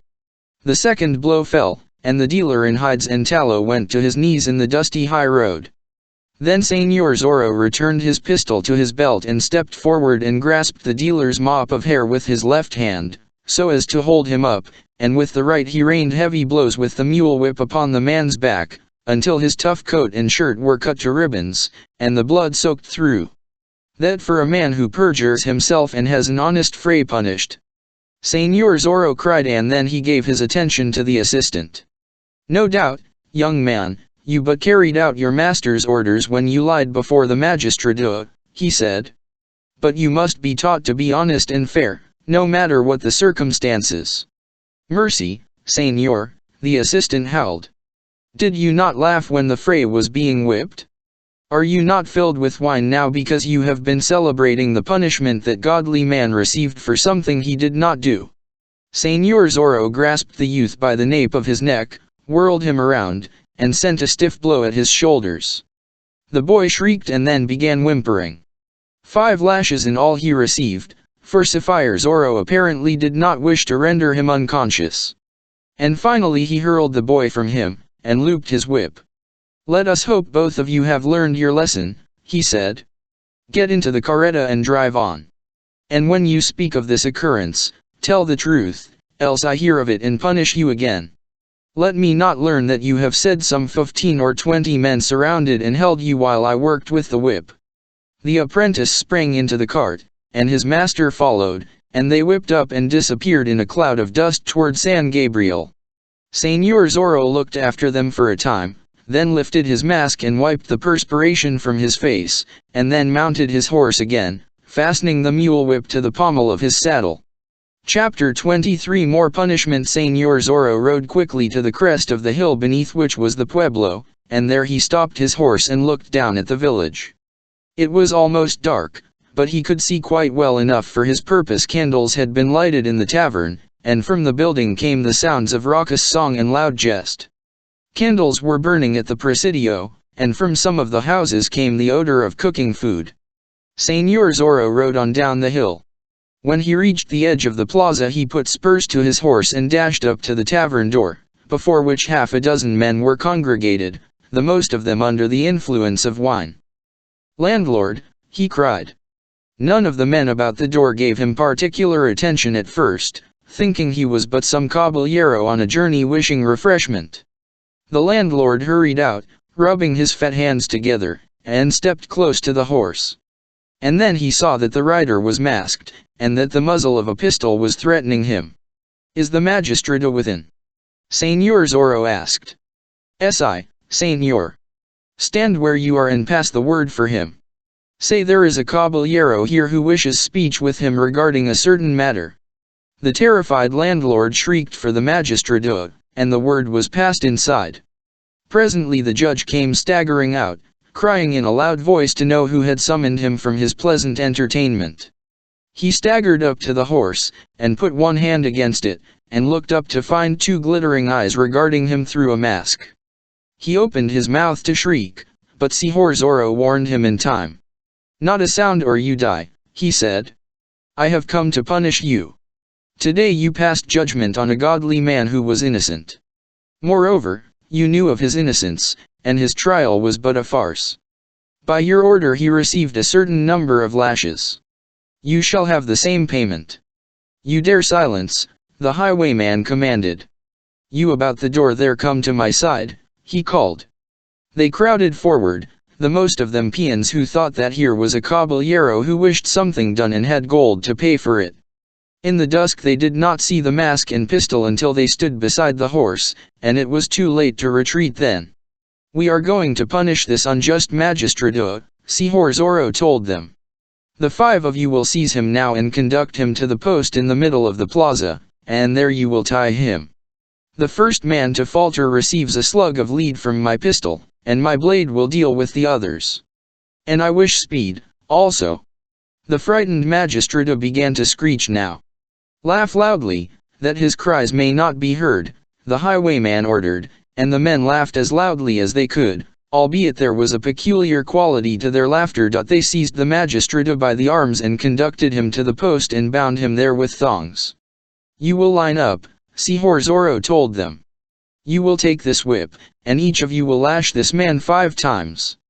I shall be watching, and if I see the whip fall lightly once I shall deal out punishment. Begin."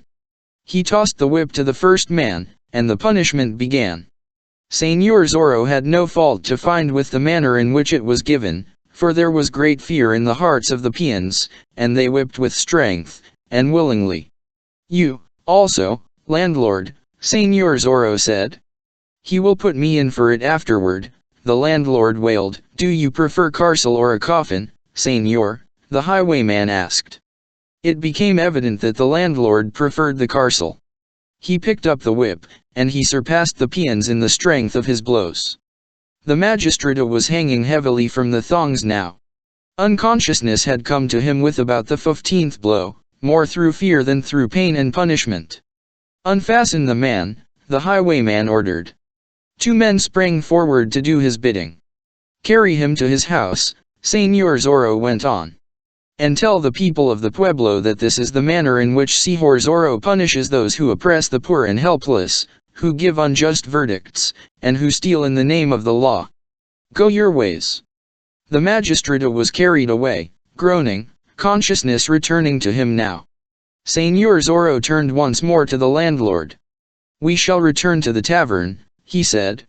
"You will go inside and fetch me a mug of wine, and stand beside my horse while I drink it. It would be only a waste of breath for me to say what will happen to you if you attempt treachery on the way." But there was fear of the magistrate in the landlord's heart as great as his fear of Señor Zorro. He went back to the tavern beside the highwayman's horse, and he hurried inside as if to get the wine. But he sounded the alarm. "Señor Zorro is without," he hissed at those nearest the table. "He has just caused the magistrate to be whipped cruelly. He has sent me to get him a mug of wine." Then he went on to the wine cask and began drawing the drink slowly as possible. There was sudden activity inside the tavern. Some half-dozen caballeros were there, men who followed in the footsteps of the governor. Now they drew their blades and began creeping toward the door, and one of them who possessed a pistol and had it in his sash, drew it out, saw that it was prepared for work, and followed in their wake. Señor Zorro, sitting his horse some 20 feet from the door of the tavern, suddenly a throng rush out at him, saw the light flash from half a dozen blades, heard the report of a pistol, and heard a ball whistle past his head. The landlord was standing in the doorway, praying that the highwayman would be captured, for then he would be given some credit, and perhaps the magistrate would not punish him for having used the lash. Señor Zorro caused his horse to rear high in the air, and then raked the beast with the spurs. The animal sprang forward, into the midst of the caballeros, scattering them. That was what Señor Zorro wanted. His blade already was out of its scabbard, and it passed through a man's sword arm, swung over and drew blood on another. He fenced like a maniac, maneuvering his horse to keep his antagonists separated, so that only one could get at him at a time. Now the air was filled with shrieks and cries, and men came tumbling from the houses to ascertain the cause of the commotion. Señor Zorro knew that some of them would have pistols, and while he feared no blade, he realized that a man could stand some distance away and cut him down with a pistol ball. So he caused his horse to plunge forward again, and before the fat landlord realized it, Señor Zorro was beside him and had reached down and grasped him by the arm. The horse darted away, the fat landlord dragging, shrieking for rescue and begging for mercy in the same breath. Señor Zorro rode with him to the whipping post. "Hand me that whip," he commanded. The shrieking landlord obeyed, and called upon the saints to protect him.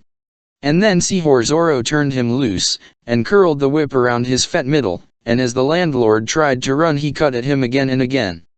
He left him once to charge down upon those who had blades and so scatter them, and then he was back with the landlord again, applying the whip. "You tried treachery," he cried. "Dog of a thief! You would send men about my ears, eh? I'll strip your tough hide." "Mercy!" the landlord shrieked, and fell to the ground. Señor Zorro cut at him again, bringing forth a yell more than blood. He wheeled his horse and darted at the nearest of his foes. Another pistol ball whistled past his head, another man sprang at him with blade ready. Señor Zorro ran the man neatly through the shoulder and put spurs to his horse again. He galloped as far as the whipping post, and there he stopped his horse and faced them for an instant. "There are not enough of you to make a fight interesting, señors," he cried. He swept off his sombrero and bowed to them in nice mockery, and then he wheeled his horse again and dashed away. Chapter 24. At the hacienda of Don Alejandro behind him he left a tumult in the town. The shrieks of the fat landlord had aroused the pueblo. Men came running, servants hurrying at their sides and carrying torches. Women peered from the windows of the houses. Natives stood still wherever they happened to be and shivered, for it had been their dear experience that whenever there was a tumult natives paid the price. Many young caballeros of hot blood were there, and for some time there had been no excitement in the pueblo of Reina de Los Angeles. These young men crowded into the tavern and listened to the wails of the landlord, and some hurried to the house of the magistrate and saw his wounds, and heard him declaim on the indignity that had been offered the law, and therefore his excellency the governor. Captain Ramon came down from the presidio, and when he heard the cause of the tumult he swore great oaths, and sent his only well man to ride along the Paula road, overtake Sergeant Gonzalez and his troopers, and bid them return and take the trail, since at the time being they were following a false scent. But the young caballeros saw in this circumstance a chance for excitement that was to their liking, and they asked permission of the commandante to form a posse and take after the highwayman, a permission they received immediately. Some 30 of them mounted horses, looked to weapons, and set out, with the intention of dividing into 3 bands of 10 each when they came to forks in the trail. The townsmen cheered them as they started, and they galloped rapidly up the hill and toward the San Gabriel road, making a deal of noise, glad that now there was a moon to let them see the foe when they approached him. In time they separated, 10 going toward San Gabriel proper, 10 taking the trail that led to the hacienda of Fray Felipe, and the last 10 following a road that curved down the valley to the neighborhood of a series of landed estates owned by wealthy dons of the day. Along this road, Don Diego Vega had ridden some time before, the deaf and dumb Bernardo behind him on the mule. Don Diego rode with leisure, and it was long after nightfall when he turned from the main road and followed a narrower one toward his father's house.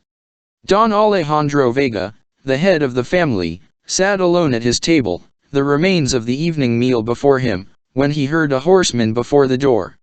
A servant ran to open it, and Don Diego entered, Bernardo following close behind him. "Ah, Diego, my son," the old Don cried, extending his arms. Don Diego was clasped for an instant to his father's breast, and then he sat down beside the table and grasped a mug of wine. Having refreshed himself, he faced Don Alejandro once more. "It has been a fatiguing journey," he remarked. "And the cause for it, my son?" "I felt that I should come to the hacienda," Don Diego said. "It is no time to be in the pueblo. A man turns, he finds naught but violence and bloodshed. This confounded Señor Zorro ha! What of him? Please do not ha, me, sir and father. I have been ha'd, at from morning until night these several days. These be turbulent times. This Señor Zorro has made a visit to the Pueblito hacienda and frightened everyone there. I went to my hacienda on business, and from there I went over to see old Fray Felipe, thinking I might get a chance to meditate in his presence. And who makes an appearance but a big sergeant and his troopers seeking this Señor Zorro. They caught him. I believe not, sir and father. I returned to the pueblo, and what think you happened there this day? They brought in Fray Felipe, accused of having swindled a dealer, and after a mockery of a trial they lashed him to a post and gave him the whip 15 times across his back, the scoundrels." Don Alejandro cried. "I could stand it no longer, and so I decided to pay you a visit. Wherever I turn there is turmoil. It is enough to make a man insane. You may ask Bernardo if it is not." Don Alejandro glanced at the deaf and dumb native and grinned. Bernardo grinned back as a matter of course, not knowing it was no manner in which to act in the presence of a Don. "You have something else to tell me?" Don Alejandro asked his son, looking at him searchingly. "By the saints! Now it comes. I had hoped to avoid it, father and sir. Let me hear about it." "I paid a visit to the Pueblito hacienda and spoke with Don Carlos and his wife, also the Señorita Lolita." "You were pleased with the Señorita?" "She is as lovely as any girl of my acquaintance," Don Diego said. "I spoke to Don Carlos of the matter of marriage, and he appeared to be delighted." "Ah! He would be," said Don Alejandro. "But the marriage cannot take place, I fear." "How is this?" "There is some shadow concerning the Señorita." "Not to my knowledge. She appears to be a sweet and innocent maiden, father and sir. I had them come to Reina de Los Angeles and spend a couple of days at my house. I had it arranged so that she could see the furnishings, and learn of my wealth. That was a wise arrangement, my son. But she will have none of me." "How is this? Refuses to wed with a Vega? Refuses to become allied to the most powerful family in the country, with the best blood in the land. She intimated, father and sir, that I am not the sort of man for her. She is prone to foolishness, I believe. She would have me play a guitar under her window, perhaps, and make eyes, and hold hands when her duenna is not looking, and all that silliness. By the saints! Are you a Vega?" Don Alejandro cried. "Would not any worthy man want a chance like that? Would not any caballero delight to serenade his love on a night? The little things you term silly are the very essence of love. I doubt not the Señorita was displeased with you. But I did not see that such things were necessary," Don Diego said. "Did you go to the Señorita in a cold-blooded manner and suggest that you wed and have it done with? Had you the idea, young sir, that you were purchasing a horse or a bull? By the saints! And so there is no chance for you to wed the girl. She has the best blood by far, next to our own." "Don Carlos bade me have hope," Diego replied. "He took her back to the hacienda, and suggested that perhaps when she had been there a time and had reflected she might change her mind." "She is yours, if you play the game," Don Alejandro said. "You are a Vega, and therefore the best catch in the country. Be but half a lover, and the señorita is yours. What sort of blood is in your veins? I have half a mind to slit one of them and see. Cannot we allow this marriage business to drop for the time being? Don Diego asked. You are 25. I was quite old when you were born. Soon I shall go the way of my fathers. You are the only son, the heir, and you must have a wife and offspring. Is the Vega family to die out because you're as water? When you wife within the quarter year, young sir, and a wife I can accept into the family, or I leave my wealth to the Franciscans when I pass away. My father. I mean it. Get life into you. I would you had half the courage and spirit this Señor Zorro, this highwayman, has. He has principles and he fights for them. He aids the helpless and avenges the oppressed. I salute him. I would rather have you, my son, in his place, running the risk of death or imprisonment, than to have you a lifeless dreamer of dreams that amount to naught. My father. I have been a dutiful son. I would you had been a little wild, it would have been more natural. Don Alejandro sighed. I could overlook a few escapades more easily than I can lifelessness. Arouse yourself, young sir. Remember that you are a Vega. I was your age, I was not a laughingstock. I was ready to fight at a wink, to make love to every pair of flashing eyes, to stand up to any caballero in sports rough or refined. Ha! I pray you, do not ha, me, sir and father. My nerves are on edge. You must be more of a man. I shall attempt it immediately, Don Diego said, straightening himself somewhat in his chair. I had hoped to avoid it, but it appears that I cannot. I shall woo the Señorita Lolita as other men woo maidens. You meant what you said about your fortune. I did, said Don Alejandro. Then I must bestir myself. It would never do, of course, to let that fortune go out of the family. I shall think these matters over in peace and quiet tonight. Perhaps I can meditate here, far from the pueblo. By the saints. The last exclamation was caused by a sudden tumult outside the house. Don Alejandro and his son heard a number of horsemen stop, heard their calls to one another, heard bridles jingling and blades rattling. There is no peace in all the world, Don Diego said with deepened gloom. It sounds like half a score of men, Don Alejandro said. It was exactly. A servant opened the door, and into the great room there strode 10 caballeros, with blades at their sides and pistols in their belts. Ha, Don Alejandro! We crave hospitality, the foremost cried. You have it without asking, caballeros. What manner of journey is this you take? We pursue Señor Zorro, the highwayman. By the saints! Don Diego cried. One cannot escape it even here. Violence and bloodshed. He invaded the plaza at Reina de Los Angeles, the spokesman went on.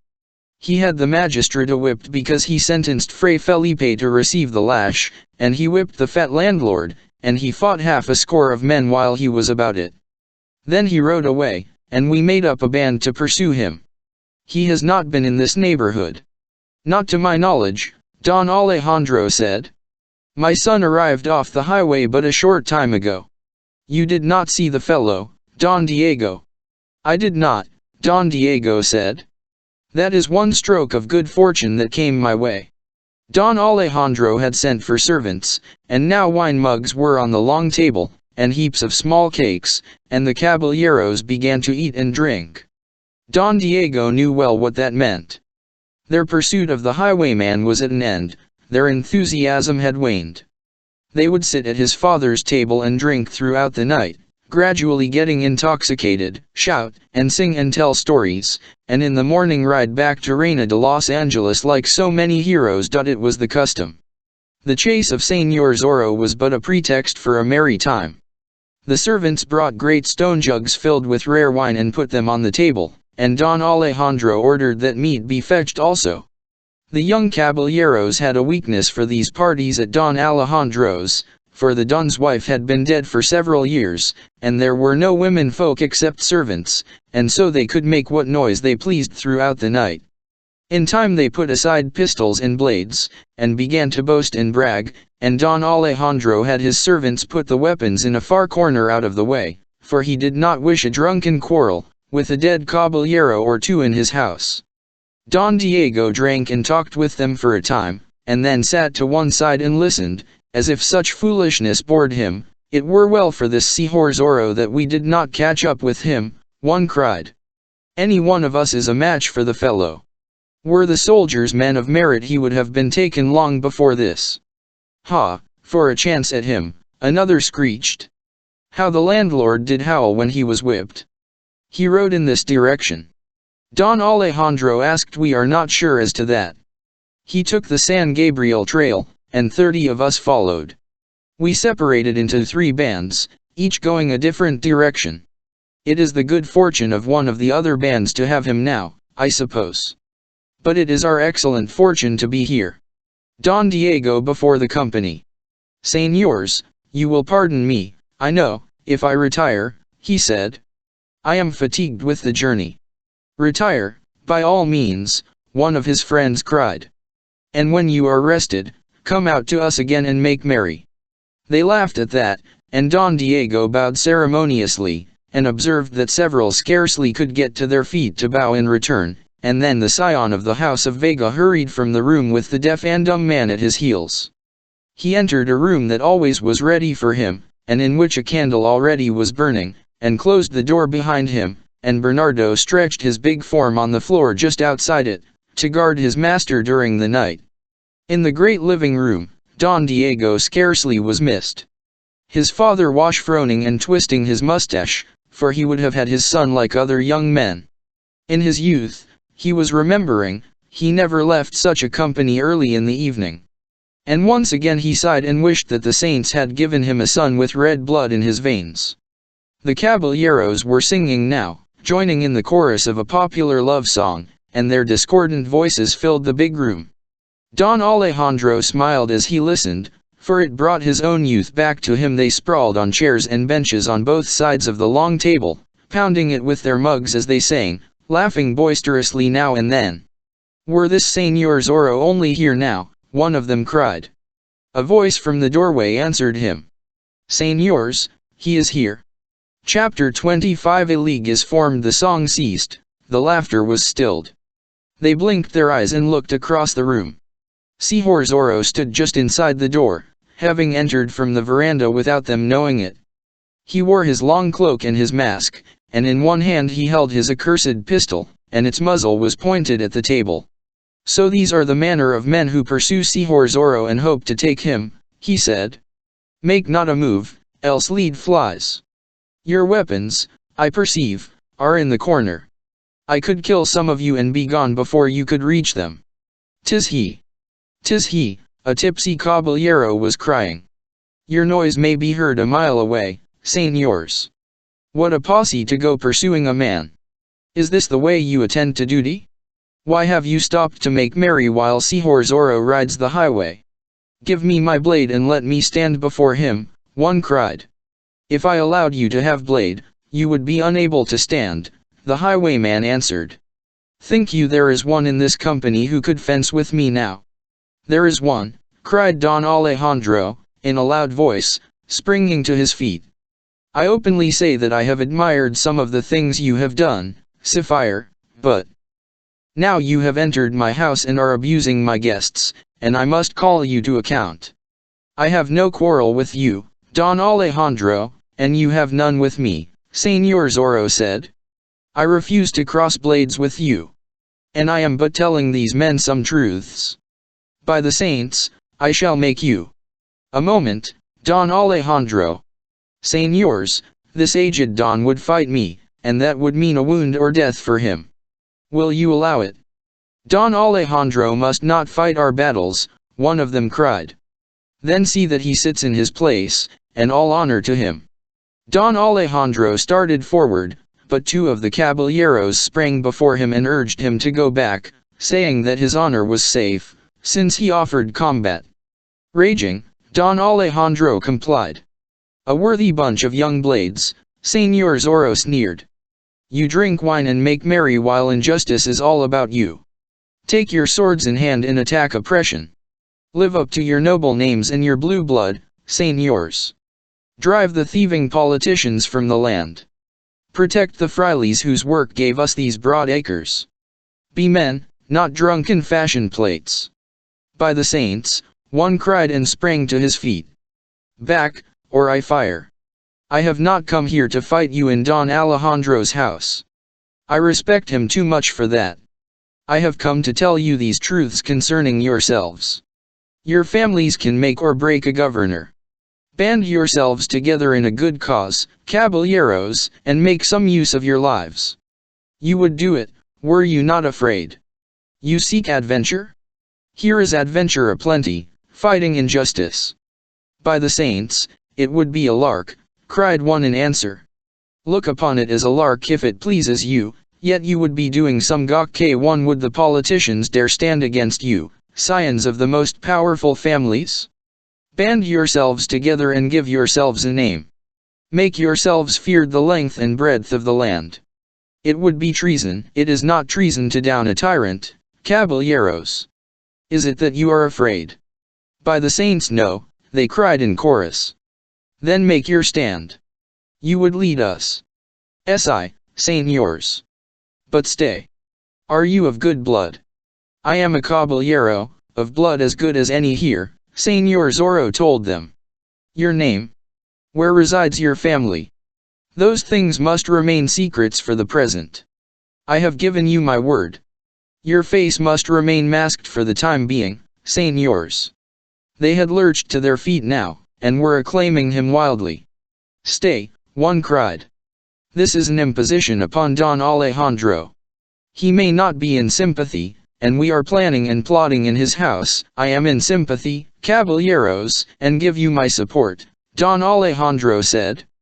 Their cheers filled the great room. None could stand against them if Don Alejandro Vega was with them.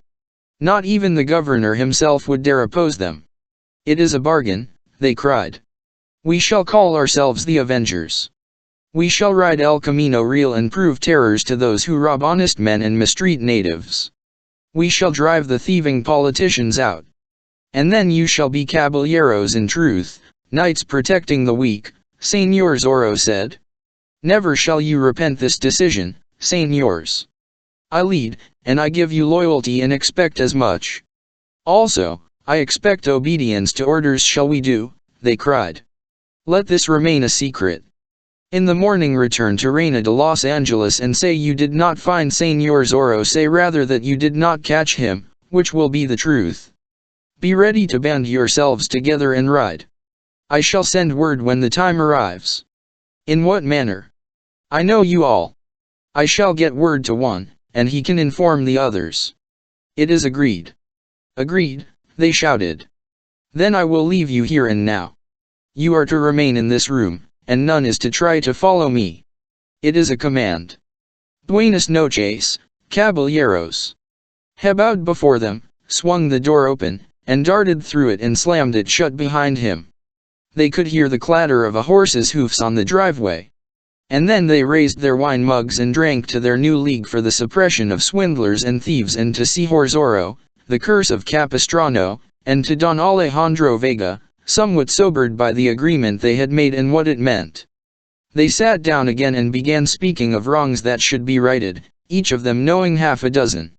And Don Alejandro Vega sat in one corner, by himself, a grief-stricken man because his only son was asleep in the house and had not red blood enough to take a part in such an undertaking, when by all rights he should be one of the leaders. As if to add to his misery, Don Diego at that moment came slowly into the room, rubbing his eyes and yawning and looking as if he had been disturbed. It is impossible for a man to sleep in this house tonight, he said. Give me a mug of wine, and I shall take my place with you. Was the cheering. Señor Zorro has been here, his father began. The highwayman. Been here? By the saints. It is as much as a man can endure. Sit down, my son, Don Alejandro urged. Certain things have come to pass. There will be a chance now for you to show what sort of blood flows in your veins. Don Alejandro's manner was very determined. Chapter 26. And understanding the remainder of the night was spent by the caballeros in loud boasts of what they intended doing, and in making plans to be submitted to Señor Zorro for his approval, and, though they appeared to look upon this thing as a lark and a means to adventure, yet there was an undercurrent of seriousness in their manner. For they knew well the state of the times and realized that things were not as they should be, and in reality they were exponents of fairness to all. They had thought of these things often, but had made no move because they had not been banded together and had no leader, and each young caballero waited for another to start the thing. But now this Señor Zorro had struck at the psychological moment, and things could be done.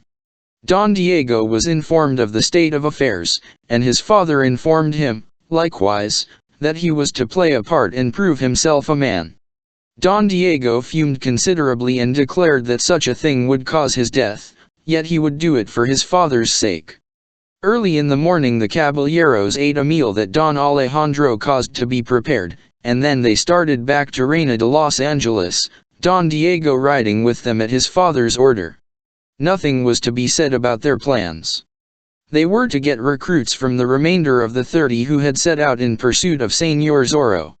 Some would join them readily, they knew, while others were the governor's men pure and simple, and would have to be kept in the dark concerning the thing contemplated. They rode leisurely, for which Don Diego remarked that he was grateful. Bernardo was still following him on the mule, and was a little chagrined because Don Diego had not remained longer at his father's house. Bernardo knew something momentous was being planned, but could not guess what, of course, and wished that he was like other men, and could hear and speak. When they reached the plaza, they found that the other two parties already were there, saying that they had not come up with the highwayman. Some declared that they had seen him in the distance, and one that he had fired a pistol at him, at which the caballeros who had been at Don Alejandro's put their tongues in their cheeks and looked at one another in a peculiar manner. Don Diego left his companions and hurried to his house, where he donned fresh clothing and refreshed himself generally. He sent Bernardo about his business, which was to sit in the kitchen and await his master's call. And then he ordered his carriage around. That carriage was one of the most gorgeous along El Camino Real, and why Don Diego had purchased it had always been a mystery. There were some who said he did it to show his wealth, while others declared a manufacturer's agent had worried him so much that Don Diego had given him the order to be rid of him. Don Diego came from his house dressed in his best, but he did not get into the carriage. Again there was a tumult in the plaza, and into it rode Sergeant Pedro Gonzalez and his troopers. The man Captain Ramsixen had sent after them had overtaken them easily, for they had been riding slowly and had not covered many miles. "Ha, Don Diego, my friend!" Gonzalez cried. "Still living in this turbulent world?" "From necessity," Don Diego replied. "Did you capture this Señor Zorro?" "The pretty bird escaped us, caballero. It appears that he turned toward San Gabriel that night, while we went chasing him toward Paula." "Ah, well, 'tis nothing to make a small mistake. Our revenge shall be the greater when we find him. Do you now, my sergeant?" My men refresh themselves, and then we ride toward San Gabriel. It is said the highwayman is in that vicinity, though some 30 young men of blood failed to find him last night after he had caused the magistrate to be whipped. No doubt he hid himself in the brush and chuckled when the caballeros rode by. "May your horse have speed and your sword arm strength," Don Diego said and got into his carriage. 2 magnificent horses were hitched to the carriage, and a native coachman in rich livery drove them. Don Diego stretched back on the cushions and half closed his eyes as the carriage started. The driver went across the plaza and turned into the highway and started toward the hacienda of Don Carlos Pulido. Sitting on his veranda, Don Carlos saw the gorgeous carriage approaching, and growled low down in his throat, and then got up and hurried into the house, to face his wife and daughter. "Señorita, Don Diego comes," he said. "I have spoken words regarding the young man, and I trust that you have given heed to them as a dutiful daughter should."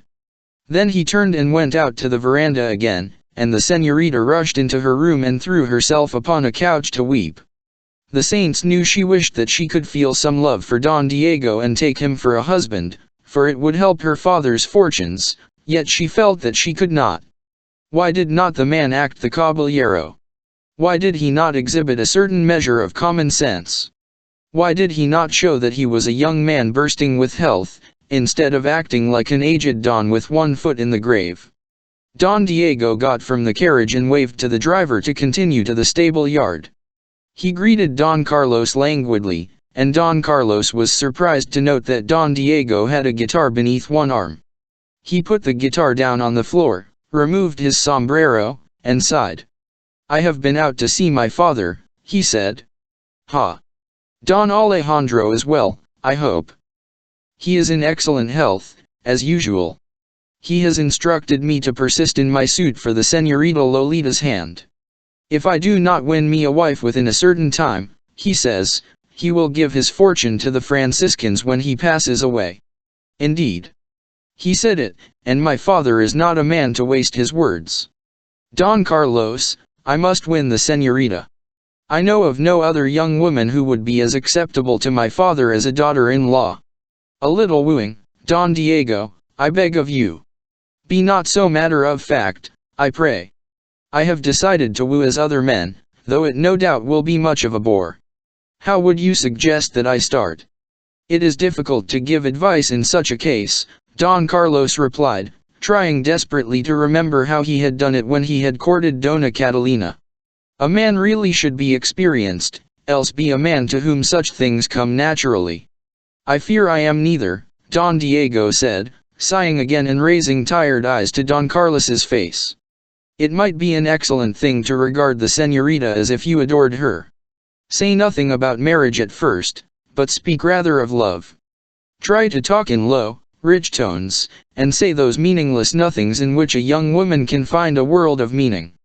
'Tis a gentle art saying one thing and meaning another." "I fear that it is beyond me," Don Diego said. "Yet I must try, of course. I may see the Señorita now." Don Carlos went to the doorway and called his wife and daughter, and the former smiled upon Don Diego in encouragement, and the latter smiled also, yet with fear and trembling. For she had given her heart to the unknown Señor Zorro, and could love no other man, and could not wed where she did not love, not even to save her father from poverty. Don Diego conducted the Señorita to a bench at one end of the veranda, and started to talk of things in general, plucking at the strings of his guitar as he did so, while Don Carlos and his wife removed themselves to the other end of the veranda and hoped that things would go well. Señorita Lolita was glad that Don Diego did not speak of marriage as he had done before. Instead, he told of what had happened in the pueblo, of Fray Felipe's whipping, and of how Señor Zorro had punished the magistrado, and fought a dozen men, and made his escape. Despite his air of languor, Don Diego spoke in an interesting manner, and the Señorita found herself liking him more than before. He told, too, of how he had gone to his father's hacienda, and of how the caballeros had spent the night there, drinking and making merry, but he said nothing of Señor Zorro's visit and the league that had been formed, having taken his oath not to do so. "My father threatens to disinherit me if I do not get my wife within a specified time," Don Diego said then. "Would you like to see me lose my father's estate, Señorita?" "Certainly not," she replied. "There are many girls who would be proud to wed you, Don Diego. But not you." "Certainly, I would be proud. But can a girl help it if her heart does not speak? Would you wish a wife who did not love you? Think of the long years you would have to spend beside her, and no love to make them endurable. You do not think, then, that you ever could learn to love me, Señorita?" Suddenly the girl faced him and spoke in lower tones, and earnestly. "You are a caballero of the blood, Señor. I may trust you." "To death, Señorita." "Then I have something to tell you. And I ask that you let it remain your secret. It is an explanation in a way." "Proceed, Señorita." "If my heart bade me do so, nothing would please me more than to become your wife, Señor, for I know that it would mend my father's fortunes. But perhaps I am too honest to wed where I do not love. There is one great reason why I cannot love you. There is some other man in your heart. You have guessed it, Señor. My heart is filled with his image. You would not want me for wife in such case my parents do not know. You must keep my secret. I swear by the saints that I have spoken the truth." The man is worthy. I feel sure that he is, caballero. Did he prove to be otherwise, I should grieve my life away, yet I never could love another man. You understand, I understand fully, señorita. May I express the hope that you will find him worthy and in time the man of your choice. I knew you would be the true caballero. And if things should go amiss, and you need a friend, command me, señorita. My father must not suspect at the present time. We must let him think that you still seek me, and I will pretend to be thinking more of you than before. And gradually you can cease your visits, I understand, señorita. Yet that leaves me in bad case. I have asked your father for permission to woo you, and if I go to wooing another girl now, I will have him about my ears in just anger. And if I do not woo another girl, I shall have my own father upbraiding me. It is a sorry state. Perhaps it will not be for long, señor. Ha! I have it. Does a man do when he is disappointed in love? He mopes, he pulls a long face, he refuses to partake of the actions and excitements of the times. Señorita, you have saved me in a way. I shall languish because you do not return my love. Then men will think they know the reason when I dream in the sun and meditate instead of riding and fighting like a fool. I shall be allowed to go my way in peace, and there shall be a romantic glamour cast about me. An excellent thought. Señor, you are incorrigible, the señorita Lolita exclaimed, laughing. Don Carlos and Dona Catalina heard that laugh, looked around, and then exchanged quick glances. Don Diego Vega was getting along famously with the señorita, they thought. Then Don Diego continued the deception by playing his guitar and singing a verse of a song that had to do with bright eyes and love. Don Carlos and his wife glanced at each other again, this time in apprehension, and wished that he would stop, for the scion of the Vegas had many superiors as musician and vocalist, and they feared that he might lose what ground he had gained in the señorita's estimation.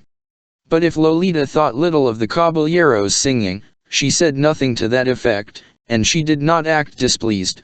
There was some more conversation, and just before the siesta hour Don Diego bade them buenos dias and rode away in his gorgeous carriage.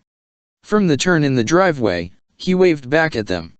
Chapter 27 Orders for arrest. Captain Ramon's courier, sent north with the letter for the governor, had dreams of gay times in San Francisco de Asis before returning to his presidio at Reina de Los Angeles.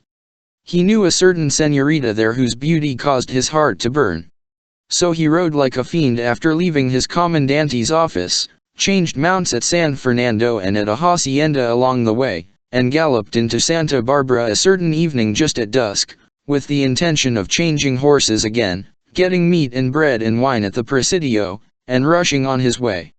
And at Santa Barbara his hopes of basking in the señorita's smiles at San Francisco de Asis were cruelly shattered.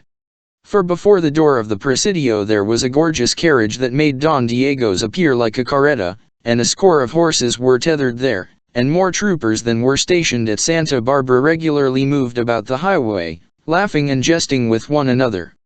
The governor was in Santa Barbara.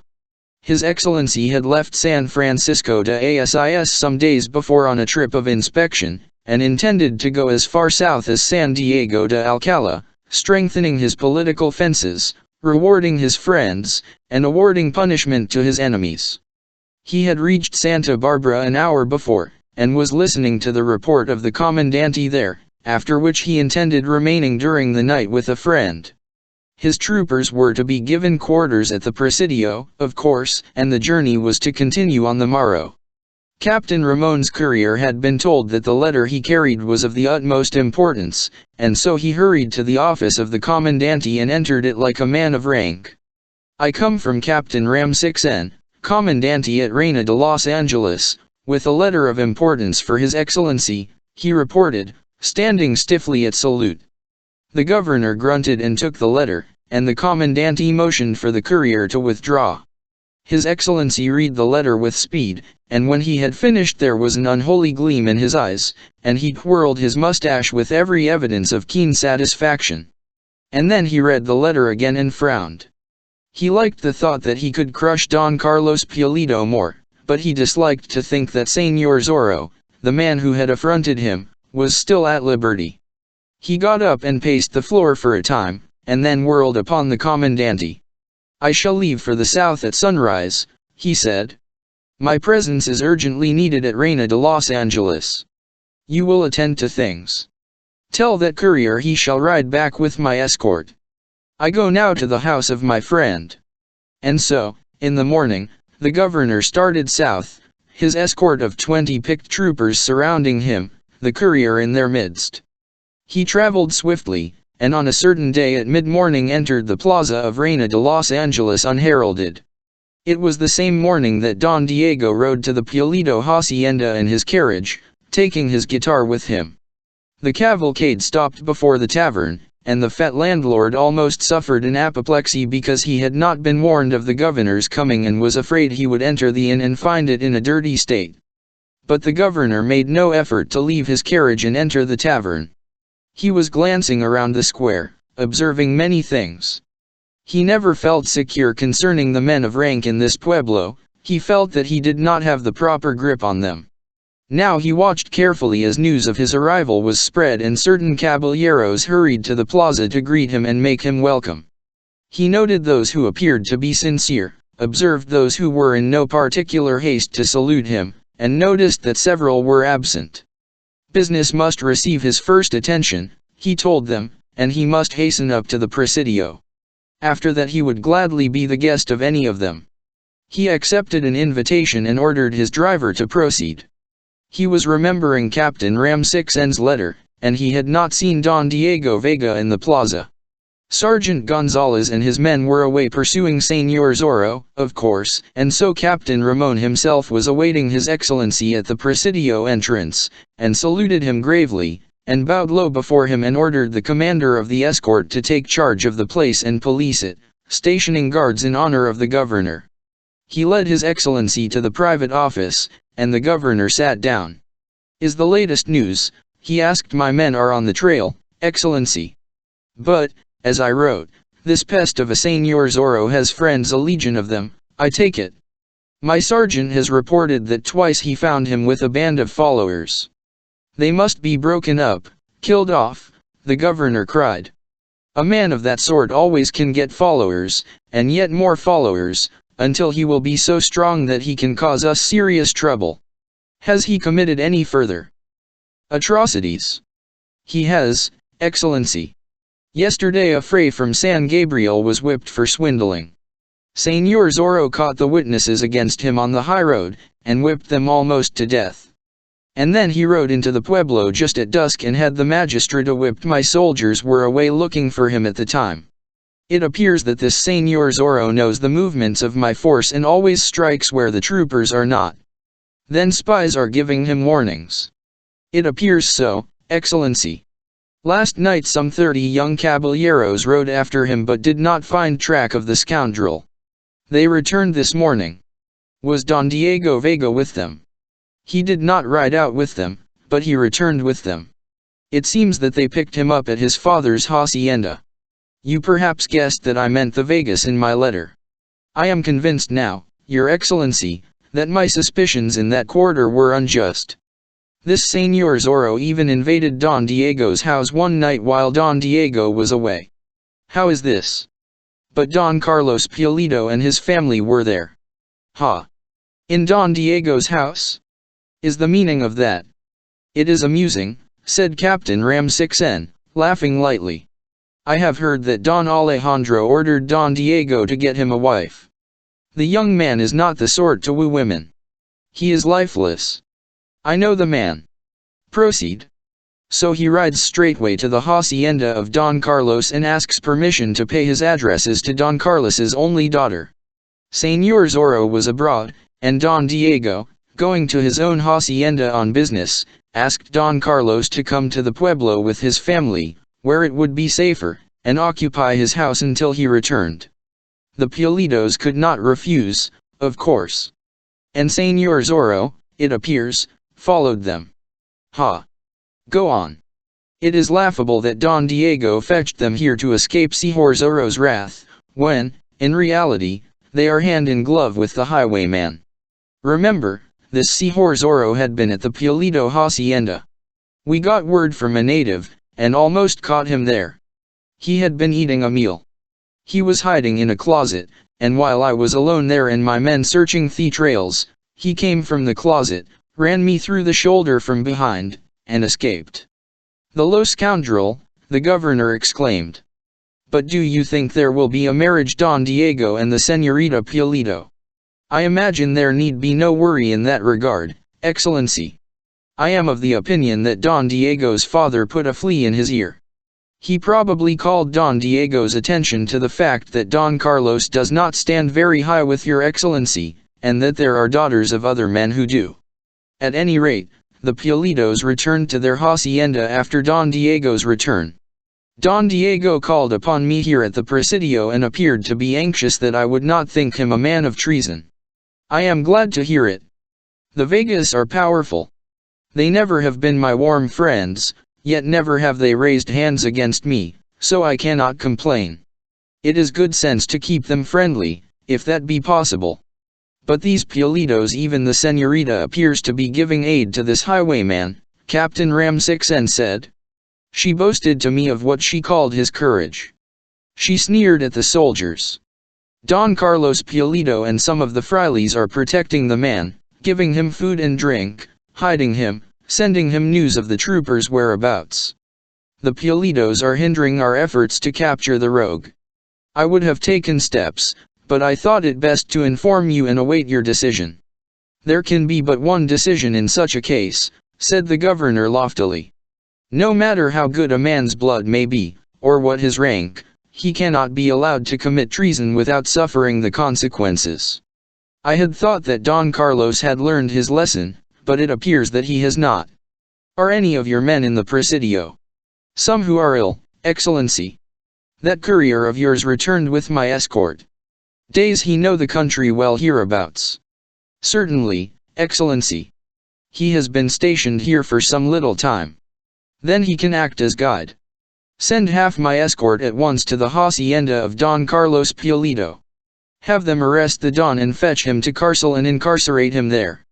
That will be a blow to his high blood. I have had quite enough of these Pulidos. And the haughty Dofia, who sneered at me, and the proud Señorita who scorned the troopers. Ha! It is a good thought. It will teach a lesson to all in this locality. Have them fetched to Carcel and incarcerated also," the governor said.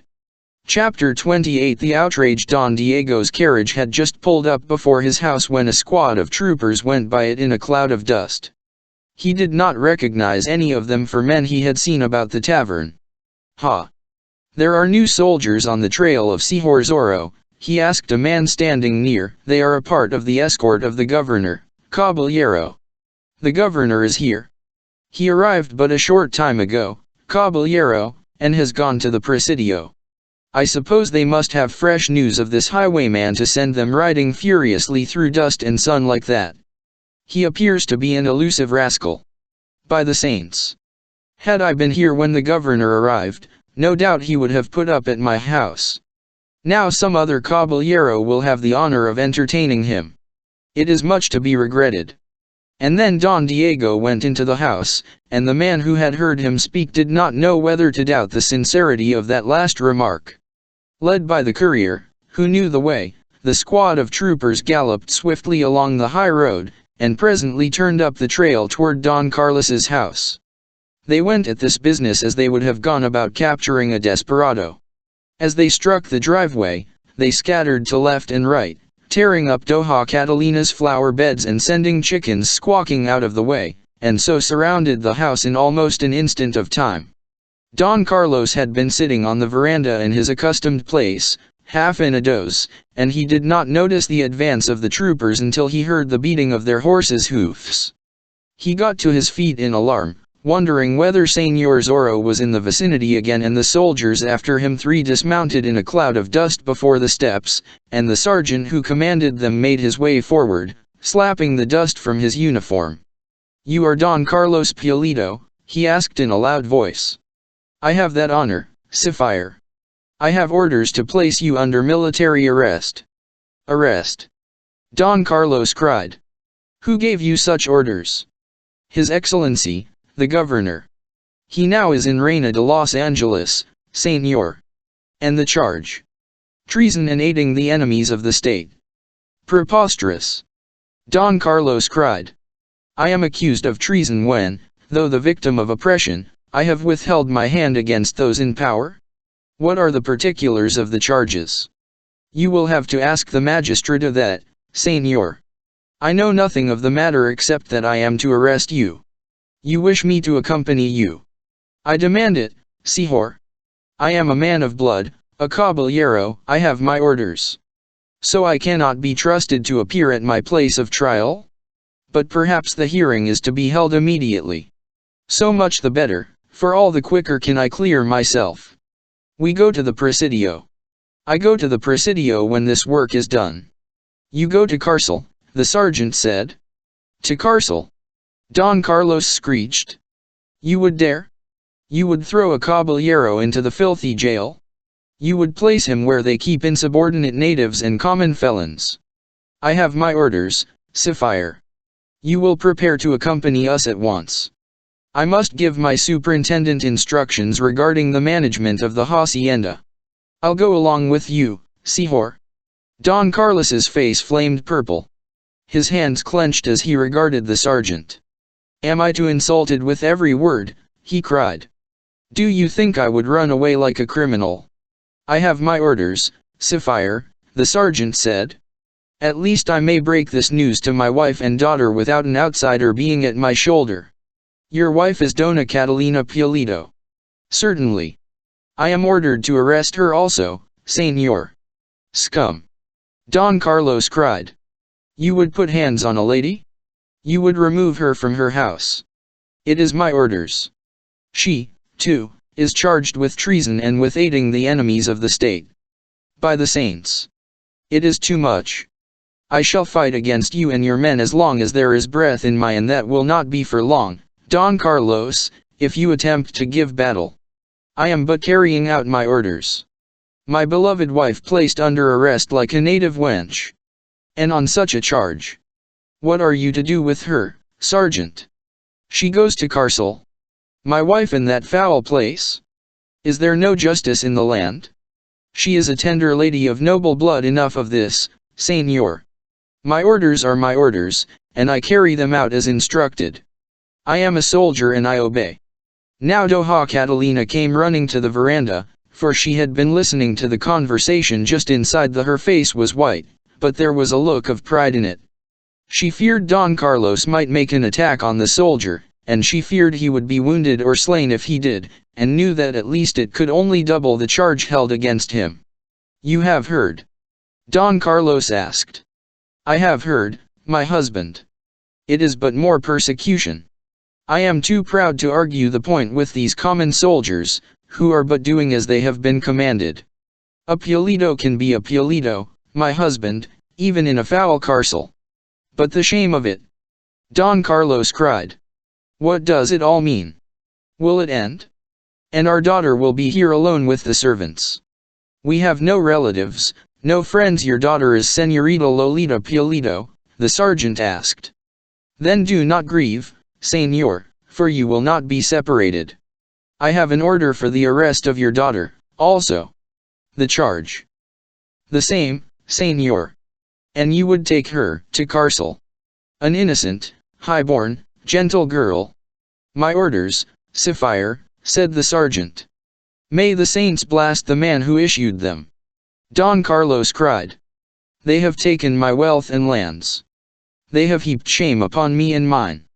But, thank the saints, they cannot break our pride. And then Don Carlos's head went erect, and his eyes flashed, and he took his wife by the arm and turned about to enter the house, with the sergeant at his heels. He broke the news to the Señorita Lolita, who stood as if stricken dumb for an instant, and then burst into a torrent of tears. And then the pride of the Pulidos came to her, and she dried her eyes, and curled her pretty lips with scorn at the big sergeant, and pulled aside her skirts when he stepped near. Servants brought the carreta before the door, and Don Carlos and his wife and daughter got into it, and the journey of shame to the pueblo began. Their hearts might be bursting with grief, but not one of the Pulidos showed it. Their heads were held high, They looked straight ahead, they pretended not to hear the low taunts of the soldiers. They passed others, who were crowded off the road by the troopers, and who looked with wonder at those in the carreta, but they did not speak. Some watched in sorrow, and some grinned at their plight, according to whether those who passed were of the governor's party or of the honest folk who abhorred injustice. And so, finally, they came to the edge of Reina de Los Angeles, and there they met fresh insult. For His Excellency had determined that the Pulidos should be humbled to the dust, and he had sent some of his troopers to spread news of what was being done, and to give coins to natives and peons if they would jeer the prisoners when they arrived. For the governor wished to teach a lesson that would prevent other noble families from turning against him, and wished it to appear that the Pulidos were hated by all classes alike. At the edge of the plaza they were met by the mob. There were cruel jeers and jests, some of which no innocent señorita should have heard. Don Carlos's face was red with wrath, and there were tears in Dona Catalina's eyes, and Señorita Lolita's lips were trembling, but they gave no other sign that they heard. The drive around the plaza to the carcel was made slow purposely. At the door of the inn there was a throng of rascals who had been drinking wine at the expense of the governor, and these added to the din. One man threw mud, and it splashed on Don Carlos's breast, but he refused to notice it. He had one arm around his wife, the other around his daughter, as if to give them what protection he could, and he was looking straight ahead. There were some men of BLCK-D who witnessed the scene, yet took no part in the tumult. Some of them were as old as Don Carlos, and this thing brought to their hearts fresh, yet passive, hatred of the governor. And some were young, with the blood running hot in their veins, and they looked upon the suffering face of Dona Catalina and imagined her their own mother, and upon the lovely face of the señorita and imagined her their sister or betrothed. And some of these men glanced at one another furtively, and though they did not speak they were wondering the same thing, whether Señor Zorro would hear of this, and whether he would send word around for the members of the new league to gather. The carreta stopped before the carcel finally, the mob of jeering natives and peons surrounding it. The soldiers made some pretense of holding them back, and the sergeant dismounted and forced Don Carlos and his wife and daughter to step to the ground. Uncouth and intoxicated men jostled them as they walked up the steps to the door. More mud was thrown, and some of it spattered upon Dona Catalina's gown. But if the mob expected an outburst on the part of the aged caballero, it was disappointed. Don Carlos held his head high, ignoring those who were striving to torment him, and so led his ladies to the door. The sergeant beat against it with the heavy hilt of his sword. An aperture was opened, and in it appeared the evil, grinning face of the jailer. "Have we here?" he demanded. "3 prisoners charged with treason," the sergeant replied. The door was thrown open. There came a last burst of jeers from the mob, and then the prisoners were inside, and the door had been closed and bolted again. The jailer led the way along an evil-smelling hall and threw open another door. "In with you," he directed. The 3 prisoners were thrust inside, and this door was closed and barred. They blinked their eyes in the semi-gloom. Gradually they made out 2 windows, some benches, some human derelicts sprawled against the walls. They had not even been given the courtesy of a clean, private room. Don Carlos and his wife and daughter had been thrust in with the scum of the pueblo, with drunkards, and thieves and dishonored women and insulting natives. They sat down on a bench in one corner of the room, as far from the others as possible. And then Doña Catalina and her daughter gave way to tears, and tears streamed down the face of the aged Don as he tried to comfort them. "I would to the saints that Don Diego Vega were only my son-in-law now," the Don breathed. His daughter pressed his arm. "Perhaps my father, a friend, will come," she whispered. "Perhaps the evil man who caused this suffering will be punished." For it seemed to the señorita that a vision of Sapphire Zorro had appeared before her, and she had great faith in the man to whom she had given her love. Chapter 29 Don Diego feels 111. 1 hour after Don Carlos Pulido and his ladies had been incarcerated in the carcel, Don Diego Vega, dressed most fastidiously, made his way slowly on foot up the slope to the presidio to make his call on His Excellency, the governor. He walked with swinging stride, gazing both to right and left as if at the hills in the distance, and once he stopped to observe a blossom that bloomed beside the path. His rapier was at his side, his most fashionable one with its jeweled hilt, and in his right hand he carried a handkerchief of flimsy lace, which he wafted this way and that like a dandy, and now and then touched it to the tip of his nose. He bowed ceremoniously to 2 or 3 caballeros who passed him, but spoke to none beyond the necessary words of greeting, and they did not seek conversation with him. For, that they had thought Don Diego Vega was courting the daughter of Don Carlos, they wondered how he would take the matter of her imprisonment along with her father and mother. They did not care to discuss the matter, for their own feelings were high, and they feared they might be betrayed into utterances that might be termed treasonable. Don Diego came to the front door of the Presidio, and the sergeant in charge called the soldiers to attention, giving Vega the salute due his station in life. Don Diego answered it with a wave of his hand and a smile, and went on to the commandante's office, where the governor was receiving such caballeros as cared to call and express their loyalty. He greeted His Excellency with carefully chosen words, bowed over his hand, and then took the chair the governor was kind enough to indicate. Don Diego Vega, the governor said, I am doubly glad that you have called upon me today, for in these times a man who holds high office would know his friends. I should have called sooner, but I was away from my house at the time you arrived, Don Diego said.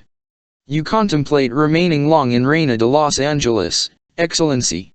Until this highwayman, known as ZORRO, is either slain or taken, the governor said. By the saints! Am I never to hear the last of that rogue? Don Diego cried. I have heard of nothing else for these many days. I go to spend an evening with a fray, and in comes a crowd of soldiers chasing this Señor Zorro. I repair to the hacienda of my father to get me peace and quiet, and along comes a crowd of caballeros seeking news of Señor Zorro. These be turbulent times. A man whose nature inclines him to music and the poets has no right to exist in the present age. It desolates me that you have been annoyed, the governor said, laughing. But I hope to have the fellow soon, and so put an end to that particular annoyance. Captain Ramon has sent for his big sergeant and his troopers to return. I brought an escort of 20. And so we have ample men to run down this curse of Capistrano when next he makes his appearance. Let us hope it will end as it should, said Don Diego.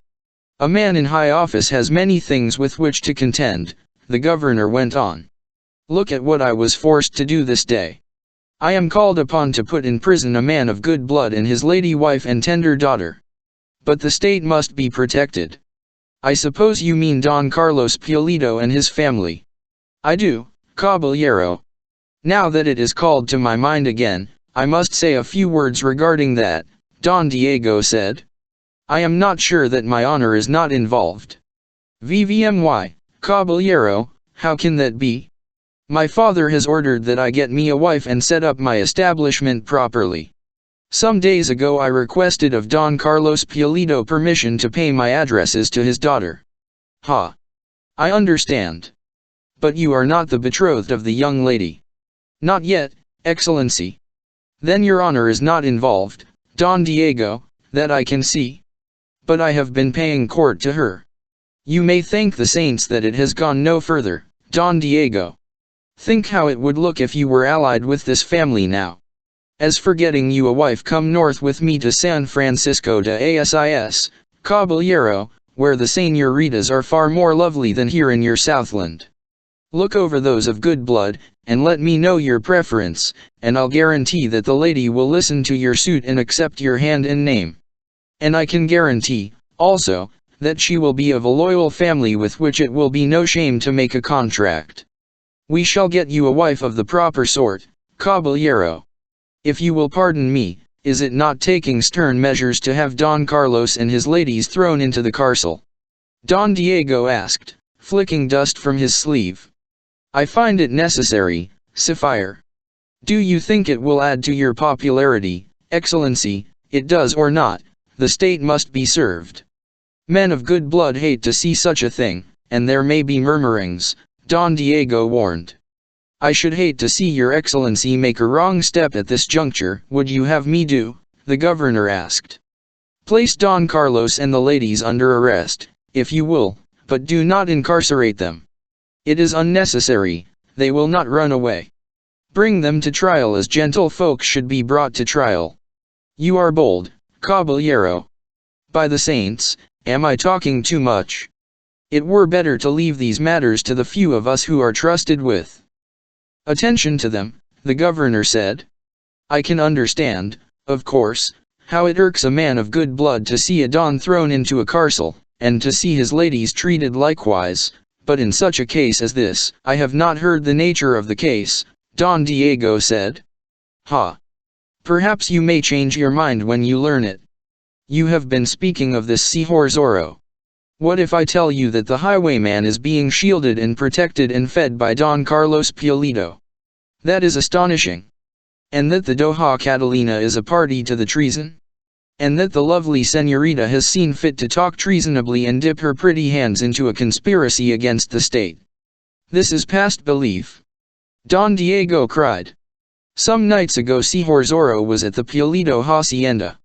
Warning was fetched the commandante by a native who is loyal. Don Carlos aided the bandit in tricking the soldiers, hid him in a closet, and when Captain Ramsixen was there alone, this highwayman stepped from the closet and attacked him treacherously and wounded him.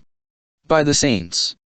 And while you were gone and the Pulidos were your house guests, Señor Zorro was in your house, speaking to the señorita, when the commandante walked in upon them. And the señorita grasped Captain Ramsixen by the arm and annoyed him until this Señor Zorro had made good his escape. It is past comprehension. Don Diego exclaimed. Captain Ramon has placed before me 100 such items of suspicion. Can you wonder now that I had them placed in carcel? Did I merely have them put under arrest, this Señor Zorro would combine forces with them and aid them to escape. And your intentions, Excellency? I shall keep them in carcel while my troopers run down this highwayman.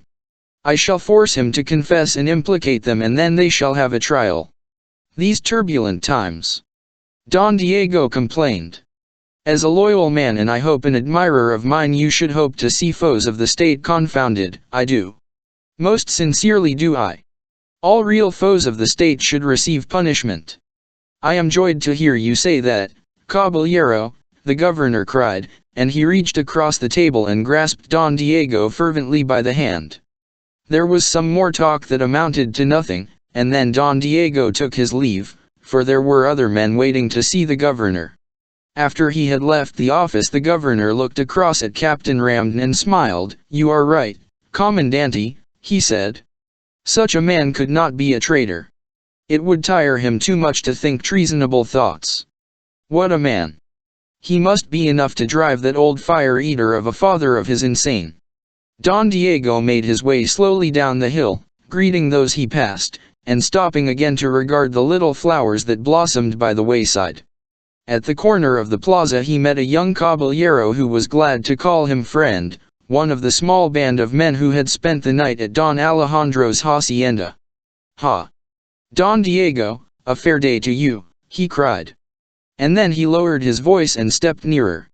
Has, by any chance, the man we call leader of our League of Avengers, sent you a message this day? By the bright blue sky, no. Don Diego said. Why should the man? This Pulido business. It seems an outrage. Some of us have been wondering whether our leader does not intend to take a hand in it. We have been anticipating a message. By the saints. Oh, I trust not, Don Diego said. I could not endure an adventure of any sort tonight. My head aches, and I fear I am going to have a fever. I shall have to see an apothecary about it. There are shiverings up and down my spine, also.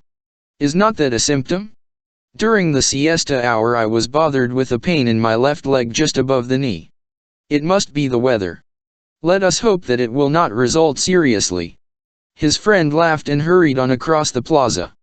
Chapter 30 The Sign of the Fox. An hour after dusk that night a native sought out one of the caballeros with the intelligence that a gentleman wished to speak to him immediately, and that this gentleman was evidently wealthy since he had given the native a coin for carrying the message. when he might just as well have given nothing more than a cuff alongside the head, also that the mysterious gentleman would be waiting along the path that ran toward the San Gabriel trail, and to be sure that the caballero would come, he had bade the native say that there was a fox in the neighborhood. A fox. Zorro fox. The caballero thought, and then he ruined the native forever by giving him another coin. He went to the rendezvous immediately, and there he found Señor Zorro sitting his big horse, his face masked, the cloak wrapped around his body. "You will pass the word, caballero," Señor Zorro said. "I would have all men who are loyal and wish to do so, meet at midnight in the little valley beyond the hill. You know the place?" I shall be waiting." Then Señor Zorro wheeled his horse and dashed away in the darkness, and the caballero went back to the pueblo and passed the word to those men he knew could be depended upon, and urged upon them that they pass it to others of the league. One went to Don Diego's house, but was told by the despensero that Don Diego had complained of a fever and had retired to his chamber, and had left word that he would flay alive any servant who dared enter the room unless he called. Near the hour of midnight the caballeros began slipping from the pueblo one at a time, each upon the back of his best horse, and each armed with sword and pistol. Each man had a mask that could be put over his features instantly, for that had been decided upon at Don Alexandra's hacienda, among other things. The pueblo was in darkness, save that there were lights in the tavern, where some of His Excellency's escort made merry with the local troopers. For Sergeant Pedro Gonzalez had returned with his men just before nightfall, glad to back from a fruitless chase and hoping that the next scent would be warmer. Those in the tavern had gone down the hill from the Presidio, some leaving their horses there without saddles or bridles on, and they had no thought of an encounter with Señor Zorro this night. The fat landlord was kept busy, for the soldiers from the north had coins in their purses and were willing to spend them. Sergeant Gonzalez, holding the attention of the company as usual, was detailing at length what he would do to this Sapphire Zorro if the saints were kind enough to let them meet and grant him his blade in his hand. There were lights in the big lounging room of the Presidio, too, for few of the soldiers had retired. And there were lights in the house where His Excellency was a guest, but the remainder of the pueblo was in darkness, and the people slept. In the carcel there was no light at all except one candle burning in the office, where a sleepy man was on guard.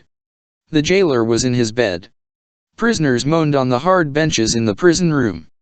Don Carlos Pulido stood before a window, looking up at the stars, and his wife and daughter huddled on a bench beside him, unable to sleep in such surroundings. The caballeros found Señor Zorro waiting for them as he had said he would be, but he remained aloof, speaking scarcely a word, until all were present. "Are all here?" he asked then. "All except Don Diego Vega," one replied. "He is ill with a fever, señor." And all the caballeros chuckled, for they had an idea the fever was caused by cowardice. "I take it that you know something of what is in my mind," Señor Zorro said. "We know what has happened to Don Carlos Pulido and the ladies of his family. We know they are innocent of any treason, and were they not, they should not have been taken to carcel and incarcerated with common felons and drunkards. Think of those gentle ladies in such surroundings. Think of it because Don Carlos has the ill will of the governor. Is it the sense of the League that something be done in this matter? If it is not, then will I do something by myself."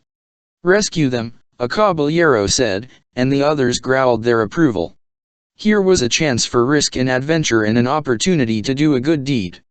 "We must enter the pueblo quietly," Señor Zorro said. "There is no moon, and we will not be observed if we use caution. We shall approach the carcel from the south. Each man will have his task to do. Some will surround the building to give notice if any approach it. Others must be ready to off the soldiers, if they respond to an alarm. Others will effect an entrance to the carcel with me and rescue the prisoners." "It is an excellent plan," one said. "That is but a small part of it. Don Carlos is a proud man and, if given time for reflection, may refuse to be rescued. We cannot allow that. Certain ones will seize him and take him from the place. Others will attend to the Dona Catalina. I will undertake to care for the señorita. Now we have them free. And then what? He heard murmurs, but no distinct reply, and so he continued to outline the plan. "All will ride to the highway just below this place," he said. "At that point we shall scatter.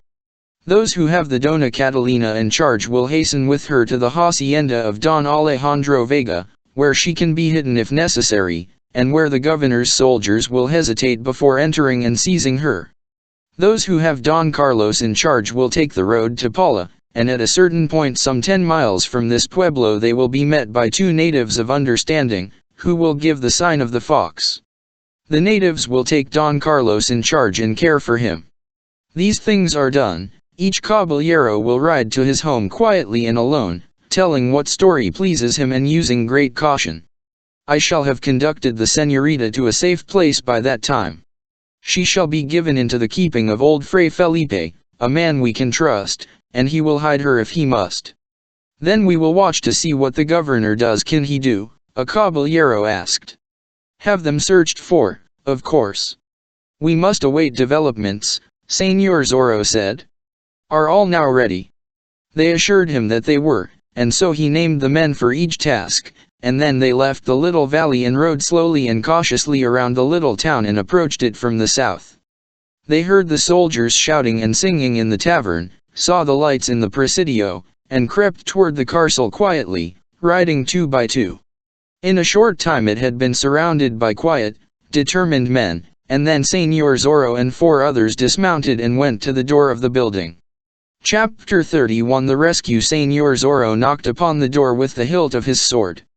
They heard a man gasp inside, presently heard his steps on the stone flooring, and after a little time light showed through the cracks, and the aperture was opened, and the sleepy face of the guard appeared. "Is wanted?" he asked. Señor Zorro thrust the muzzle of his pistol through the aperture and into the man's face, and in such fashion that the little door could not be closed. "Open, if you value your life. Open and make not the slightest sound," Señor Zorro commanded. "What is this?" "Señor Zorro is talking to you." "By the saints, open, fool, or you die instantly." "I'll open the door." "Do not shoot, good Señor Zorro. I am only a poor guard and not a fighting man. I pray you do not shoot. Open quickly. As soon as I can fit key to lock, good Señor Zorro." They heard him rattling the keys. Presently one was turned in the lock, and the heavy door was thrown open. Señor Zorro and his 4 companions rushed inside and slammed and fastened the door again. The guard found the muzzle of a pistol pressed against the side of his head, and would have knelt before these 5 masked and terrible men, only one of them caught him by the hair and held him up. "Sleeps the keeper of this infernal hole?" Señor Zorro demanded. "In yonder room, Señor." "And where have you put Don Carlos Piolito and his ladies?" "In the common prison room, Señor." Señor Zorro motioned to the others, strode across the room, and threw open the door to the jailer's chamber. The man already was sitting up in bed, having heard the sounds in the other room, and he blinked in fright when he beheld the highwayman by the light of the candle. "Do not make a move, Señor," Zorro warned. "One screech, and you are a dead man. Señor Zorro confronts you. May the saints preserve me are the keys to the prison rooms. On that table, Señor." Señor Zorro picked them up and then whirled upon the jailer again and rushed toward him. "Lie down," he commanded. "On your face, scoundrel." Señor Zorro tore strips from a blanket and bound the jailer's hands and feet, and made a gag which he affixed. "To escape death," he said then, "it is necessary for you to remain exactly as you are now, without making a sound, for some time after we have left the castle. I shall leave it to your own judgment to decide the length of time." Then he hurried back into the main office, beckoned the others, and led the way down the evil-smelling hall. "Which door?" he asked of the guard. "The second one, Señor." They hurried to it, and Señor Zorro unlocked it and threw it open. He forced the guard to hold a candle high above his head. A gasp of pity came from beneath the highwayman's mask. He saw the aged Don standing by the window, saw the 2 women crouched on the bench, saw the vile companions they had in this miserable place. "Now may heaven forgive the governor," he cried. Señorita Lolita looked up in alarm, and then gave a glad cry. Don Carlos whirled at the highwayman's words.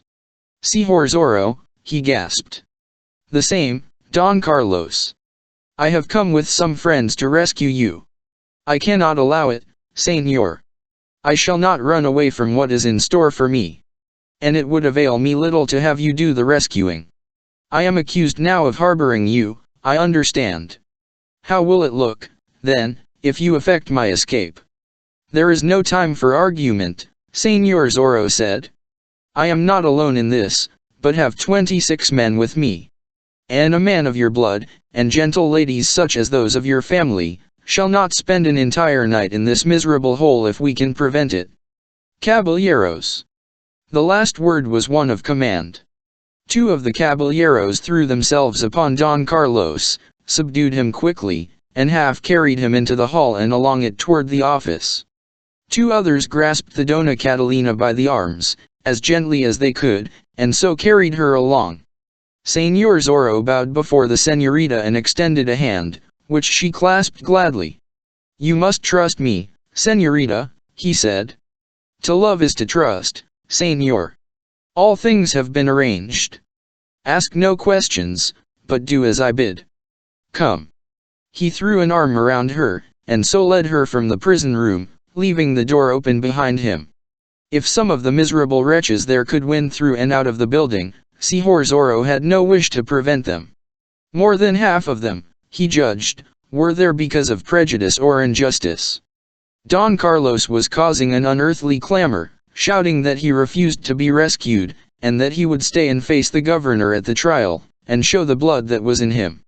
Dona Catalina was whimpering a bit because of fright, but made no resistance.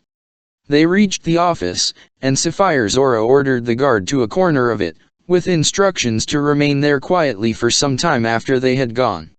And then one of the caballeros threw open the outside door. There was a tumult outside at that moment.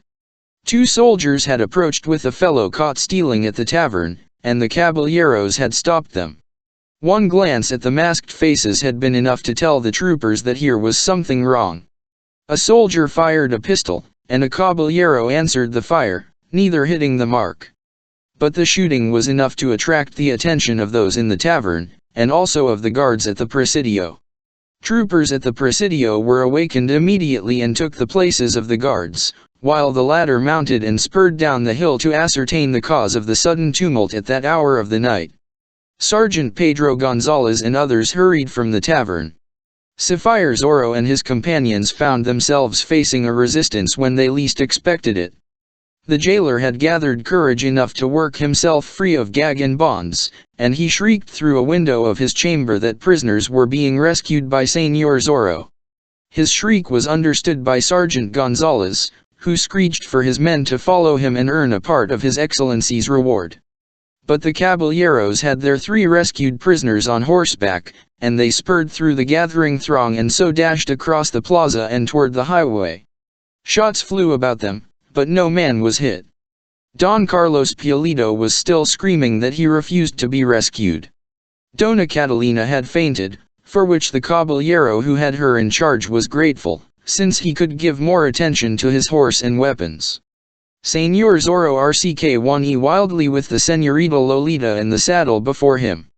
He spurred his magnificent horse ahead of all the others, and so led the way to the high road. And when he had reached it, he pulled up his mount and watched the others come galloping to the spot, to ascertain whether there had been casualties. "Carry out your orders, caballeros," he commanded, when he saw that all had won through safely. And so the band was broken into 3 detachments. One rushed along the Paula road with Don Carlos. Another took the highway that would lead them to the hacienda of Don Alejandro. Señor Zorro, riding without any of his comrades at his side, galloped toward Fray Felipe's place, the señorita's arms clasped tightly about his neck, and the señorita's voice in his ear. "I knew that you would come for me, señor," she said. "I knew you were a true man, and would not see me and my parents remain in that miserable place." Señor Zorro did not answer her with words, for it was not a time for speech with his enemies so close at his heels, but his arm pressed the señorita closer to him. He had reached the crest of the first hill, and now he stopped the horse to listen for sounds of pursuit, and to watch the flickering lights far behind. For there was a multitude of lights in the plaza now, and in all the houses, for the pueblo had been aroused. The Presidio building was ablaze with light, and he could hear a trumpet being blown, and knew that every available trooper would be sent on the chase. The sound of galloping horses came to his ears. The troopers knew in what direction the rescuers had traveled, and the pursuit would be swift and relentless, with His Excellency on the scene to offer fabulous rewards and urge on his men with promises of good posts and promotion. But one thing pleased Señor Zorro as his horse galloped down the dusty highway and the señorita clung to him and the keen wind cut into his face. He knew that the pursuit would have to be divided into 3 parties. He pressed the señorita to him again, put spurs to his horse, and rode furiously through the night. Chapter 32 Close quarters. Over the hills peeped the moon. Señor Zorro would have had the sky heavy with clouds this night and the moon obscured, could he have had things his own way, for now he was riding along the upper trail, and his pursuers were close behind and could see him against the brightening sky. The horses ridden by the troopers were fresh, too, and the most of those belonging to the men of His Excellency's escort were magnificent beasts, as swift as any in the country and able to endure many miles of travel at a terrific pace. But now the highwayman thought only of getting all the speed possible out of his own mount and of making as great as he could the distance between himself and those who followed, for at the end of his journey he would need quite a little time, if he was to accomplish what he had set out to do. He bent low over the señorita and felt his horse with the reins, making himself almost a part of the animal he rode, as any good horseman can. He reached the crest of another hill and glanced back before he began the descent into the valley. He could see the foremost of his pursuers. Had Señor Zorro been alone, no doubt the situation would have caused him no uneasiness, for many times he had been in a position more difficult and had escaped. But the señorita was on the saddle him now, and he wanted to get her to a place of safety. Not only she was the señorita and the woman he loved, but also because he was not the sort of man to let a prisoner he had rescued recaptured. Such an event, he felt, would be a reflection on his skill and daring. Mile after mile he rode, the señorita clinging to him, and neither speaking a word. Señor Zorro knew that he had gained some on those who followed, but not enough to suit his purpose. Now he urged his horse to greater effort, and they flew along the dusty highway, past haciendas where the hounds barked in sudden alarm, past the huts of natives where the clamor of beating hoofs on the hard road caused bronze men and women to tumble from their bunks and rush to their doors. Once he charged through a flock of sheep that were being driven to Reina de Los Angeles and the market there, and scattered them to either side of the road, leaving cursing herders behind him. The herders gathered the flock again, just in time to have the pursuing soldiers scatter it once more. On and on he rode, until he could see, far ahead, the mission buildings at San Gabriel glistening in the moonlight. He came to a fork in the road and took the trail that ran to the right, toward the hacienda of Fray Felipe. Señor Zorro was a reader of men, and he was trusting to his judgment tonight. He had known that the señorita Lolita would have to be left either where there were women or else where there was a robed Franciscan to stand guard over her, for Señor Zorro was determined to protect his lady's name. And so he was pinning his faith to old Fray Felipe. Now the horse was galloping over softer ground, and was not making such speed. Señor Zorro had little hope that the troopers would turn into the San Gabriel road when they arrived at the fork, as they might have done had it not been moonlight and they had been unable to catch sight now and then of the man they pursued. He was within a mile of Fray Felipe's hacienda now, and once more he gave his horse the spurs in an effort to obtain greater speed. "I shall have scant time, señorita," he said, bending over her and speaking into her ear. "Everything may depend upon whether I have been able to judge a man correctly. I ask only that you trust me. You know that I do that, señor.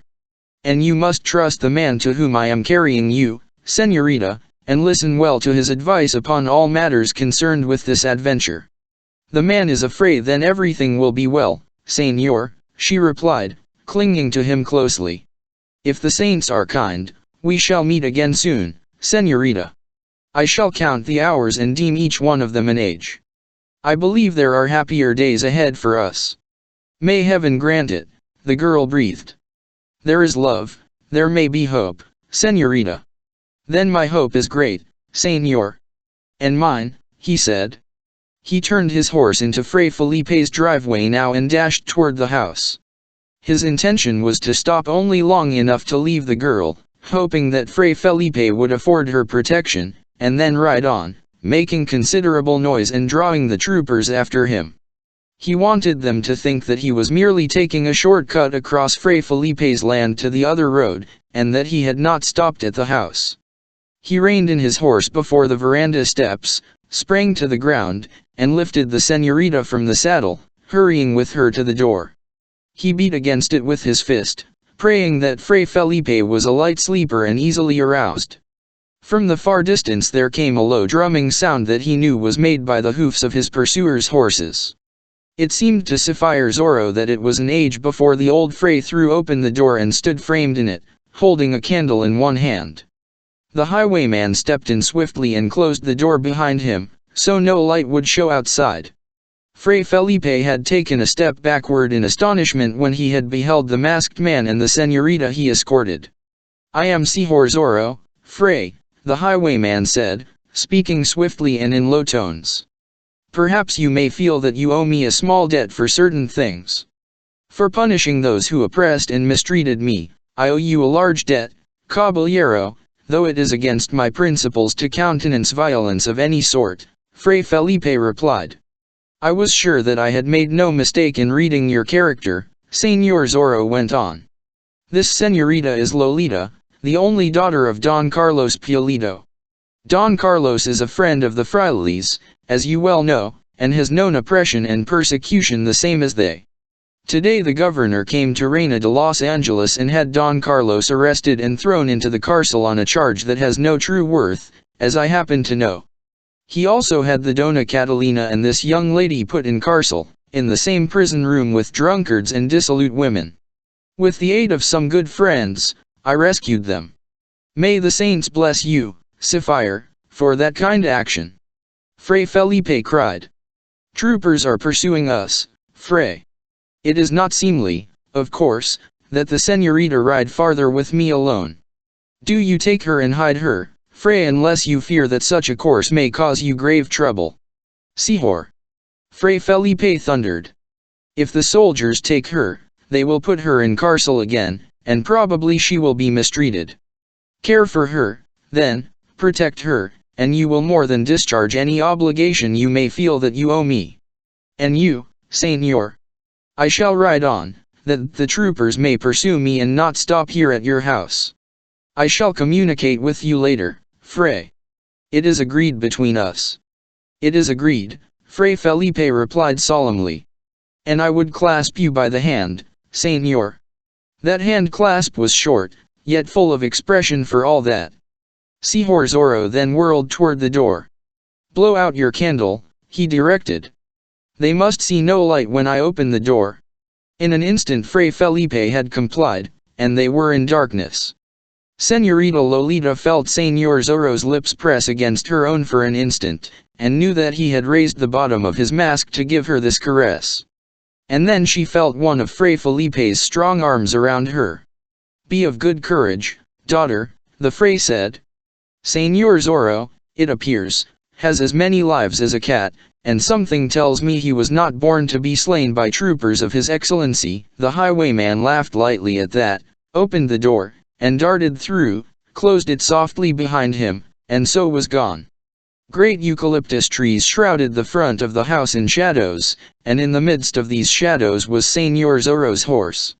He noticed, as he ran toward the beast, that the soldiers were galloping down the driveway, that they were much nearer than he had expected to find them when he emerged from the house. He ran quickly toward his mount, tripped on a stone, and fell, and frightened the animal so that it reared and darted half a dozen paces away, and into the full moonlight. The foremost of his pursuers shouted when he saw the horse, and dashed toward it. Señor Zorro picked himself up, gave a quick spring, caught the reins from the ground, and vaulted into the saddle. But they were upon him now, surrounding him, their blades flashing in the moonlight. he heard the raucous voice of Sergeant Gonzalez ordering the men. "Alive, if you can, soldiers. His Excellency would see the rogue suffer for his crimes. At him, troopers. By the saints." Señor Zorro parried a stroke with difficulty and found himself unhorsed. On foot he fought his way back into the shadows, and the troopers charged after him. With his back to the bole of a tree, Señor Zorro fought them off. 3 sprang from their saddles to rush in at him. He darted from the tree to another, but could not reach his horse. But one belonging to a dismounted trooper was near him, and he vaulted into the saddle and dashed down the slope toward the barns and corral. After the rogue, he heard Sergeant Gonzalez shouting, "His Excellency will have us flayed alive if this pretty highwayman escapes us now." They charged after him, eager to win promotion and the reward. But Señor Zorro had some sort of a start of them, enough to enable him to play a trick. As he came into the shadow cast by a big barn, he slipped from the saddle, at the same time giving the horse he rode a cut with his rowels. The animal plunged ahead, snorting with pain and fright, running swiftly through the darkness toward the corral below. The soldiers dashed by in pursuit. Señor Zorro waited until they were past and then he ran rapidly up the hill again. But he saw that some of the troopers had remained behind to guard the house, evidently with the intention of searching it later, and so he found he could not reach his horse. And once more there rang out that peculiar cry, half shriek, and half moan, with which Señor Zorro had startled those at the hacienda of Don Carlos Pulido. His horse raised its head, whinnied once in answer to his call, and galloped toward him. Señor Zorro was in the saddle in an instant, spurring across a field directly in front of him. His horse went over a stone fence as if it had not been in the way. And after him speedily came a part of the troopers. They had discovered the trick he had used. They charged at him from both sides, met behind him, followed, and strained to cut down his lead.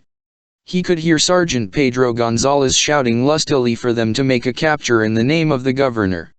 He hoped that he had drawn them all away from Fray Felipe's house, but he was not sure, and the thing that demanded his attention the most now was the matter of his own escape.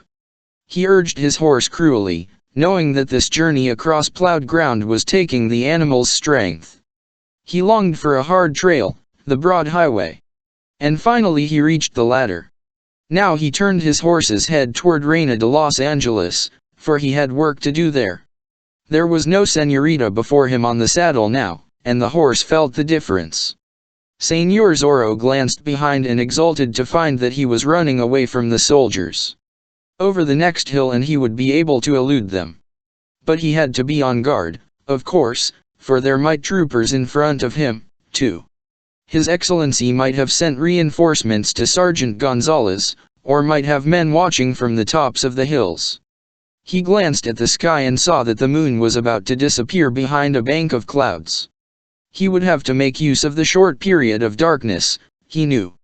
Down into the little valley he rode, and looked back to find that his pursuers were only at the crest of the hill. Then came the darkness, and at the proper time.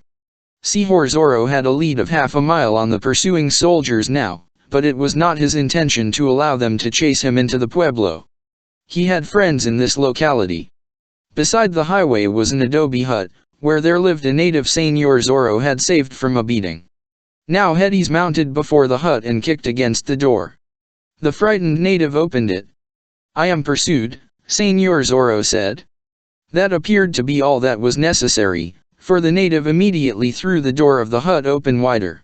Señor Zorro led his horse inside, almost filling the crude building, and the was hastily shut again.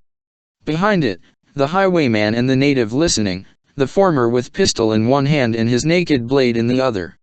Chapter 33 Flight and Pursuit. That the determined pursuit of Señor Zorro and his band of caballeros from the cárcel had been taken up so quickly was due to Sergeant Pedro Gonzalez.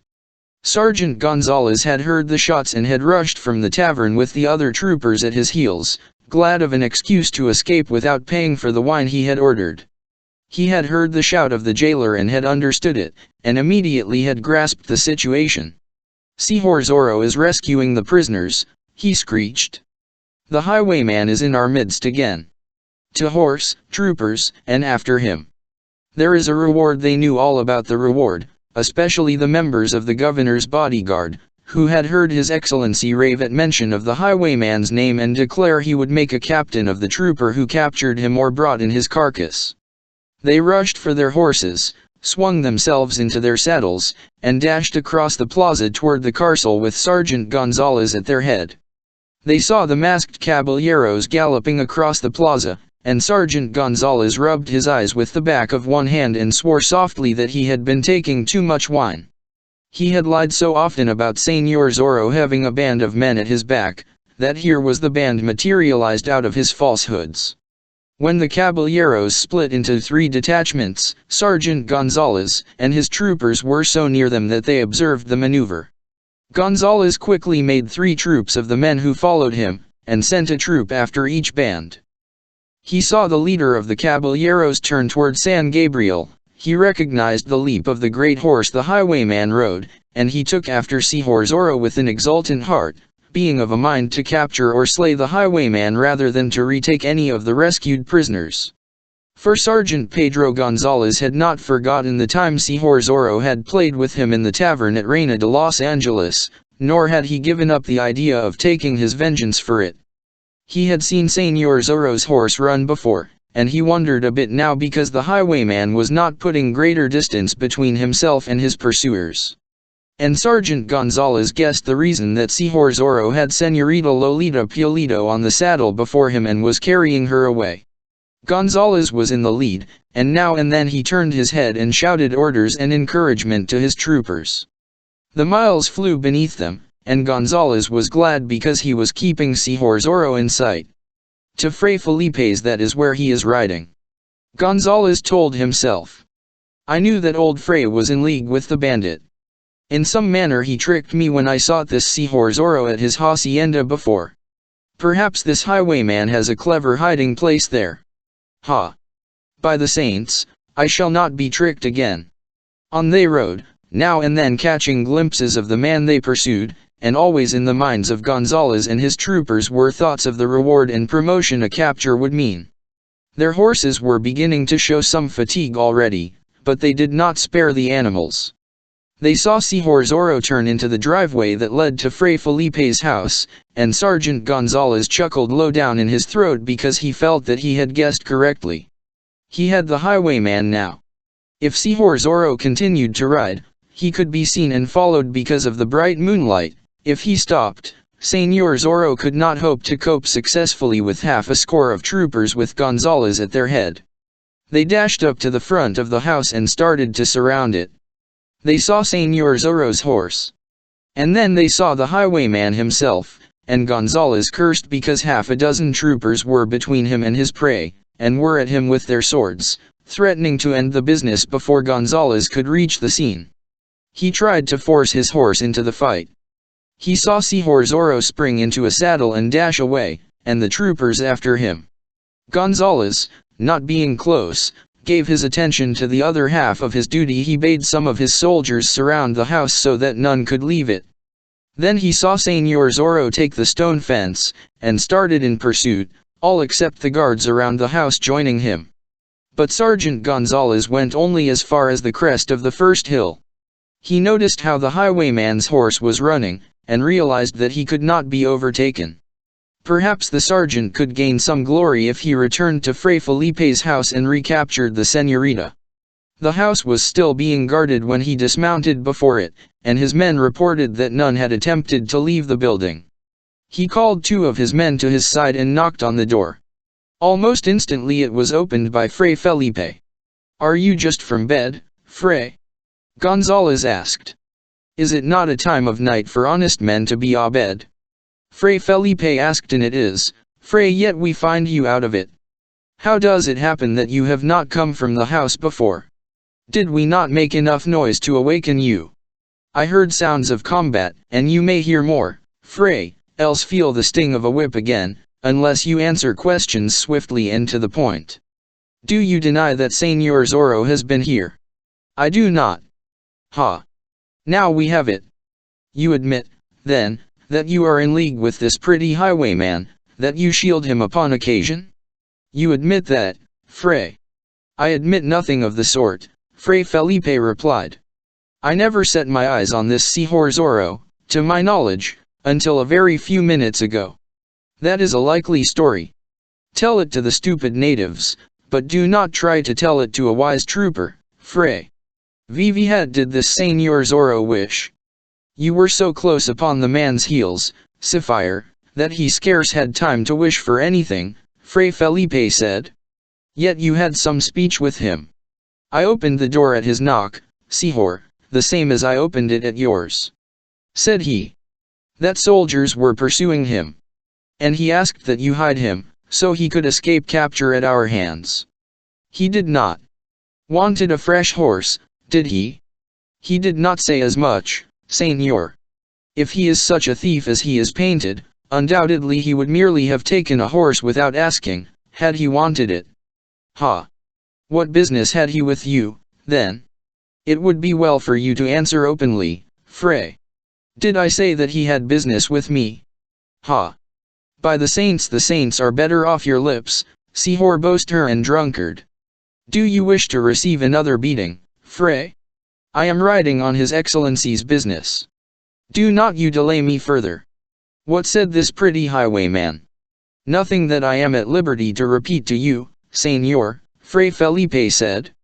Sergeant Gonzalez pushed him aside roughly and entered the living room, and his two troopers followed at his heels.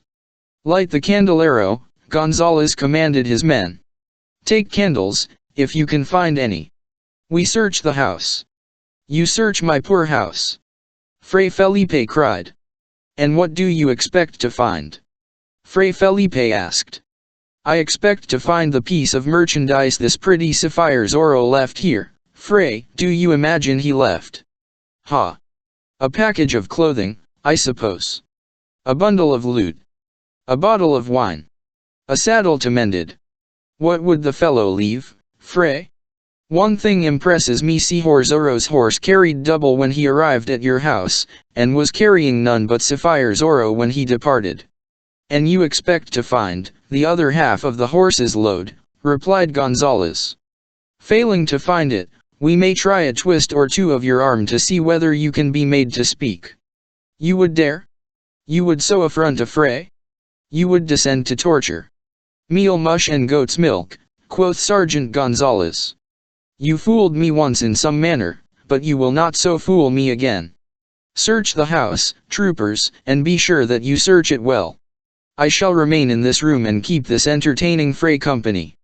I shall endeavor to discover what his sensations were while he was being whipped for swindling. Coward and brute! Fray Felipe thundered. There may come a day when persecution shall cease. Meal mush and goat's milk, this disorder ends and honest men be given their just dues. Fray Felipe cried. When those who have founded a rich empire here shall receive the true fruits of their labor and daring instead of having them stolen by dishonest politicians and men who stand in their favor.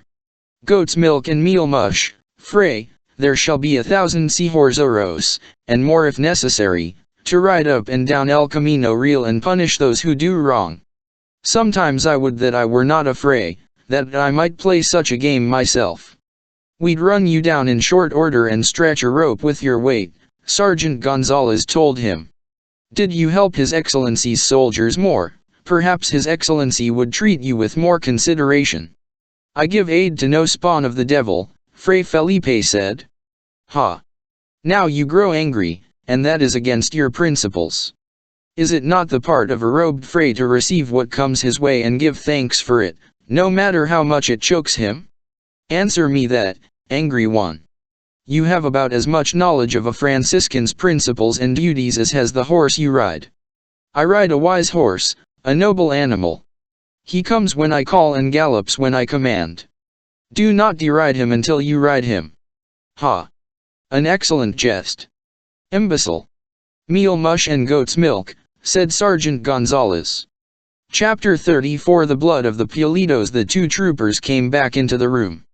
They had searched the house well, they reported, invading every corner of it, and no trace had been found of any person other than Fray Felipe's native servants, all of whom were too terrified to utter a falsehood, and had said they had seen nobody around the place who did not belong there. Ha! Hidden away well, no doubt. Gonzalez said. Fray, what is that in the corner of the room? Bales of hides, Fray Felipe replied. I have been noticing it from time to time. The dealer from San Gabriel must have right when he said the hides he purchased of you were not properly cured are those. I think you will find them so. Then why did they move? Sergeant Gonzalez asked. The corner of a bale move. Soldiers, search there. Fray Felipe sprang to his feet. 3 times I saw. Enough of this nonsense, he cried. You have searched and found nothing. Search the barns next and then go. At least let me be master in my own house. You have disturbed my rest enough as it is. You will take a solemn oath, Fray, that there is nothing alive behind those bales of hides. Fray Felipe hesitated, and Sergeant Gonzalez grinned. Not ready to forswear yourself, the sergeant asked. I had a thought you would hesitate at that, my robed Franciscan. Soldiers, search the bales. The 2 men started toward the corner. But they had not covered 1/2 the distance when Señorita Lolita Pulido stood up behind the bales of hides and faced them. Ha! Unearthed at last. Gonzalez cried. Here is the package ZORRO left in the Fray's keeping. And a pretty package it is. Back to Carcel she goes, and this escape will but make her final sentence the greater. But there was Pulido blood in the señorita's veins, and Gonzalez had not taken that into account. Now the señorita stepped to the end of the pile of hides, so that light from the candelero struck full upon her. One moment, señors, she said. One hand came from behind her back, and in it she held a long, keen knife such as sheepskinners used. She put the point of the knife against her breast, and regarded them bravely. Señorita Lolita Pulido does not return to the foul Carcel now or at any time, señors, she said. Rather would she plunge this knife into her heart, and so die as a woman of good blood should. If His Excellency wishes for a dead prisoner, he may have one. Sergeant Gonzalez uttered an exclamation of annoyance. He did not doubt that the señorita would do as she had threatened, if the men made an attempt to seize her. And while he might have ordered the attempt in the case of an ordinary prisoner, he did not feel sure that the governor would say he had done right if he ordered it now. After all, Señorita Pulido was the daughter of a Don, and her self-inflicted death might cause trouble for His Excellency. It might prove the spark to the powder magazine. Señorita, the person who takes his or her own life risks eternal damnation, the sergeant said. Ask this Fray if it is not so. You are only under arrest, not convicted and sentenced. If you are innocent, no doubt you soon will be set at liberty. It is no time for lying speeches, Señor, the girl replied. I realize the circumstances only too well. I have said that I will not return to Carcel, and I meant it and mean it now. One step toward me, and I take my own life. Señorita Fray Felipe began. It is useless for you to attempt to prevent me, good Fray, she interrupted. I have pride left me, thank the saints. His Excellency gets only my dead body, if he gets me at all. Here is a pretty mess, Sergeant Gonzalez exclaimed. I suppose there is nothing for us to do except retire and leave the señorita to her freedom. Ah, no, señor, she cried quickly. You are clever, but not clever enough by far. You would retire and continue to have your men surround the house. You would watch for an opportunity, and then seize me. Gonzalez growled low in his throat, for that had been his intention, and the girl had read it. I shall be the one to leave, she said. Walk backward, and stand against the wall, señors. Do it immediately, or I plunge this knife into my bosom. They could do nothing except obey. The soldiers looked to the sergeant for instructions, and the sergeant was afraid to risk the señorita's death, knowing it would call down upon his head the wrath of the governor, who would say that he had bungled. Perhaps, after all, it would be better to let the girl leave the house. She might be captured afterward, for surely a girl could not escape the troopers. She watched them closely as she darted across the room to the door. The knife was still held at her breast. Fray Felipe, you wish to go with me, she asked. You may be punished if you remain. Yet I must remain, señorita. I could not run away. May the saints protect you. She faced Gonzalez and the soldiers once more. I am going through this door, she said. You will remain in this room. There are troopers outside, of course, and they will try to stop me. I shall tell them that I have your permission to leave. If they call and ask you, you are to say that it is so. And if I do not, then I use the knife, Sapphire. She opened the door, turned her head for an instant and glanced out. I trust that your horse is an excellent one, Señor, for I intend to use it, she told the sergeant. She darted suddenly through the door, and slammed it shut behind her. After her, Gonzalez cried. I looked into her eyes. She will not use the knife, she fears it. He hurled himself across the room, the two soldiers with him. But Fray Felipe had been passive long enough. He went into action now. He did not stop to consider the consequences. He threw out one leg, and tripped Sergeant Gonzalez. The two troopers crashed into him, and all went to the floor in a tangle. Fray Felipe had gained some time for her, and it had been enough. For the señorita had rushed to the horse and had jumped into the saddle. She could ride like a native. Her tiny feet did not reach halfway to the sergeant's stirrups, but she thought nothing of that. She wheeled the horse's head, kicked at his sides as a trooper rushed around the corner of the house.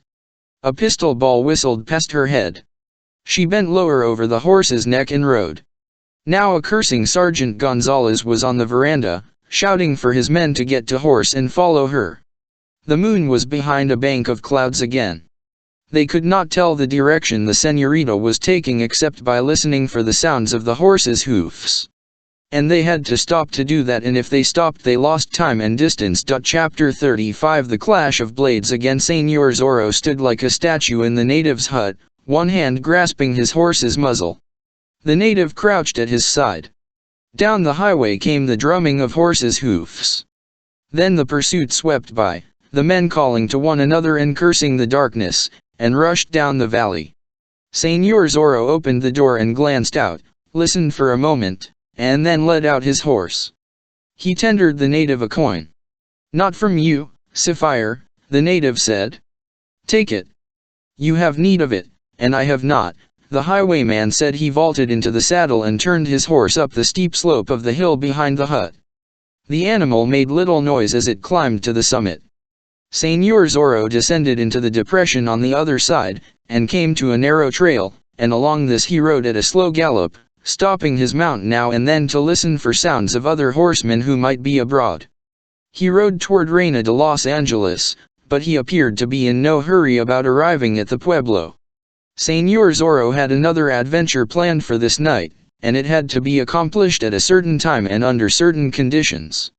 It was 2 hours later when he came to the crest of the hill above the town. He sat quietly in the saddle for some time, regarding the scene.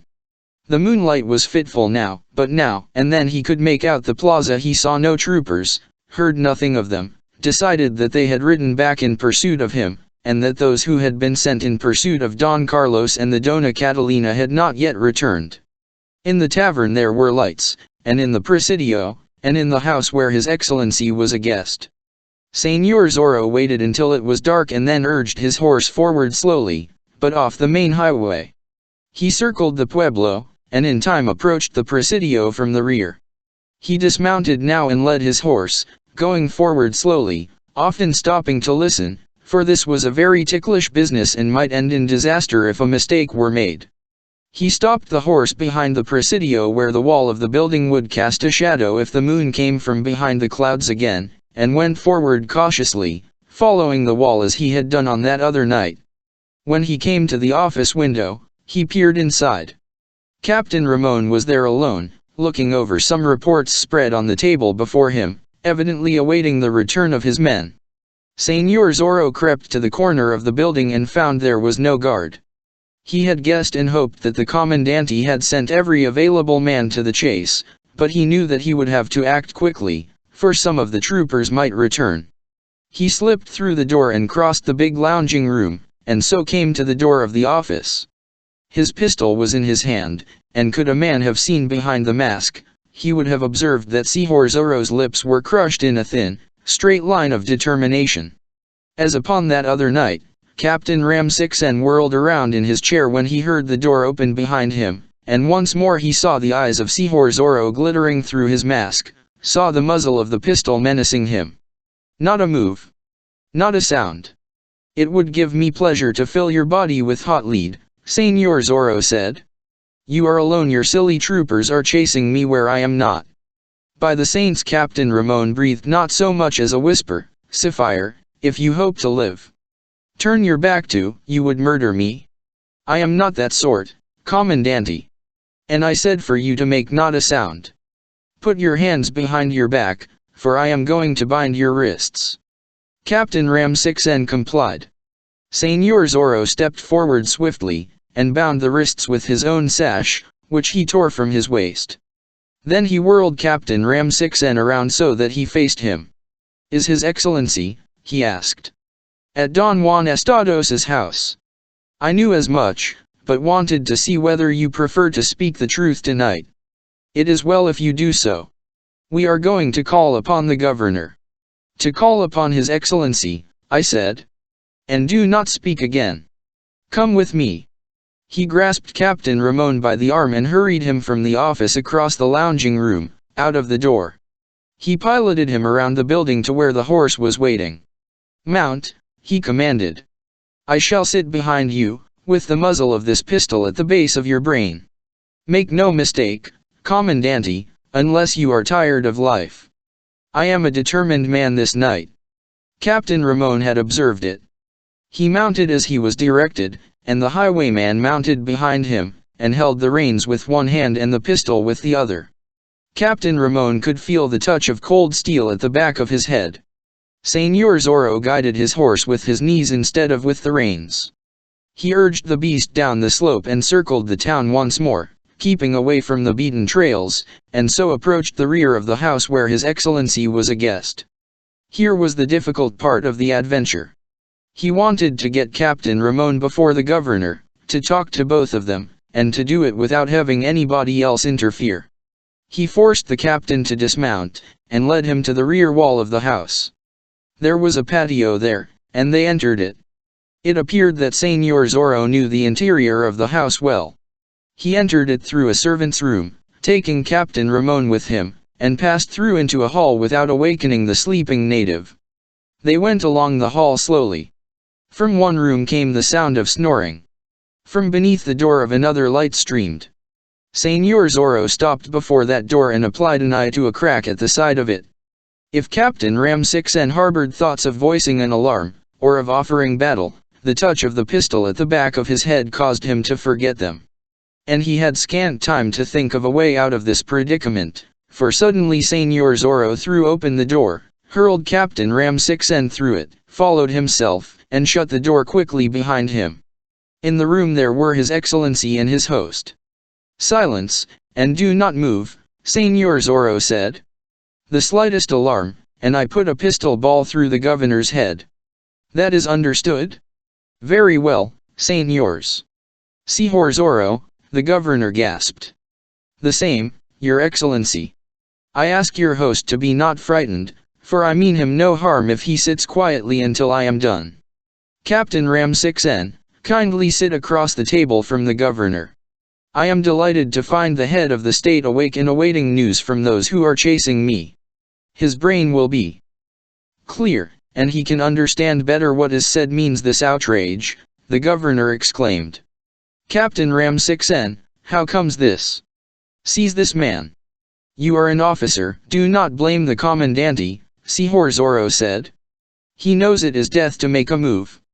There is a little matter that needs explanation, and since I cannot come to you in broad day as a man should, I am forced to adopt this method. Make yourselves comfortable, Senors. This may take some little time. His Excellency fidgeted in his chair.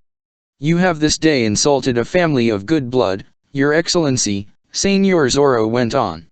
You have forgotten the proprieties to such an extent that you have ordered thrown into your miserable cárcel a hidalgo and his gentle wife and innocent daughter.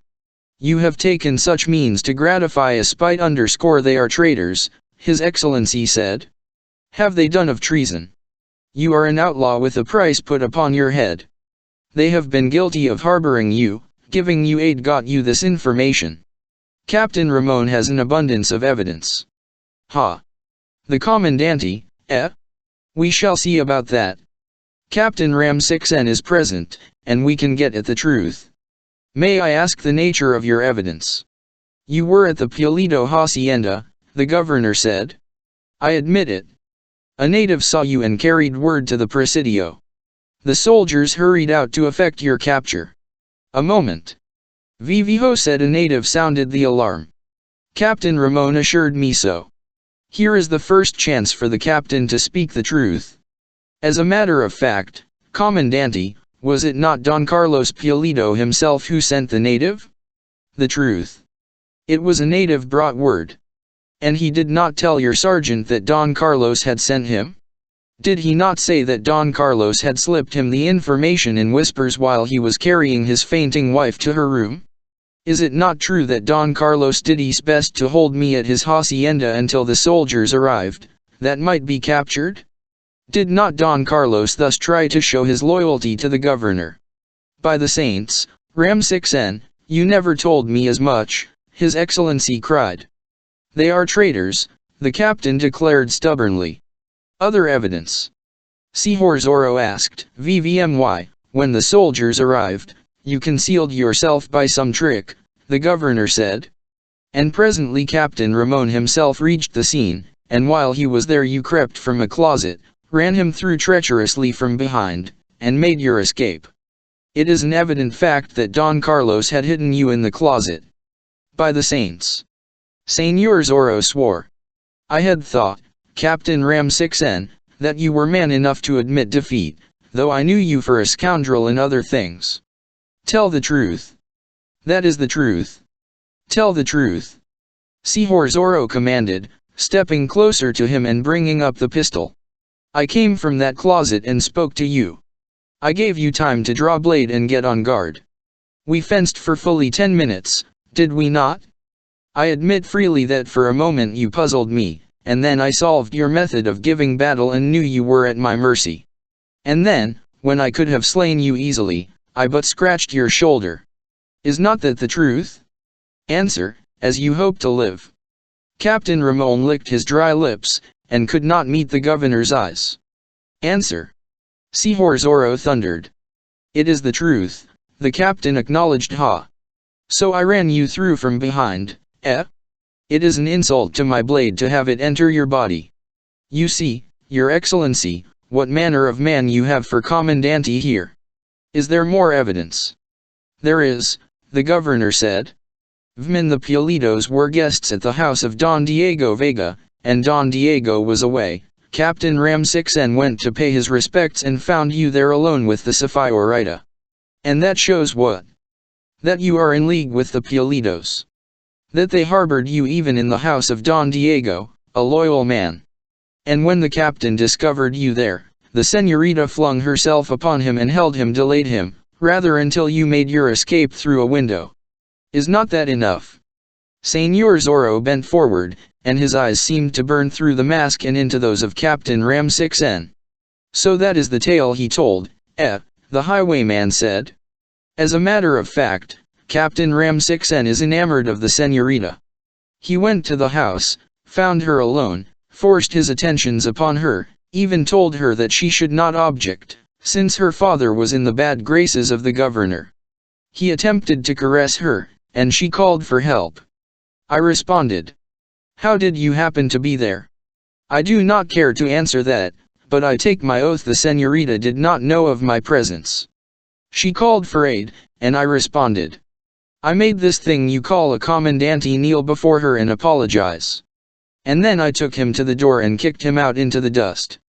And afterward I visited him at the presidio and told him that he had given insult to a noble senorita. It appears that you hold some love for her yourself, the governor said. I do, your excellency, and am proud to admit it. Ha! You condemn her and her parents by that statement. You deny now they are in league with you. I do. Her parents do not know of our love. This senorita is scarcely conventional. Sihor.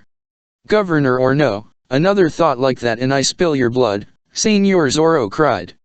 I have told you what happened that night at the house of Don Diego Vega. Captain Ram6N will testify that what I have said is the exact truth. Is it not, Commandante? Answer. It is the truth. The captain gulped, looking at the muzzle of the highwayman's pistol. Then you have told me falsehood, and can no longer be an officer of mine, the governor cried. It appears that this highwayman can do as he pleases with you. Ha! But I still believe that Don Carlos Pulido is a traitor, and the members of his family, and it has availed you nothing, Señor Zorro, to play this little scene. My soldiers shall continue to pursue them and you. And before they are done, I'll have the Pulidos dragged in the dirt, and I'll have you stretching a rope with your carcass. Quite a bold speech, observed Señor Zorro. You set your soldiers a pretty task, Your Excellency. I rescued your 3 prisoners tonight, and they have escaped. They shall be retaken. Time alone will tell that. And now I have another duty to perform here. Your Excellency, you will take your chair to that far corner and sit there, and your host will sit beside you. And there you shall remain until I have finished. Do you mean to do? Obey me, Señor Zorro cried. I have scant time for argument, even with the governor. He watched while the 2 chairs were placed and the governor and his host had seated themselves. And then he stepped nearer Captain Ramon. You insulted a pure and innocent girl, Commandante, he said. For that, you shall fight. Your scratched shoulder is healed now, and you wear your blade by your side. Such a man as you is not fit to breathe God's pure air. The country is better for your absence. On your feet, Señor, and on guard. Captain Ramon was white with rage. He knew that he was ruined. He had been forced to confess that he had lied. He had heard the governor remove his rank. And this man before him had been the cause of all of it. Perhaps in his anger he could kill this Señor Zorro, stretch this curse of Capistrano on the floor with his lifeblood flowing away. Perhaps, if he did that, His Excellency would relent. He sprang from his chair and backward to the side of the governor.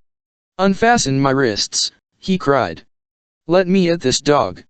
You were as good as dead before, you certainly are dead after using that word, Señor Zorro said calmly. The commandante's wrists were untied. He whipped out his blade, sprang forward with a cry, and launched himself in a furious attack upon the highwayman. Señor Zorro gave ground before this onslaught, and so obtained a position where the light from the candelero did not bother his eyes. He was skilled with the blade, and had fenced for life many times, and he knew the danger in the attack of an angered man who did not fence according to the code. And he knew, too, that such anger is spent quickly unless a fortunate thrust makes the possessor of it victor almost at once. And so he retreated step by step, guarding well, parrying vicious strokes, alert for an unexpected move. The governor and his host were sitting in their corner, but bending forward and watching the combat. Run him through, Ram6N, and I reinstate and promote you, His Excellency cried. The commandante thus was urged to do it. Señor Zorro found his opponent fighting much better than he had before in Don Carlos Pulido's house at the hacienda. He found himself forced to fight out of a dangerous corner, and the pistol he held in his left hand to intimidate the governor and his host bothered, and suddenly he tossed it to the table, and then swung around so that neither of the 2 men could dart from a corner and get it without running the chance of receiving a blade between the ribs. And there he stood his ground and fought. Captain Ram6N could not force him to give way now. His blade seemed to be a score. It darted in and out, trying to find a resting place in the captain's body, for Señor Zorro was eager to have an end of this and be gone. He knew that the dawn was not far away, and he feared that some trooper might come to the house with a report for the governor. Fight, insulter of girls, he cried. Fight, man who tells a falsehood to injure a noble family. Fight, coward and poltroon. Now death stares you in the face, and soon you'll be claimed. Ha! I almost had you then. Fight, cur. Captain Ramon cursed and charged, but Señor Zorro received him and drove him back, and so held his position. The perspiration was standing out on the captain's forehead in great globules. His breath was coming heavily from between his parted lips. His eyes were bright and bulging. "Fight, weakling!" the highwayman taunted him. "This time I am not attacking from behind. If you have prayers to say, say them, for your time grows short." The ringing blades, the shifting feet on the floor, the heavy breathing of the combatants and of the two spectators of this life and death struggle were the only sounds in the room. His Excellency sat far forward on his chair, his hands gripping the edges of it so that his knuckles were white. "Kill me this highwayman," he shrieked. "Use your skill, Ramon." At him, Captain Ramsixen rushed again, calling into play his last bit of strength, fencing with what skill he could command. His arms were as lead, his breath was fast. He thrust, he lunged, and made a mistake of a fraction of an inch. Like the tongue of a serpent, ZORRO's blade shot in. Thrice it darted forward, and upon the fair brow of Ramon, just between the eyes, there flamed suddenly a red, bloody letter Z. "The mark of Zorro," the highwayman cried. "You wear it forever now, Commandante." Senor Zorro's face became more stern. His blade shot in again and came out dripping red. The Commandante gasped and slipped to the floor. "You have slain him," the governor cried. "You have taken his life, wretch." "Ha! I trust so." The thrust was through the heart, Excellency. "He never will insult a senorita again." Senor Zorro looked down at his fallen foe, regarded the governor a moment, then wiped his blade on the sash that had bound the commandante's wrists. He returned the blade to its scabbard and picked up his pistol from the table.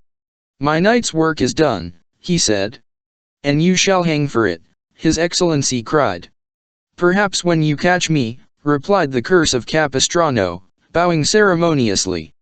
Then, without glancing again at the twitching body of him who had been Captain Ramon, he whirled through the door and was in the hall, and rushed through it to the patio and to his horse. Chapter 36. All against them, and he rushed into danger. The dawn had come, the first pink streaks had appeared in the eastern sky, and then the sun had risen quickly above the heights to the east, and now the plaza was bathed in brilliance.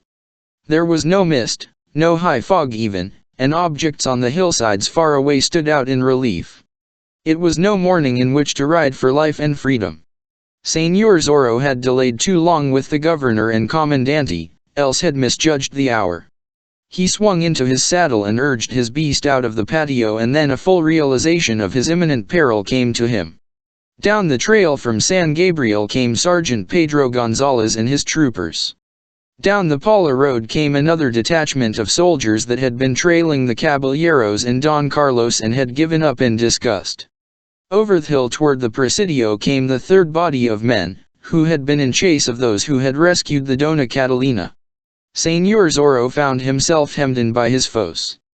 The curse of Capistrano deliberately stopped his horse and for a moment contemplated the outlook. He glanced at the three bodies of troopers, estimated the distance. And in that instant one with Sergeant Gonzalez's detachment saw him and raised the alarm. They knew that magnificent horse, that long purple cloak, that black mask and wide sombrero. They saw before them the man they had been pursuing throughout the night, the man who had made fools of them and played with them, about the hills and valleys. They feared the rage of His Excellency and their superior officers, and in their hearts and minds was determination to capture or slay this curse of Capistrano now as this last chance was offered them. Senor Zorro put spurs to his horse and dashed across the plaza, in full view of some score of citizens. Just as he did that, the governor and his host rushed from the house, shrieking that Senor Zorro was a murderer and should be taken. Natives scurried like so many rats for shelter. Men of rank stood still and gaped in astonishment. Senor Zorro, having crossed the plaza, drove his horse at highest speed straight toward the highway.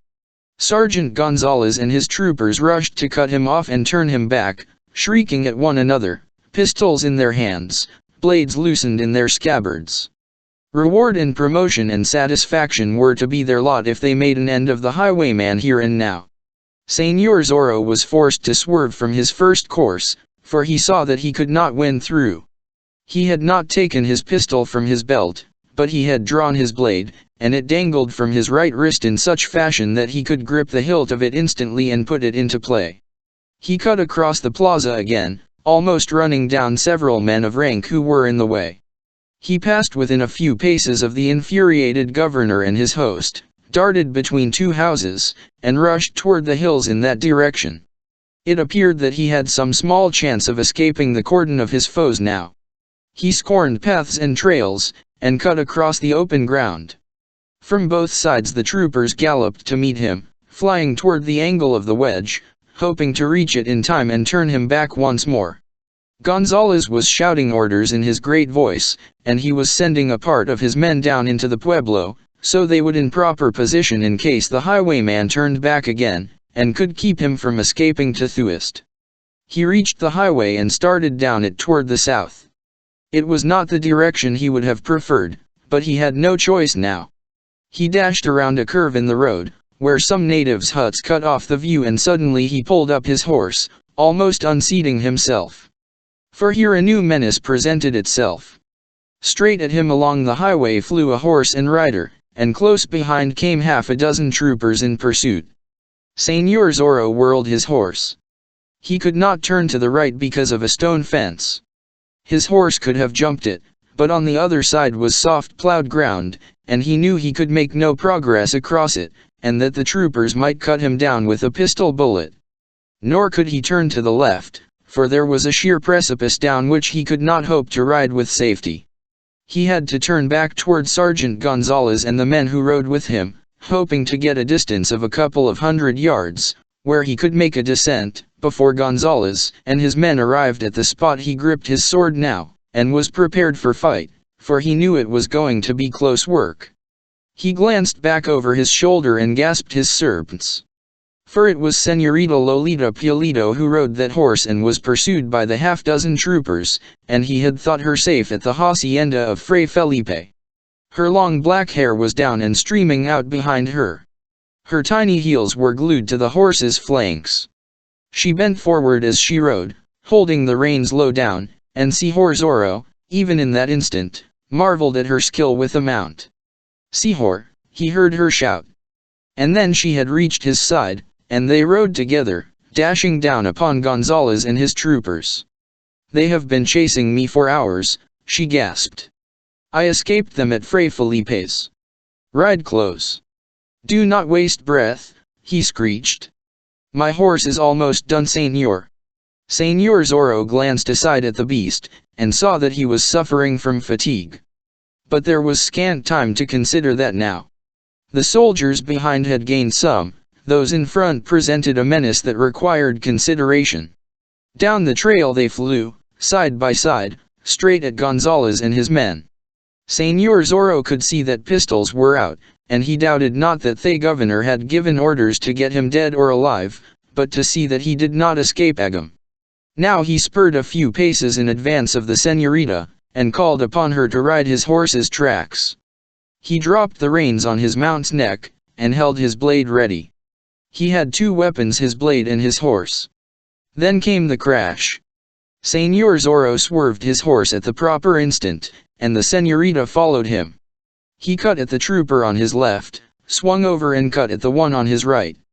His horse crashed into that of a third trooper, and hurled it against the animal the sergeant rode. He heard shrill cries about him.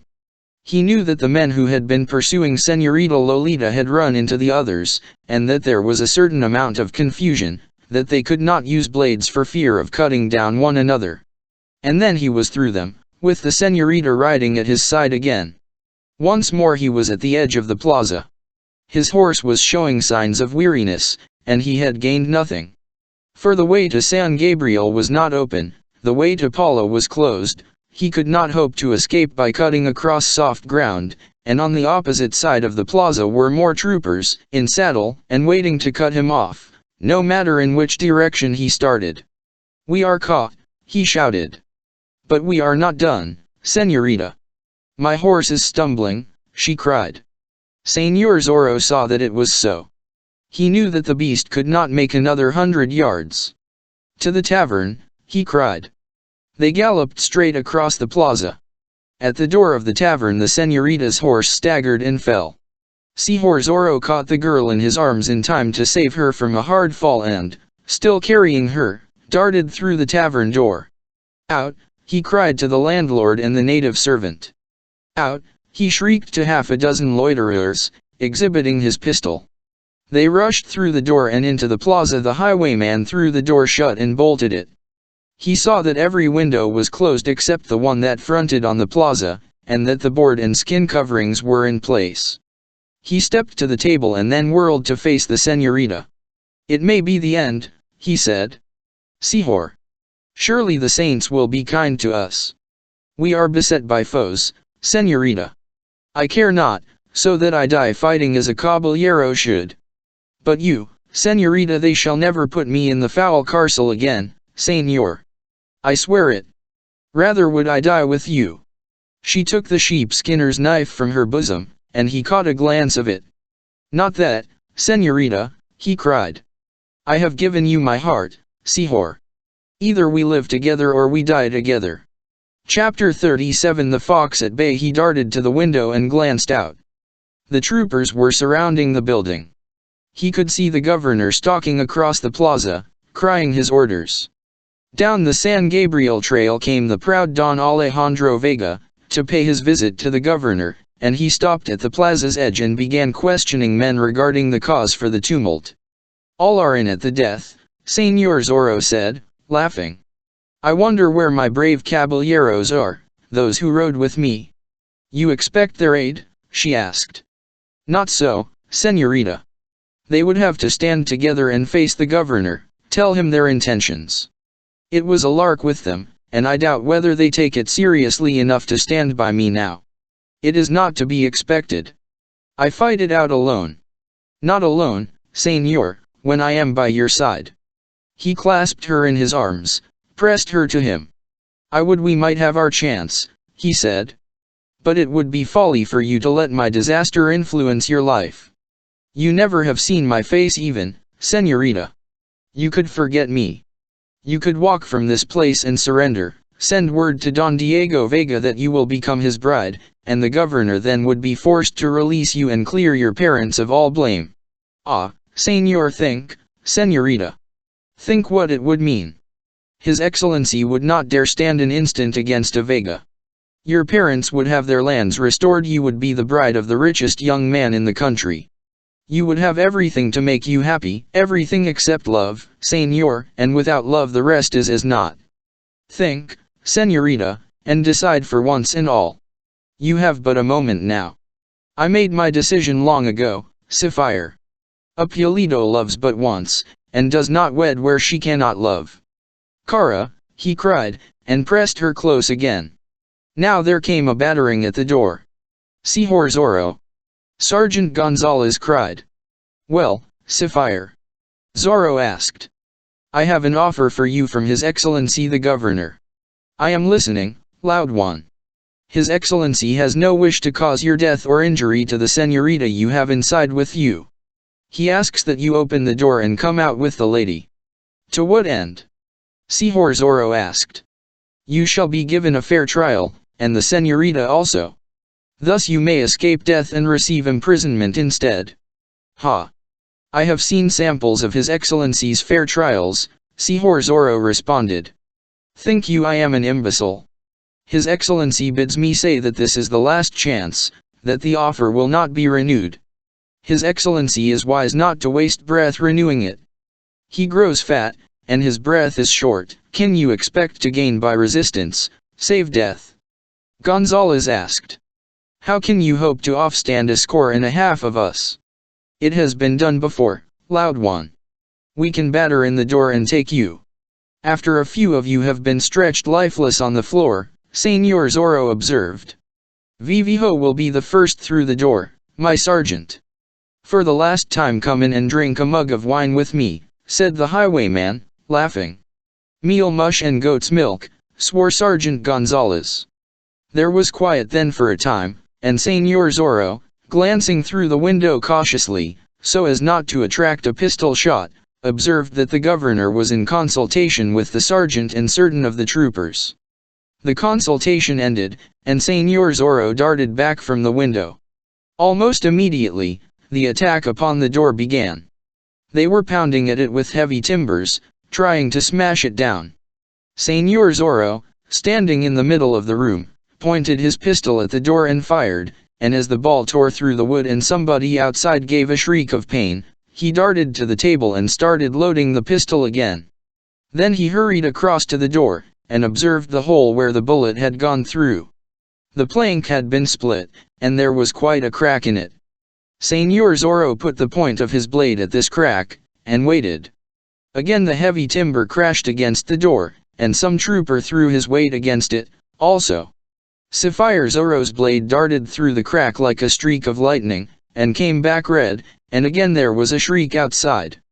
And now a volley of pistol balls came through the door, but Señor Zorro, laughing, had sprung back out of harm's way. "Well done, Señor." Señorita Lolita cried. "We shall stamp our mark on several of these hounds before we are done," he replied. "I would that I could aid you, Señor." "You are doing it, Señorita. It is your love that gives me my strength. If I could use a blade, Señorita, that is for a man to do. Do you pray that all may well? And at the last, Señor, if it is seen that there is no hope, may I then see your dear face? I swear it, Señorita, and feel my arms about you, and my lips on yours. Death will not be so bitter then." The attack on the door was renewed. Now pistol shots were coming through it regularly, and through the one open window also, and there was nothing for Señor Zorro to do except stand in the middle of the room and wait, his blade held ready. There would be a lively few minutes, he promised, when the door was down and they rushed in at him. It seemed to be giving way now. The Señorita crept close to him, tears streaming down her cheeks, and grasped him by the arm. "You will not forget?" she asked.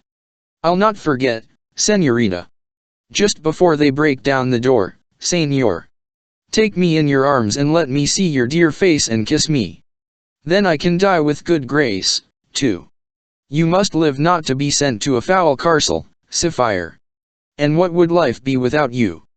There is Don Diego, I think of nobody but you, Señor. Apulito will know how to die. And perhaps my death will bring home to men the perfidy of the governor. Perhaps it may be of service." Again the heavy struck against the door. They could hear His Excellency shouting encouragement to the troopers, could hear the natives shrieking and Sergeant Gonzalez crying his orders in his loud voice. Señor Zorro hurried to the window again, chancing a bullet, and glanced out. He saw that half a dozen troopers had their blades ready, were prepared to rush over the door the moment it was down. They would get him, but he would get some of them first. Again the ram against the door. "It is almost the end, Señor," the girl whispered. "I know it, Señorita. I would we had had better fortune, yet I can die gladly since this love has been in my life. Now Señor, your face and lips." The crashing in. She ceased to sob, and lifted her face bravely. Señor Zorro sighed, and one hand fumbled with the bottom of his mask. But suddenly there was a tumult outside in the plaza, and the battering at the door ceased, and they could hear loud voices that they had not heard before.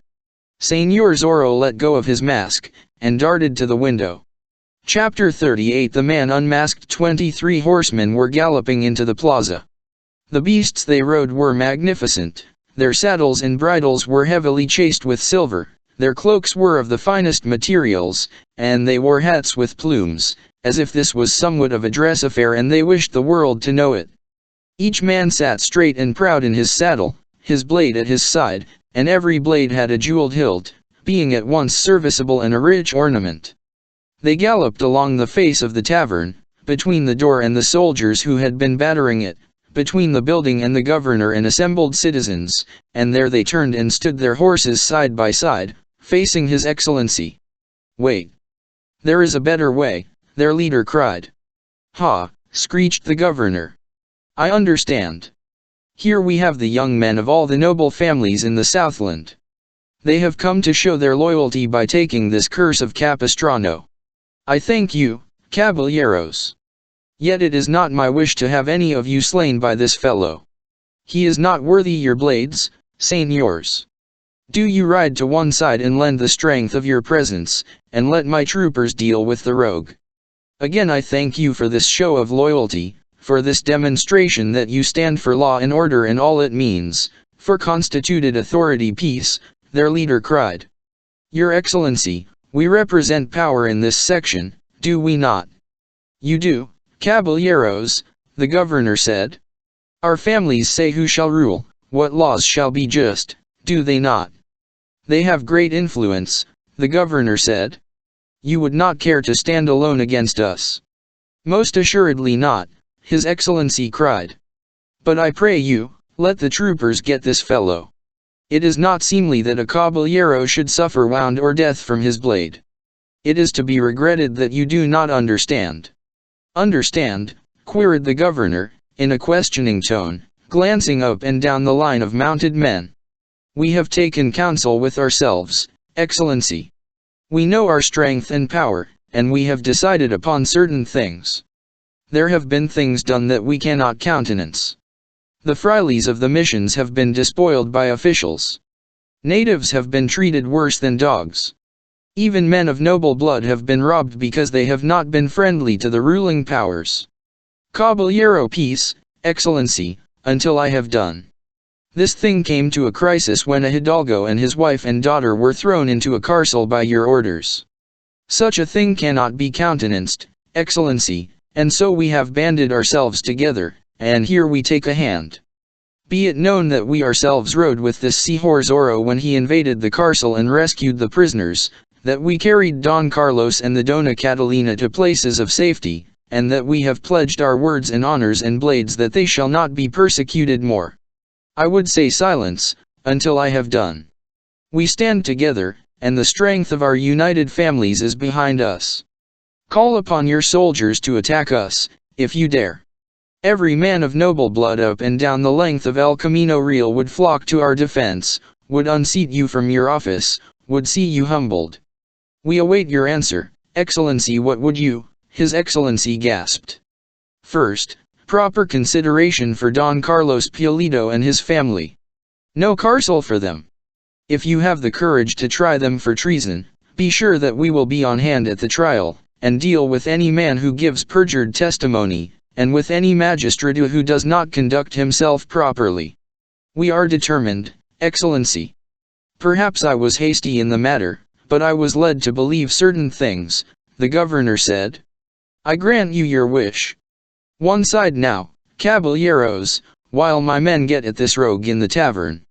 We are not done, their leader said. We have things to say regarding this Señor Zorro. What has he done actually, Excellency? Is he guilty of any treason? He has robbed no man except those who robbed the defenseless first. He has whipped a few unjust persons. He has taken sides with the persecuted, for which we honor him. To do such a thing, he took his life in his own hands. He successfully evaded your soldiers. He resented insults, as any man has the right to do. Would you? A complete pardon, here and now, for this man known as Señor Zorro.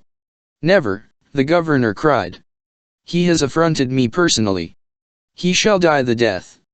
He turned around and saw Don Alejandro Vega standing near him. Don Alejandro, you are the most influential man in this south country, he said. You are the one man against whom even the governor dare not stand. You are a man of justice. Tell these young caballeros that what they wish cannot be granted. Bid them retire to their homes, and this show of treason will be forgotten. I stand behind them. Don Alejandro thundered. You stand behind them. I do, Your Excellency. I echo every word they have spoken in your presence. Persecution must cease. Grant their requests, see that your officials do right hereafter, return to San Francisco de Asis, and I take my oath that there shall be no treason in this Southland. I shall see to it myself. But oppose them, Excellency, and I shall take sides against you, see you driven from office and ruined, and your foul parasites with you. This terrible, willful Southland, the governor cried. Your answer? Don Alejandro demanded. I can do nothing but agree, the governor said. But there is one thing, well. I spare the man's life if he surrenders, but he must stand trial for the murder of Captain Ram6n. Murder? Queried the leader of the caballeros. It was a duel between gentlemen, Excellency. Señor Zorro resented an insult on the part of the comandante to the señorita. Ha! But Ram6n was a caballero, and so is this Sapphire Zorro. He told us as much, and we believe him, for there was no falsehood in his voice. So it was a duel, Excellency, and between gentlemen, according to the code, and Captain Ram6n was unfortunate that he was not a better man with a blade. That is understood? Your answer?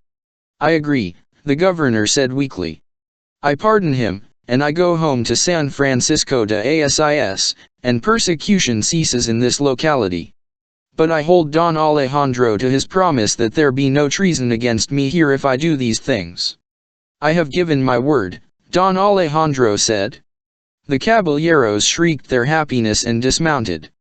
They drove the soldiers away from the door, Sergeant Gonzalez growling into his mustache because here was a reward gone glimmering again. Within there, Señor Zorro, one cried. Have you heard? I have heard, caballero. Open the door and come out amongst us a free man. There was a moment's hesitation, and then the battered door was unbarred and opened, and Señor Zorro stepped out with the señorita on his arm. He stopped just in front of the door, removed his sombrero and bowed low before them. A good day to you, caballeros, he cried. Sergeant, I regret that you have missed the reward, but I shall see that the amount is placed to the credit of you and your men with the landlord of the tavern. By the saints, he is a caballero. Gonzalez cried. Unmask, man, cried the governor. I would see the features of the person who has fooled my troopers, has gained caballeros to his banner, and has forced me to make a compromise. I fear that you will be disappointed when you see my poor features, Señor Zorro replied. Do you expect me to look like Satan? Or can it be possible, on the other hand, that you believe I have an angelic countenance? He chuckled, glanced down at the señorita Lolita, and then put up a hand and tore off his mask.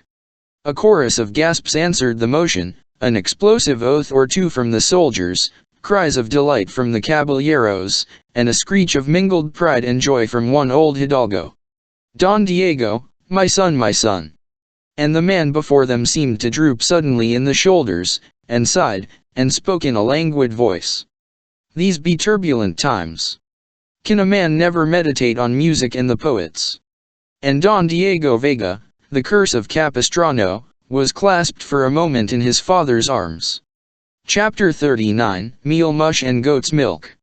They crowded forward, troopers, natives, caballeros, surrounding Don Diego Vega and the señorita, who clutched at his arm and looked up at him from proud and glistening eyes. Explain. Explain, they cried. It began 10 years ago, when I was but a lad of 15, he said. I heard tales of persecution. I saw my friends, the frailes, annoyed and robbed. I saw soldiers beat an old native who was my friend. And then I determined to play this game. It would be a difficult game to play, I knew. So I pretended to have small interest in life, so that men never would connect my name with that of the highwayman I expected to become. In secret, I practiced horsemanship and learned how to handle a blade. By the saints, he did, Sergeant Gonzalez growled. One half of me was the languid Don Diego you all knew, and the other half was the curse of Capistrano I hoped one day to be. And then the time came, and my work began. It is a peculiar thing to explain, señors. The moment I donned cloak and mask, the Don Diego part of me fell away. My body straightened, new blood seemed to course through my veins, my voice grew strong and firm, fire came to me. And the moment I removed cloak and mask I was the languid Don Diego again. Is it not a peculiar thing? I had made friends with this great Sergeant Gonzalez, and for a purpose. Ha!